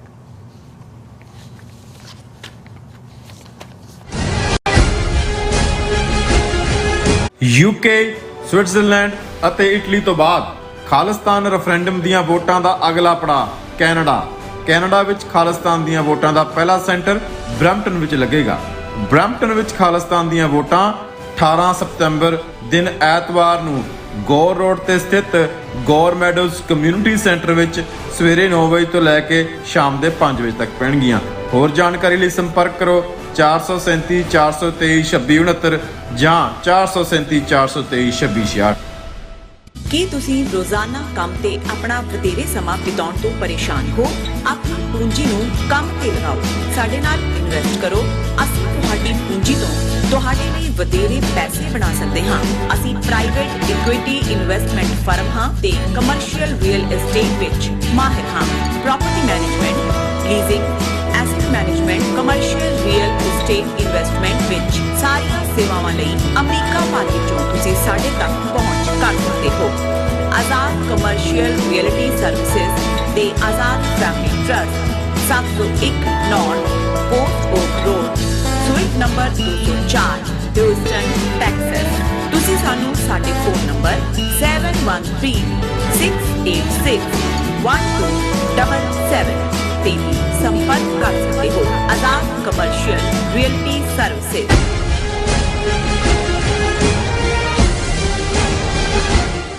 ਦਰਸ਼ਕੋ, break ਤੋਂ ਬਾਅਦ ਆਪਾਂ ਤੁਹਾਨੂੰ ਸਭ ਨੂੰ ਜਿਵੇਂ ਕਹਿੰਦੇ ਆ ਸਵੈਨ ਵਾਲੀ ਸੈਕਸ਼ਨ ਦੇ ਵਿੱਚ ਗੱਲਬਾਤ ਕਰਨ ਜਾ ਰਹੇ ਹਾਂ ਕਿ ਅੱਜ 12 ਸਤੰਬਰ ਦਾ ਦਿਨ ਪਾਕਿਸਤਾਨ ਦੇ ਸਰਹੱਦੀ ਇਲਾਕੇ ਸਾਰਾਗੜੀ ਦੀ ਲੜਾਈ ਦੀ 125ਵੀਂ ਸਾਲਗਿਰਾ ਵੀ ਹੈ। ਸੋ ਸਾਰਾਗੜੀ ਦੇ 21 ਸਿੱਖ ਸ਼ਹੀਦਾਂ ਦੀ ਯਾਦ ਵਿੱਚ ਹੰਗੂ ਵਿਖੇ ਇੱਕ ਗੁਰਦੁਆਰਾ ਸਾਹਿਬ ਸਥਾਪਿਤ ਕੀਤਾ ਗਿਆ ਹੈ। ਇਸ ਬਾਰੇ ਗੱਲਬਾਤ ਕਰਾਂਗੇ ਔਰ ਨਾਲ ਹੀ ਕੁਰਬਾਨੀ ਵਿਚਾਰਾਂ ਇਨਸਾਨ ਤੋਂ ਨਾ ਪਾਈ ਜਾਏਗੀ। ਸੋ ਅਸੀਂ ਚਾਹਾਂਗੇ ਕਿ ਤੁਸੀਂ ਇਸੇ ਤਰ੍ਹਾਂ ਬਣੇ ਰਹਿਣਾ, ਦੇਖਣ ਸੁਣ ਲਈ ਐਂਡ ਲਿਖਣ ਲਈ ਤੁਹਾਡਾ ਸਭ ਦਾ ਬਹੁਤ ਬਹੁਤ ਸ਼ੁਕਰੀਆ ਜੀ। ਡਾਕਟਰ ਸਾਹਿਬ, ਕੀ ਕਹਿਣਾ ਚਾਹੋਗੇ? ਦੇਖੋ, ਕਿਸੇ ਵੇਲੇ ਯੂਨੈਸਕੋ ਵੱਲੋਂ ਦੁਨੀਆ ਦੀ ਹਿਸਟਰੀ ਦੀਆਂ 8 ਜਿਨ੍ਹਾਂ ਨੂੰ ਕਲਾਸਿਕ ਬੈਟਲਸ ਕਿਹਾ ਜਾਂਦਾ ਜਾਂ ਐਪਿਕ ਬੈਟਲਸ, ਉਹਨਾਂ ਦੇ ਵੇਰਵੇ ਛਾਪੇ ਗਏ ਸੀ ਜੀ। ਔਰ ਫਰਾਂਸ ਔਰ ਯੂਰਪ ਦੇ ਸਕੂਲਾਂ 'ਚ ਵੀ ਉਹਨਾਂ ਨੂੰ ਪੜ੍ਹਾਇਆ ਜਾਂਦਾ ਸੀ। ਉਹਨਾਂ 'ਚ ਇੱਕ ਗ੍ਰੀਕ ਸਪਾਰਟਾ ਐਂਡ ਪਰਸ਼ੀਅਨ ਵਾਰ, ਉਹ ਇੱਕ ਬੜੀ ਇਸ ਨੂੰ ਮੰਨਿਆ ਜਾਂਦਾ ਹੈ ਕਿ ਭਾਈ ਕਿਵੇਂ ਗ੍ਰੀਕਸ ਦੀ ਔਰ ਪਰਸ਼ੀਅਨ ਵਾਰ ਹੋਈ। ਫਿਲਮਾਂ ਵੀ ਬਣੀਆਂ ਨੇ ਫਰਮ 300 ਔਰ ਉਹਨਾਂ 8 ਜਿਹੜੀਆਂ ਐਪਿਕ ਬੈਟਲਸ ਮੰਨੀਆਂ ਗਈਆਂ ਉਹਨਾਂ ਦੇ ਵਿੱਚ ਸਾਰਾਗੜੀ ਦੀ ਲੜਾਈ ਵੀ ਸ਼ਾਮਲ ਹੈ। ਔਰ ਜ਼ਾਹਰ ਹੈ ਅੱਜ ਜਦੋਂ ਅਸੀਂ 12 ਸਤੰਬਰ ਨੂੰ ਇਹ ਗੱਲ ਕਰ ਰਹੇ ਹਾਂ, ਅੱਜ ਤੋਂ ਠੀਕ 125 ਸਾਲ ਪਹਿਲਾਂ ਇਹ ਜੰਗ ਜਿਹੜੀ ਕਿ ਅੱਜ ਖੈਬਰ ਪਖਤੂਨਖਵਾ ਸੂਬਾ ਪਾਕਿਸਤਾਨ ਦਾ ਜ਼ਿਲ੍ਹਾ ਹੰਗੂ ਦੇ ਵਿੱਚ ਇਹ ਮੁਕਾਮ ਹੈ ਔਰ ਇਸ ਦੇ ਵੇਰਵੇ ਇਸ ਦੇ ਉੱਤੇ ਇੰਡੀਅਨ ਫਿਲਮਾਂ ਵੀ ਬਣੀਆਂ। ਹਾਲਾਂ ਉਹਨਾਂ ਨੇ ਆਪਣੀ ਕਲਰਿੰਗ ਦਿੱਤੀ ਉਹਨੂੰ ਹਿੰਦੂਤਵਾ ਦੀ, ਲੇਕਿਨ ਇਹਦੇ 'ਚ ਕੋਈ ਸ਼ੱਕ ਨਹੀਂ ਹੈ ਕਿ ਬੇਸ਼ੱਕ ਅਸੀਂ ਜਿਹੜੀਆਂ ਵੀ ਵਾਰਸ ਬ੍ਰਿਟਿਸ਼ ਯੂਨੀਅਨ ਜੈਕ ਦੇ ਥੱਲੇ ਲੜੀਆਂ ਗਈਆਂ ਉਹ ਜਿਹੜੀਆਂ ਨੇ ਕਲੋਨੀਅਲ ਵਾਰਸ ਹੀ ਸੀ, ਲੇਕਿਨ ਜਦੋਂ ਅਸੀਂ ਕੌਮੀ ਐਂਗਲ ਤੋਂ ਦੇਖਦੇ ਹਾਂ, ਬਰੇਵਰੀ ਦੀ ਗੱਲ ਹੁੰਦੀ ਹੈ ਜਾਂ ਜਿਹੜੀ ਸਿੱਖ ਸਪਿਰਿਟ ਹੈ, ਅਤ ਹੀ ਰਣ ਮੈਂ ਤਬ ਜੂਝ ਮਰੋ, ਕਿ ਅਖੀਰਲੇ ਸਾਹ ਤੇ ਅਖੀਰਲੀ ਗੋਲੀ ਤੱਕ ਜੰਗ ਦੇ ਮੈਦਾਨ 'ਚ ਜੂਝਣਾ, ਭੱਜਣਾ ਨਹੀਂ। ਹਾਲਾਂ ਜਿਨ੍ਹਾਂ ਬ੍ਰਿਟਿਸ਼ਰਸ ਨੇ ਧੋਖੇ ਨਾਲ ਸਾਡਾ ਰਾਜ 1849 ਦੇ ਵਿੱਚ ਖੋਇਆ ਸੀ, ਇਹ ਇੱਕ ਬਦਕਿਸਮਤੀ ਹੈ ਕਿ ਕੁਝ ਸਾਲਾਂ ਬਾਅਦ ਹੀ ਆਪਣੇ ਰੋਟੀ ਰੋਜ਼ੀ ਦੀ ਖਾਤਰ ਉਹਨਾਂ ਨੇ ਮਾਰਸ਼ਲ ਰੇਸ ਦਾ ਕਾਨਸੈਪਟ ਲਿਆ ਕੇ ਫਿਰ ਉਸੇ ਹੀ ਖਿੱਤੇ 'ਚੋਂ ਸਿੱਖ ਹੋਣ, ਪੰਜਾਬੀ ਮੁਸਲਮਾਨ ਹੋਣ, ਪਠਾਨ ਹੋਣ, ਮਰਾਠੇ ਹੋਣ ਜਾਂ ਗੋਰਖੇ ਹੋਣ, ਉਹਨਾਂ ਸਾਰਿਆਂ ਨੂੰ ਉਹਨਾਂ ਨੇ ਵਰਤਿਆ। ਔਰ ਇਸ ਕਿਸਮ ਦਾ ਹੀ ਇਹ ਜਿਹੜਾ ਇਹ ਜਦੋਂ ਅਸੀਂ ਸਾਰਾਗੜੀ ਦਾ ਜ਼ਿਕਰ ਕਰਦੇ ਸੋ ਇਹ ਜਿਹੜੇ ਵੱਡੇ ਸਾਰਾਗੜੀ ਵਿਲੇਜ ਕੋਹਾਟ ਡਿਸਟ੍ਰਿਕਟ ਦੇ ਵਿੱਚ ਔਰ ਇਹ ਜਿਹੜਾ ਲੋਕਹਾਰਟ ਫੋਰਟ ਔਰ ਇੱਕ ਹੋਰ ਫੋਰਟ ਦੇ ਵਿਚਾਲੇ ਸਿਗਨਲ ਪੋਸਟ ਸੀ ਸਾਰਾਗੜੀ ਦੀ, ਜਿਸ ਨੂੰ 21 ਜਿਹੜੇ ਸਿੱਖ ਜਵਾਨ ਨੇ ਜਿਨ੍ਹਾਂ 'ਚੋਂ ਬਹੁਤਿਆਂ ਦਾ ਸੰਬੰਧ ਮਾਲਵਾ ਰੀਜਨ ਨਾਲ ਹੀ ਸੀ, ਉਹ ਉਸ ਦੀ ਨੂੰ ਜਿਹੜਾ ਡਿਫੈਂਡ ਕਰ ਰਹੇ ਸੀ। ਔਰ ਇਹ ਸਾਰਾ ਕਬਾਇਲੀ ਇਲਾਕਾ ਹੈ, ਅਫਰੀਦੀ ਕਬੀਲੇ ਦੇ ਲੋਕ ਕਾਫੀ ਵੱਡੀ ਗਿਣਤੀ 'ਚ ਨੇ ਔਰ ਉਹ ਫੀਅਰਸਲੀ ਇੰਡੀਪੈਂਡੈਂਟ ਲੋਕ ਨੇ। ਜ਼ਾਹਰ ਹੈ ਕਿ ਇਹ ਸਾਰਾ ਹੀ ਉਹ ਲੋਕਹਾਰਟ ਹੋਏ ਜਾਂ ਸਾਰਾਗੜੀ ਪੋਸਟ ਹੋਏ ਔਰ ਇੱਕ ਕਿਲਾ ਇਹਦੇ ਨਾਲ ਹੋਰ ਜੁੜਿਆ ਹੋਇਆ ਸੀ, ਜਿਹੜੇ ਇਹ ਦੋਨਾਂ ਪਾਸੇ ਅੱਖ ਰੱਖਦੇ ਸੀ ਇਹ ਸਾਰਾਗੜੀ ਵਾਲੇ। ਇਹ ਸਿੱਖ ਰਾਜ ਦੇ ਵੇਲੇ ਜਦੋਂ ਜਮਰੌਦ ਦੇ ਕਿਲੇ ਤੱਕ ਹਦੂਦ ਪੰਜਾਬ ਦੇ ਰਾਜ ਦੀ ਹੁੰਦੀ ਹੈ ਉਦੋਂ ਬਣਾਏ ਗਏ ਸੀ। ਔਰ ਜ਼ਾਹਰ ਹੈ ਕਿ ਵੀ ਲੋਕਲ ਕਬੀਲਿਆਂ ਦੇ ਲਈ ਤਾਂ ਇਹੀ ਸੀ ਕਿ ਵੀ ਅੰਗਰੇਜ਼ ਆ ਕੇ ਜਿਹੜੇ ਨੇ ਸਾਡੀ ਧਰਤੀ ਦੇ ਉੱਤੇ ਕਬਜ਼ਾ ਕਰਕੇ ਬੈਠੇ ਨੇ। ਸੋ ਇੱਕ ਵੱਡੀ ਗਿਣਤੀ ਦੇ ਵਿੱਚ ਲੋਕਲ ਕਬਾਇਲੀ ਲੋਕ ਜਿਨ੍ਹਾਂ ਦੀ ਗਿਣਤੀ 10,000 ਦੇ ਕਰੀਬ ਦੱਸੀ ਜਾਂਦੀ ਹੈ, ਜਿਹੜਾ ਅਕਾਊਂਟ ਯੂਨੈਸਕੋ ਜਾਂ ਦੂਸਰੇ ਜਿੱਥੇ ਜਿੱਥੇ ਵੀ ਸਾਰਾਗੜੀ ਬੈਟਲ ਅਕਾਊਂਟ ਹੈ, ਉਹਨਾਂ ਨੇ ਆ ਕੇ ਉਸ ਨੂੰ ਘੇਰਿਆ ਔਰ ਉਹ ਜਿਹੜੇ 21 ਦੇ 21 ਸਿੱਖ ਨੇ ਸਵੇਰ ਤੋਂ ਸ਼ਾਮ ਤੱਕ ਚੱਲਦੇ ਆ ਬਹਾਦਰੀ ਦੇ ਨਾਲ ਲੜੇ। ਕੱਲਾ ਜਿਹੜਾ ਉਹ ਉਸਨੇ ਆਪਣਾ ਜਿਹੜਾ ਉਹ ਜੋ ਉਹਦੀ ਓਥ ਸੀ ਕਿ ਭਾਈ ਜੰਗ ਦੇ ਵਿੱਚ ਜੂਝਣਾ ਉਹ ਉਹਨੇ ਨਿਭਾਈ ਔਰ ਅਖੀਰ ਜ਼ਾਹਰ ਹੈ ਕਿ ਵੀ ਉਹ ਸਾਰੇ ਹੀ ਮਾਰੇ ਗਏ। ਔਰ ਬਾਅਦ 'ਚ ਅੰਗਰੇਜ਼ ਇਨਫੋਰਸਮੈਂਟ ਜਾਂ ਦੂਜੀ ਆਈ ਬਾਕੀ ਕਿਲਿਆਂ ਤੋਂ ਔਰ ਲੇਕਿਨ ਜਿਹੜੀ ਉਹਨਾਂ ਦੀ ਸਪਿਰਿਟ ਸੀ, ਬਹਾਦਰੀ ਸੀ, ਉਸ ਦੀ ਸ਼ਲਾਘਾ ਹੋਈ।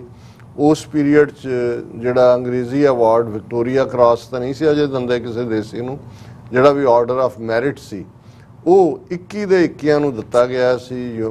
UK the house of Commons, house of Lords ਖਲੋ ਕੇ ਸੈਕੰਡ ਓਵੇਸ਼ਨ ਦਿੱਤੀ ਗਈ ਸੀ। ਔਰ ਇਹਨਾਂ ਸਾਰਾਗੜੀ 'ਚ ਮਾਰੇ ਗਏ ਜਿਹੜੇ 21 ਸਿੱਖਾਂ ਦੀ ਯਾਦ 'ਚ 2-3 ਯਾਦਗਾਰਾਂ ਬਣਾਈਆਂ ਗਈਆਂ। ਉਹਨਾਂ 'ਚ ਫਿਰੋਜ਼ਪੁਰ ਦੇ ਵਿੱਚ ਵੀ ਇੱਕ ਗੁਰਦੁਆਰਾ ਸਾਹਿਬ ਹੈ ਜਿਹੜਾ ਫੌਜ ਵੱਲੋਂ ਹੀ ਬਣਾਇਆ ਗਿਆ ਸੀ ਉਹਨਾਂ ਦੇ ਸ਼ਹੀਦਾਂ ਦੀ ਯਾਦ 'ਚ। ਔਰ ਇਸੇ ਤਰ੍ਹਾਂ ਅੰਮ੍ਰਿਤਸਰ ਫੁਹਾਰਾ ਚੌਂਕ ਜਿਹਨੂੰ ਕਹਿੰਦੇ ਸੀ, ਜਿੱਥੇ ਕਦੇ ਮਲਕਾ ਚੌਂਕ ਕਹਿੰਦੇ ਹੁੰਦੇ ਸੀ ਕਿਉਂਕਿ ਮਲਕਾ ਵਿਕਟੋਰੀਆ ਦਾ ਉੱਥੇ ਬੁੱਤ ਲੱਗਾ ਹੁੰਦਾ ਸੀ। ਫਿਰ ਉਹਨਾਂ ਨੇ ਬੁੱਤ ਹਟਾਇਆ ਜਦੋਂ 47 ਤੋਂ ਬਾਅਦ, ਫਿਰ ਫੁਹਾਰਾ ਲਾਤਾ, ਫੁਹਾਰਾ ਚੌਂਕ ਕਹਿਣ ਲੱਗ ਗਏ। ਉਹਦੇ ਹੀ ਨੁੱਕਰ ਦੇ ਉੱਤੇ ਸਾਰਾਗੜੀ ਗੁਰਦੁਆਰਾ ਬਣਿਆ, ਹੁਣ ਸਾਰਾਗੜੀ ਚੌਂਕ ਕਹਿੰਦੇ ਨੇ। ਬਹੁਤ ਖੂਬਸੂਰਤ ਗੁਰਦੁਆਰਾ ਹੈ ਜਦੋਂ ਵੀ ਤੁਸੀਂ ਦਰਬਾਰ ਸਾਹਿਬ ਨੂੰ ਜਾਣਾ, ਜਲ੍ਹਿਆਂਵਾਲੇ ਬਾਗ ਤੋਂ ਵੀ ਪਹਿਲਾਂ ਤੁਸੀਂ ਉਸ ਚੌਂਕ ਤੋਂ ਨਿਕਲ ਕੇ ਜਾਂਦੇ ਹੋ। ਹੁਣ ਇਹ ਇਹਦਾ ਇਤਿਹਾਸ ਹੈ, ਲੇਕਿਨ ਉਸ ਦੇ ਜਿਹੜਾ ਸਾਰਾਗੜੀ ਦਾ ਉੱਪਰ ਚੜ੍ਹ ਕੇ ਪਹਾੜੀ ਇਲਾਕਾ ਹੈ ਔਰ ਥੱਲੇ ਹੰਗੂ ਜਿਹੜਾ ਜ਼ਿਲ੍ਹਾ ਵੀ ਹੈ, ਹੈੱਡਕੁਆਟਰ ਵੀ ਹੈ, ਉੱਥੇ 10 ਦੇ ਕਰੀਬ ਸਿੱਖ ਪਰਿਵਾਰ ਜਿਹੜੇ ਉਸ ਤੋਂ ਵੀ ਪਹਿਲਾਂ ਤੋਂ ਵਸਦੇ ਸੀ ਜਾਂ ਜਿਹੜੇ ਫੌਜੀ ਨੇ ਉਸ ਪੀਰੀਅਡ ਦੇ ਵਿੱਚ ਉੱਥੇ ਸੈਟਲ ਹੋਏ। ਸੋ ਔਰ ਕੁਛ ਉਹਦੇ 'ਚ ਈਸਾਈ ਪਰਿਵਾਰ ਵੀ ਨੇ, ਹਿੰਦੂ ਪਰਿਵਾਰ, ਲੋਕਲ ਮੁਸਲਿਮ ਪੋਪੂਲੇਸ਼ਨ ਵੀ। ਸੋ ਉਹ ਇਹ ਸਾਰੇ ਸਮਝਦੇ ਸੀ ਕਿ ਭਾਈ ਜਿੱਥੇ ਸਾਨੂੰ ਅਸੀਂ ਆਪਸ 'ਚ ਭਾਈਚਾਰੇ ਦੇ ਨਾਲ ਰਹੀਏ, ਉਹਨਾਂ ਨੂੰ ਲੋਕਲ ਗੁਰਦੁਆਰਾ ਸਾਹਿਬ ਦੀ ਲੋੜ ਵੀ ਸੀ ਔਰ ਗੁਰਦੁਆਰਾ ਸਾਹਿਬ ਬਣਾਉਣ ਦੇ ਲਈ ਉਹਨਾਂ ਨੇ ਫਿਰ ਐਫਰਟ ਵੀ ਕੀਤਾ। ਬਾਹਰਲੀਆਂ ਸੰਗਤਾਂ ਨੇ ਮਦਦ ਕੀਤੀ। ਸਨੀ ਸਿੰਘ ਜਿਹੜੇ ਉਸ ਗੁਰਦੁਆਰੇ ਦੇ ਨੌਜਵਾਨ ਹੈ ਔਰ ਮੇਰੇ ਨਾਲ ਫੋਨ ਤੇ ਉਹਨਾਂ ਦੀ ਗੱਲਬਾਤ ਵੀ ਹੋਈ ਜਦੋਂ ਗੁਰਦੁਆਰਾ ਸਾਹਿਬ ਦੀ ਉਸਾਰੀ ਹੋ ਰਹੀ ਸੀ, ਔਰ ਉਹਨਾਂ ਨੇ ਇਹ ਬੜੀ ਸ਼ਰਧਾ ਪਿਆਰ ਦੇ ਨਾਲ ਗੁਰਦੁਆਰਾ ਸਾਹਿਬ ਦੀ ਨੂੰ ਮੁਕੰਮਲ ਵੀ ਕੀਤਾ। ਔਰ 2-3 ਦਿਨ ਪਹਿਲਾਂ ਜਿਹੜਾ ਹੈ ਉਹ ਅਖੰਡ ਪਾਠ ਸਾਹਿਬ ਦਾ ਭੋਗ ਪਿਆ। 5 ਪਿਆਰਿਆਂ ਦੀ ਜਿਹੜੀ ਹੈ ਛਤਰ ਛਾਇਆ ਥੱਲੇ ਗੁਰੂ ਗ੍ਰੰਥ ਸਾਹਿਬ ਸਥਾਪਿਤ ਕੀਤੇ ਗਏ। ਦਰਸ਼ਕ ਪਿਕਚਰ ਵੀ ਦੇਖ ਸਕਦੇ ਨੇ। ਅੱਜ ਦੇ ਈਵਨ ਅਜੀਤ ਜਲੰਧਰ ਦੇ ਵਿੱਚ ਵੀ ਮੁੱਖ ਖਬਰ ਹੈ ਕਿ ਪਾਕਿਸਤਾਨ ਦੇ ਹੰਗੂ 'ਚ ਸਾਰਾਗੜੀ ਦੇ ਸ਼ਹੀਦਾਂ ਦੀ ਯਾਦ 'ਚ ਗੁਰਦੁਆਰਾ ਸਥਾਪਿਤ ਔਰ ਉੱਥੇ ਸਥਾਨਕ ਹਿੰਦੂ, ਸਿੱਖ, ਈਸਾਈ, ਮੁਸਲਮਾਨ ਭਾਈਚਾਰੇ ਵੱਲੋਂ ਜਿਹੜਾ ਇਸ ਦਿਨ ਨੂੰ ਯਾਦ ਕੀਤਾ ਗਿਆ ਔਰ ਧਾਰਮਿਕ ਸਮਾਗਮ। ਔਰ ਉਹਨਾਂ ਨੇ ਫੋਨ ਦੇ ਉੱਤੇ ਦੱਸਿਆ ਕਿ ਪਹਿਲੀ ਵਾਰ ਹੰਗੂ 'ਚ ਸ਼ਹੀਦਾਂ ਦੀ ਯਾਦ 'ਚ ਗੁਰਦੁਆਰਾ ਸਥਾਪਿਤ ਕਰਕੇ ਕਿਲ੍ਹਾ ਸਾਰਾਗੜੀ ਦੇ ਸ਼ਹੀਦਾਂ ਦੀ ਯਾਦ 'ਚ ਅਖੰਡ ਪਾਠ ਦੀ ਆਰੰਭਤਾ ਕੀਤੀ ਗਈ ਹੈ ਔਰ ਉਹਦੇ 'ਚ ਖਾਸ ਤੌਰ 'ਤੇ ਸਰ ਹਰਪ੍ਰੀਤ ਸਿੰਘ ਸੰਧੂ ਜਿਹੜੇ ਨੇ ਅਮਰੀਕਾ ਤੋਂ, ਉਹ ਵੀ ਉੱਥੇ ਪਹੁੰਚੇ ਹੋਏ ਨੇ ਔਰ ਇਹ ਜਿਹੜਾ ਇਲਾਕੇ ਦੇ ਲੋਕਾਂ ਨੇ ਜਿਵੇਂ ਇੱਕ ਦੂਜੇ ਦੇ ਨਾਲ ਪਿਆਰ ਦਾ ਇਜ਼ਹਾਰ ਕੀਤਾ। ਹਾਲਾਂਕਿ ਥੋੜੀ ਬਹੁਤ ਸ਼ੁਰੂ ਦੇ ਵਿੱਚ ਬਿਟਰਨੈਸ ਵੀ ਸੀ ਕਿਉਂਕਿ ਕਈ ਵਾਰ ਇਹ ਵੀ ਲੱਗਦਾ ਹੁੰਦਾ ਹੈ ਕਿ ਜਿਹੜਾ ਇੱਕ ਦਾ ਸ਼ਹੀਦ ਹੁੰਦਾ ਹੈ ਉਹ ਦੂਸਰੇ ਦੇ ਲਈ ਜਿਹੜਾ ਉਹ ਹਮਲਾਵਰ ਹੁੰਦਾ। ਔਰ ਜਿਵੇਂ ਅਸੀਂ ਬਿਗਨਿੰਗ ਦੇ ਵਿੱਚ ਹੀ ਕਿਹਾ ਕਿ ਭਾਈ ਇਹ ਜਿਹੜਾ ਉਸ ਪੀਰੀਅਡ ਦੇ ਵਿੱਚ ਬ੍ਰਿਟਿਸ਼ਰਸ ਨੇ ਬੜੀ ਚਲਾਕੀ ਦੇ ਨਾਲ ਜਿਹੜਾ ਉਹ ਕਿਵੇਂ ਲੋਕਲ ਲੋਕਾਂ ਨੂੰ ਹੀ ਵਰਤਿਆ, ਉਹਨਾਂ ਨੂੰ ਹੀ ਫੌਜ ਦੇ ਵਿੱਚ ਯੂਨੀਅਨ ਜੈਕ ਦੇ ਲਈ। ਲੇਕਿਨ ਜਿਹੜੀ ਦਾਸਤਾਨ ਬਹਾਦਰੀ ਦੀ ਹੁੰਦੀ ਹੈ, ਬਹਾਦਰੀ ਤਾਂ ਕੋਈ ਵੀ ਕਰੇ, ਕਿਤੇ ਵੀ ਕਰੇ। ਔਰ ਇਹਦੇ 'ਚ ਅਸੀਂ ਸਮਝਦੇ ਹਾਂ ਕਿ ਹੰਗੂ ਦੀਆਂ ਸਿੱਖ ਸੰਗਤਾਂ ਨੂੰ ਵੀ, ਉੱਥੋਂ ਦੇ ਮੁਸਲਮਾਨ ਭਾਈਚਾਰੇ ਨੂੰ ਵੀ, ਦੂਜਿਆਂ ਨੇ ਜਿਨ੍ਹਾਂ ਨੇ ਇਹ ਸਾਂਝੀ ਵਾਲਤਾ ਦਾ, ਔਰ ਕਿਉਂਕਿ ਇਹ ਰੈਸਟ੍ਰਿਕਟਡ ਏਰੀਆ ਹੈ, ਇੱਥੇ ਬਾਹਰਲਾ ਕੋਈ ਪਰਮਿਸ਼ਨ ਨਾਲ ਹੀ ਜਾ ਸਕਦਾ ਔਰ ਅਸੀਂ ਪਾਕਿਸਤਾਨੀ ਐਡਮਿਨਿਸਟ੍ਰੇਸ਼ਨ ਔਰ ਦੂਸਰੇ, ਕਿਉਂਕਿ ਇਸੇ ਮੁਕਾਮ ਦੇ ਉੱਤੇ ਕੁਛ ਅਰਸਾ ਪਹਿਲਾਂ ਜਿਹੜੀ ਹੈ ਬ੍ਰਿਟਿਸ਼ ਇੱਕ ਡੈਲੀਗੇਸ਼ਨ ਵੀ ਆਇਆ ਸੀ, ਉਹਦੇ 'ਚ ਸਿੱਖ ਫੌਜੀ ਜਿਹੜੇ ਬਰਤਾਨੀਆ ਦੀ ਫੌਜ 'ਚ ਨੇ, ਉਹ ਆਪਣੀ ਕਮਾਂਡਰ ਦੇ ਨਾਲ, ਸ਼ਾਇਦ ਕਰਨਲ ਰੈਂਕ ਦੀ BBC ਜਾਂ ਬ੍ਰਿਗੇਡੀਅਰ ਗੋਰੀ, ਉਹਦੇ ਨਾਲ ਆਏ ਸੀ। ਸੋ ਉਦੋਂ ਵੀ ਉਹਨਾਂ ਦੇ ਇੰਟਰਵਿਊ ਵਗੈਰਾ ਸਾਰੇ ਪਾਸੇ ਹੋਏ, ਅਸੀਂ ਵੀ ਉਸ ਦਾ ਜ਼ਿਕਰ ਕੀਤਾ ਸੀ ਔਰ ਅਸੀਂ ਮੁਬਾਰਕਬਾਦ ਦਿੰਦੇ ਹਾਂ ਵੀਰ ਸਨੀ ਸਿੰਘ ਨੂੰ, ਉਹਨਾਂ ਦੀ ਸਾਰੀ ਟੀਮ ਨੂੰ, ਲੋਕਲ ਕਿ ਜਿਨ੍ਹਾਂ ਨੇ ਐਫਰਟ ਕਰਕੇ ਆਪਣੇ ਧਾਰਮਿਕ ਜਿਹੜੀ ਜ਼ਰੂਰਤ ਹੁੰਦੀ ਹੈ, ਜਿੱਥੇ ਮੁਸਲਮਾਨ ਹੈ ਉਹਦੇ ਲਈ ਮਸਜਿਦ ਇੱਕ ਜ਼ਰੂਰਤ ਹੈ ਕਿਉਂਕਿ 5 ਵੇਲੇ ਦੀ ਨਮਾਜ਼ ਅਦਾ ਕਰਨੀ ਹੈ, ਜੇ ਨਾ ਵੀ ਹੋਏ ਘੱਟੋ ਘੱਟ ਜੁਮੇ ਦੀ ਨਮਾਜ਼ ਵੇਲੇ। ਇਸ ਲਈ ਮੁਸਲਮਾਨ ਵੀ ਜਿੱਥੇ ਜਾਂਦਾ ਹੈ ਭਾਵੇਂ ਥੋੜੇ ਪਰਵਾਹ ਮਸਜਿਦ ਬਣਾਓ। ਸਿੱਖਾਂ ਦੇ ਲਈ ਵੀ ਗੁਰਦੁਆਰਾ, ਸਾਡੀ ਜ਼ਿੰਦਗੀ ਗੁਰਦੁਆਰੇ ਦੇ ਦੁਆਲੇ ਹੀ ਸਿੱਖ ਦੀ ਜ਼ਿੰਦਗੀ ਘੁੰਮਦੀ ਹੈ।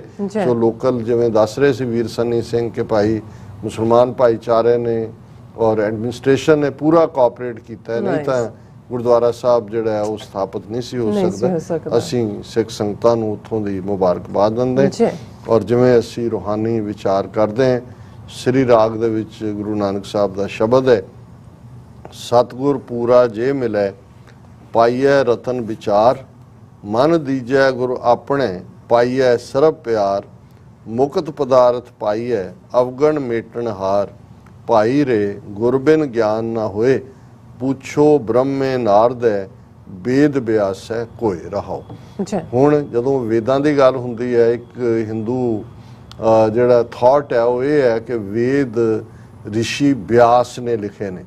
ਸੋ ਇਸ ਲਈ ਜਿਹੜਾ ਉਹਨਾਂ ਦਾ ਨਾਂ ਵੀ ਵੇਦ ਬਿਆਸ ਕਰਕੇ ਐਡਰੈਸ ਕੀਤਾ ਜਾਂਦਾ ਕਿ ਉਹਨਾਂ ਨੇ ਵੇਦ ਲਿਖੇ। ਹਾਲਾਂਕਿ ਵੇਦ ਮੈਨੂੰ ਇਹ ਲੱਗਦਾ ਹੈ ਕਿ ਬਿਆਸ ਵੀ ਇੱਕ ਲਿਖਾਰੀ ਹੋਣਗੇ, ਲੰਬਾ ਵਕਤ ਲੱਗਿਆ over A period of time, ਨਵੇਂ ਜਿਹੜੇ ਸ਼ਲੋਕ ਔਰ ਦੂਜੇ ਉਹਨਾਂ ਦੇ ਰਿਸ਼ੀਆਂ ਵੱਲੋਂ ਲਿਖੇ ਗਏ।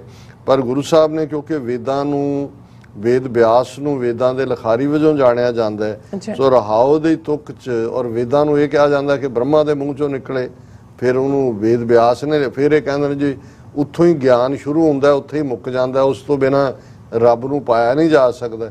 ਪਰ ਗੁਰੂ ਸਾਹਿਬ ਇਸ ਥਾਟ ਨੂੰ ਚੈਲੰਜ ਕਰਦੇ ਨੇ, ਭਾਈ ਰੇ ਗੁਰ ਬਿਨ ਗਿਆਨ ਨਾ ਹੋਏ। ਇਹ ਮੇਰੇ ਭਰਾ, ਗੁਰੂ ਤੋਂ ਬਿਨਾਂ ਜਿਹੜਾ ਜਿਸ ਨੂੰ ਸੂਫੀ ਮਤ 'ਚ ਮੁਰਸ਼ਦ ਕਿਹਾ ਗਿਆ ਕਿ ਗੁਰੂ ਤੋਂ ਬਿਨਾਂ ਗਿਆਨ ਨਹੀਂ ਹੁੰਦਾ।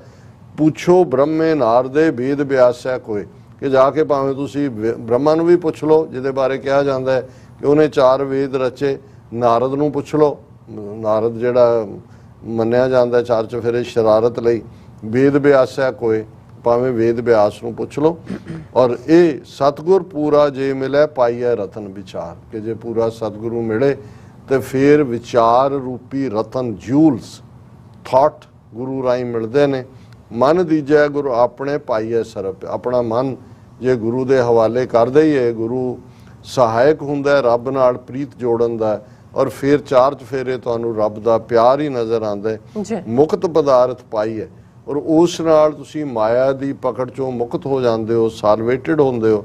ਅਵਗੁਣ ਮੇਟਣ ਹਾਰ, ਫਿਰ ਆਵਾ ਗਾਉਣ ਦਾ ਚੱਕਰ ਜਿਹੜਾ ਹੈ ਉਹ ਆਪਣੇ ਆਪ ਖਤਮ ਹੋ ਜਾਂਦਾ ਹੈ। ਗਿਆਨ ਧਿਆਨ ਤੁਨ ਜਾਣੀਐ ਅਕਥ ਕਹਾਵੈ ਸੋਏ, ਸਫਲਿਓ ਬਿਰਖ ਹਰਿਆਵਲਾ ਛਾਮ ਕਨੇਰੀ ਹੋਏ, ਲਾਲ ਜਵੇਹਰ ਮਾਣਕੀ ਗੁਰ ਭੰਡਾਰੈ ਸੋਏ। ਕਿ ਗੁਰੂ ਗਿਆਨ ਤੇ ਧਿਆਨ ਦਾ ਖਜ਼ਾਨਾ ਉਹੀ ਦੱਸਦਾ ਹੈ, ਉਸ ਰਾਹੀਂ ਸਾਨੂੰ ਸਮਝ ਪੈਂਦੀ ਕਿ ਵਾਹਿਗੁਰੂ ਅਕਥ ਹੈ, ਔਰ ਇਹ ਸਫਲਿਓ ਬਿਰਖ ਹਰਿਆਵਲਾ ਛਾਮ ਕਨੇਰੀ ਹੋਏ। ਜਦੋਂ ਤੁਸੀਂ ਉਸ ਵਾਹਿਗੁਰੂ ਦੇ ਨਾਲ ਜੁੜ ਜਾਂਦੇ ਹੋ ਤੇ ਇਵੇਂ ਹੀ ਹੈ ਕਿ ਤੁਸੀਂ ਇੱਕ ਹਰਿਆਵਲੇ ਬਿਰਖ ਦੀ ਛਾਂ 'ਚ ਬੈਠੇ ਹੋ, ਔਰ ਉਹ ਛਾਂ ਤੁਹਾਨੂੰ ਠੰਡ ਦੇਣ ਵਾਲੀ ਹੈ। ਔਰ ਉਹੀ ਰੱਬ ਦੀ ਯਾਦ ਫਿਰ ਲਾਲ ਵੀ ਹੈ, ਜਵਾਹਰ ਵੀ ਹੈ, ਮਾਣਕ ਵੀ ਹੈ, ਜੋ ਰੂਬੀਜ਼, ਜੂਲਸ, ਐਮਰਲਡਸ, ਜਿਹੜੇ ਕਰੋੜਾਂ ਅਰਬਾਂ ਰੁਪਈਏ ਜਿਨ੍ਹਾਂ ਦੀ ਕੀਮਤ ਲੋਕ ਪਾਉਂਦੇ ਨੇ, ਵਾਹਿਗੁਰੂ ਦਾ ਨਾਂ ਹੀ ਹੈ। ਗੁਰੂ ਭੰਡਾਰੇ ਸੋਏ, ਗੁਰੂ ਦੇ ਕੋਲ ਇਹਨਾਂ ਲਾਲ ਜਵਾਹਰ ਮਾਣਕਾਂ ਦਾ ਭੰਡਾਰ ਹੈ। ਤੇ ਉਹ ਲਾਲ ਜਵਾਹਰ ਮਾਣਕ ਜਿਹੜਾ ਉਹ ਵਾਹਿਗੁਰੂ ਦਾ ਨਾਮ ਹੈ, ਜਿਹਦੇ ਸਾਹਮਣੇ ਬਾਕੀ ਸਭ ਕੁਝ ਤੁੱਛ ਹੈ। ਗੁਰ ਭੰਡਾਰੇ ਪਾਈਐ ਨਿਰਮਲ ਨਾਮ ਪਿਆਰ, ਸਾਚੋ ਵਖਰ ਸੰਚੀਐ ਪੂਰੇ ਕਰਮ ਅਪਾਰ, ਸੁਖ ਦਾਤਾ ਦੁੱਖ ਮੇਟਣੋ ਸਤਿਗੁਰ ਅਸੁਰ ਸੰਘਾਰ। ਕਿ ਗੁਰੂ ਦੇ ਮਿਲਣ ਦੇ ਨਾਲ ਉਹ ਭੰਡਾਰਾ ਮਿਲਦਾ ਹੈ ਨਿਰਮਲ ਨਾਮ ਦਾ, ਉਸ ਦੇ ਪਿਆਰ ਦਾ। ਇਹ ਸੱਚੀ ਵਖਰ ਹੈ ਔਰ ਇਹੀ ਸੱਚਾ ਵਣਜ ਹੈ। ਸੱਚ ਸਾਚੋ ਵਖਰ ਸੰਚੀਐ ਪੂਰੇ ਕਰਮ ਅਪਾਰ, ਔਰ ਉਸ ਵਾਹਿਗੁਰੂ ਨੂੰ ਸੁਖ ਦਾਤਾ ਦੁੱਖ ਮੇਟਣੋ, ਉਹ ਵਾਹਿਗੁਰੂ ਸੁਖ ਦੇਣ ਵਾਲਾ ਹੈ, ਦੁੱਖ ਦੂਰ ਕਰਨ ਵਾਲਾ ਹੈ। ਸਤਿਗੁਰ ਅਸਰ ਸੰਘਾਰ, ਅਸੁਰ ਹੁੰਦੇ ਨੇ ਢੀਮਨ, ਸ਼ੈਤਾਨ। ਕਿ ਗੁਰੂ ਦੀ ਕਿਰਪਾ ਨਾਲ ਤੁਸੀਂ ਰੱਬ ਦੇ ਨਾਮ ਨਾਲ ਜੁੜਦੇ ਹੋ ਤੇ ਅਸੁਰਾਂ ਦਾ ਸੰਘਾਰ ਕਰਨ ਹੁੰਦਾ, ਮਾਰ ਦੇਣਾ। ਕਿ ਮਨ ਵਿੱਚ ਜਿਹੜੀਆਂ ਸ਼ੈਤਾਨੀ ਬਿਰਤੀਆਂ ਨੇ ਉਹ ਆਪਣੇ ਆਪ ਖਤਮ ਹੋ ਜਾਂਦੀਆਂ ਨੇ। ਭਵਜਲ ਬਿਖਮ ਡਰਾਵਣੋ ਨਾ ਕੰਦੀ ਨਾ ਪਾਰ, ਨਾ ਬੇੜੀ ਨਾ ਤੁਲਹੜਾ ਨਾ ਤਿਸ ਵੰਜ ਮਲਾਰ, ਸਤਿਗੁਰ ਭੈ ਕਾ ਬੋਹਿਥਾ ਨਦਰੀ ਪਾਰ ਉਤਾਰ।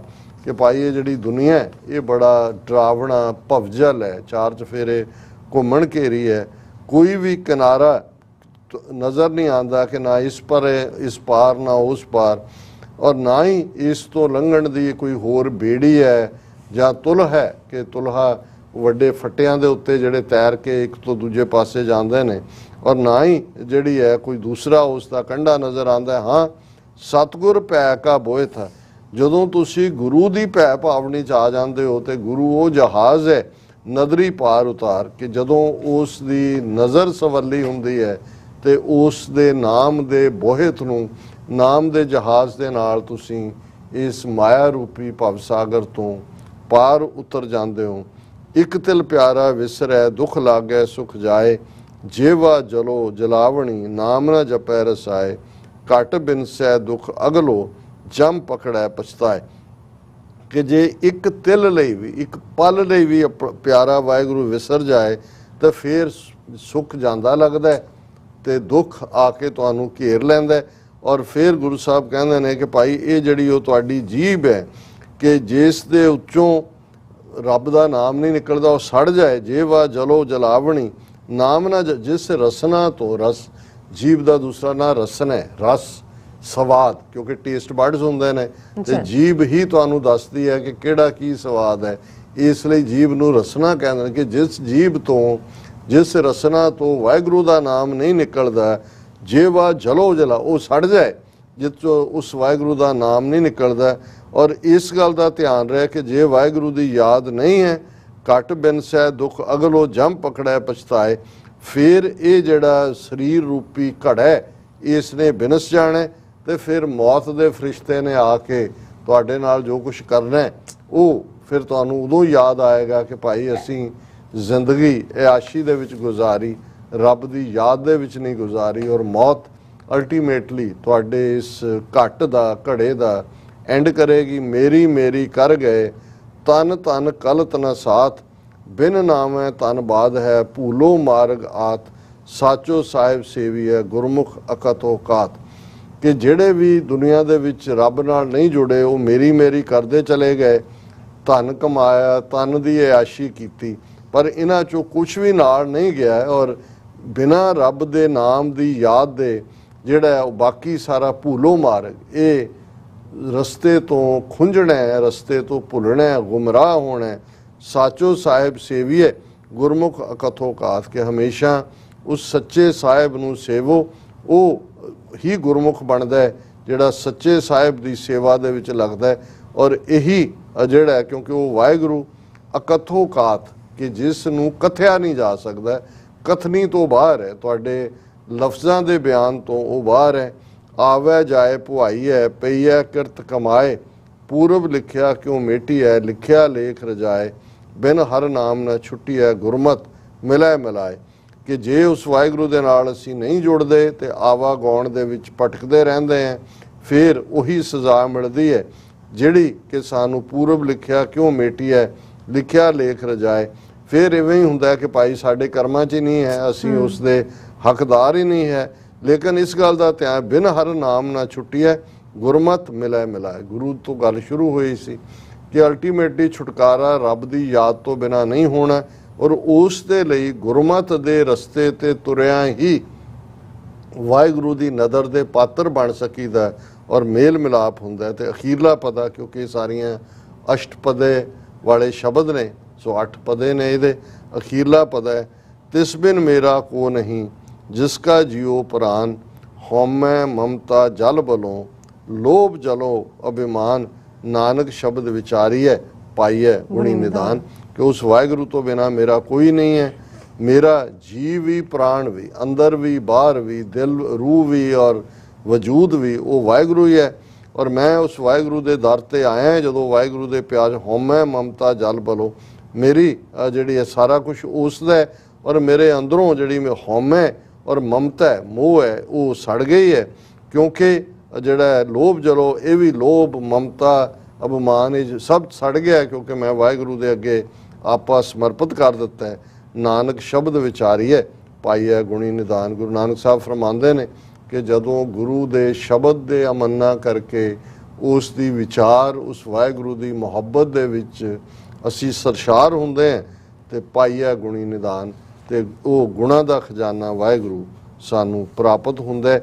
ਔਰ ਹਉਮੈ, ਹੰਕਾਰ, ਮਮਤਾ, ਇਹ ਸਾਰਾ ਜਿਹੜਾ ਅੰਦਰੋਂ ਸੜ ਕੇ ਸਵਾਹ ਹੋ ਜਾਂਦੇ ਨੇ। ਜੀ ਡਾਕਟਰ ਸਾਹਿਬ, ਤੁਹਾਡਾ ਬਹੁਤ ਬਹੁਤ ਸ਼ੁਕਰੀਆ। ਤੁਸੀਂ ਅੱਜ ਦਾ ਐਮੀ ਸ਼ੂ ਤੇ ਅੱਜ ਦਾ ਵਿਚਾਰ ਸਾਡੇ ਦਰਸ਼ਕਾਂ ਨਾਲ ਸਾਂਝਾ ਕੀਤਾ। ਸੋ ਇਸ ਨਾਲ ਆਪਣੇ ਵਿਊਅਰਸ ਕੋਲ ਨੇ ਇਜਾਜ਼ਤ। ਵਿਊਅਰਸ, ਸਾਡੇ ਪ੍ਰੋਗਰਾਮ ਦਾ ਸਮਾਂ ਇੱਥੇ ਸਮਾਪਤ ਹੁੰਦਾ। ਤੁਸੀਂ ਆਪਣੀ ਰਾਏ ਤੇ ਸੁਝਾਅ ਸਾਨੂੰ ਭੇਜਣਾ ਭੁੱਲਣਾ ਸਾਡੇ ਇਸ ਪਤੇ ਤੇ sos@tv84.tv ਤੇ ਅਸੀਂ ਆਪਣਾ ਪ੍ਰੋਗਰਾਮ ਲੈ ਕੇ ਫਿਰ ਦੁਬਾਰਾ ਤੁਹਾਡੇ ਰੂਬਰੂ ਹੋਵਾਂਗੇ। ਤਦ ਤੱਕ ਲਈ ਮੈਨੂੰ ਤੇ ਆਪਣਾ ਸੁਣਾ ਗਿਆ ਤੋਂ ਦੇਖਦੇ ਰਹੋ TV84। ਬੁਲਾ ਦਿਓ ਫਤਿਹ। ਵਾਹਿਗੁਰੂ ਜੀ ਕਾ ਖਾਲਸਾ, ਵਾਹਿਗੁਰੂ ਜੀ ਕੀ ਫਤਿਹ। ਰੱਬ ਰਾਖਾ।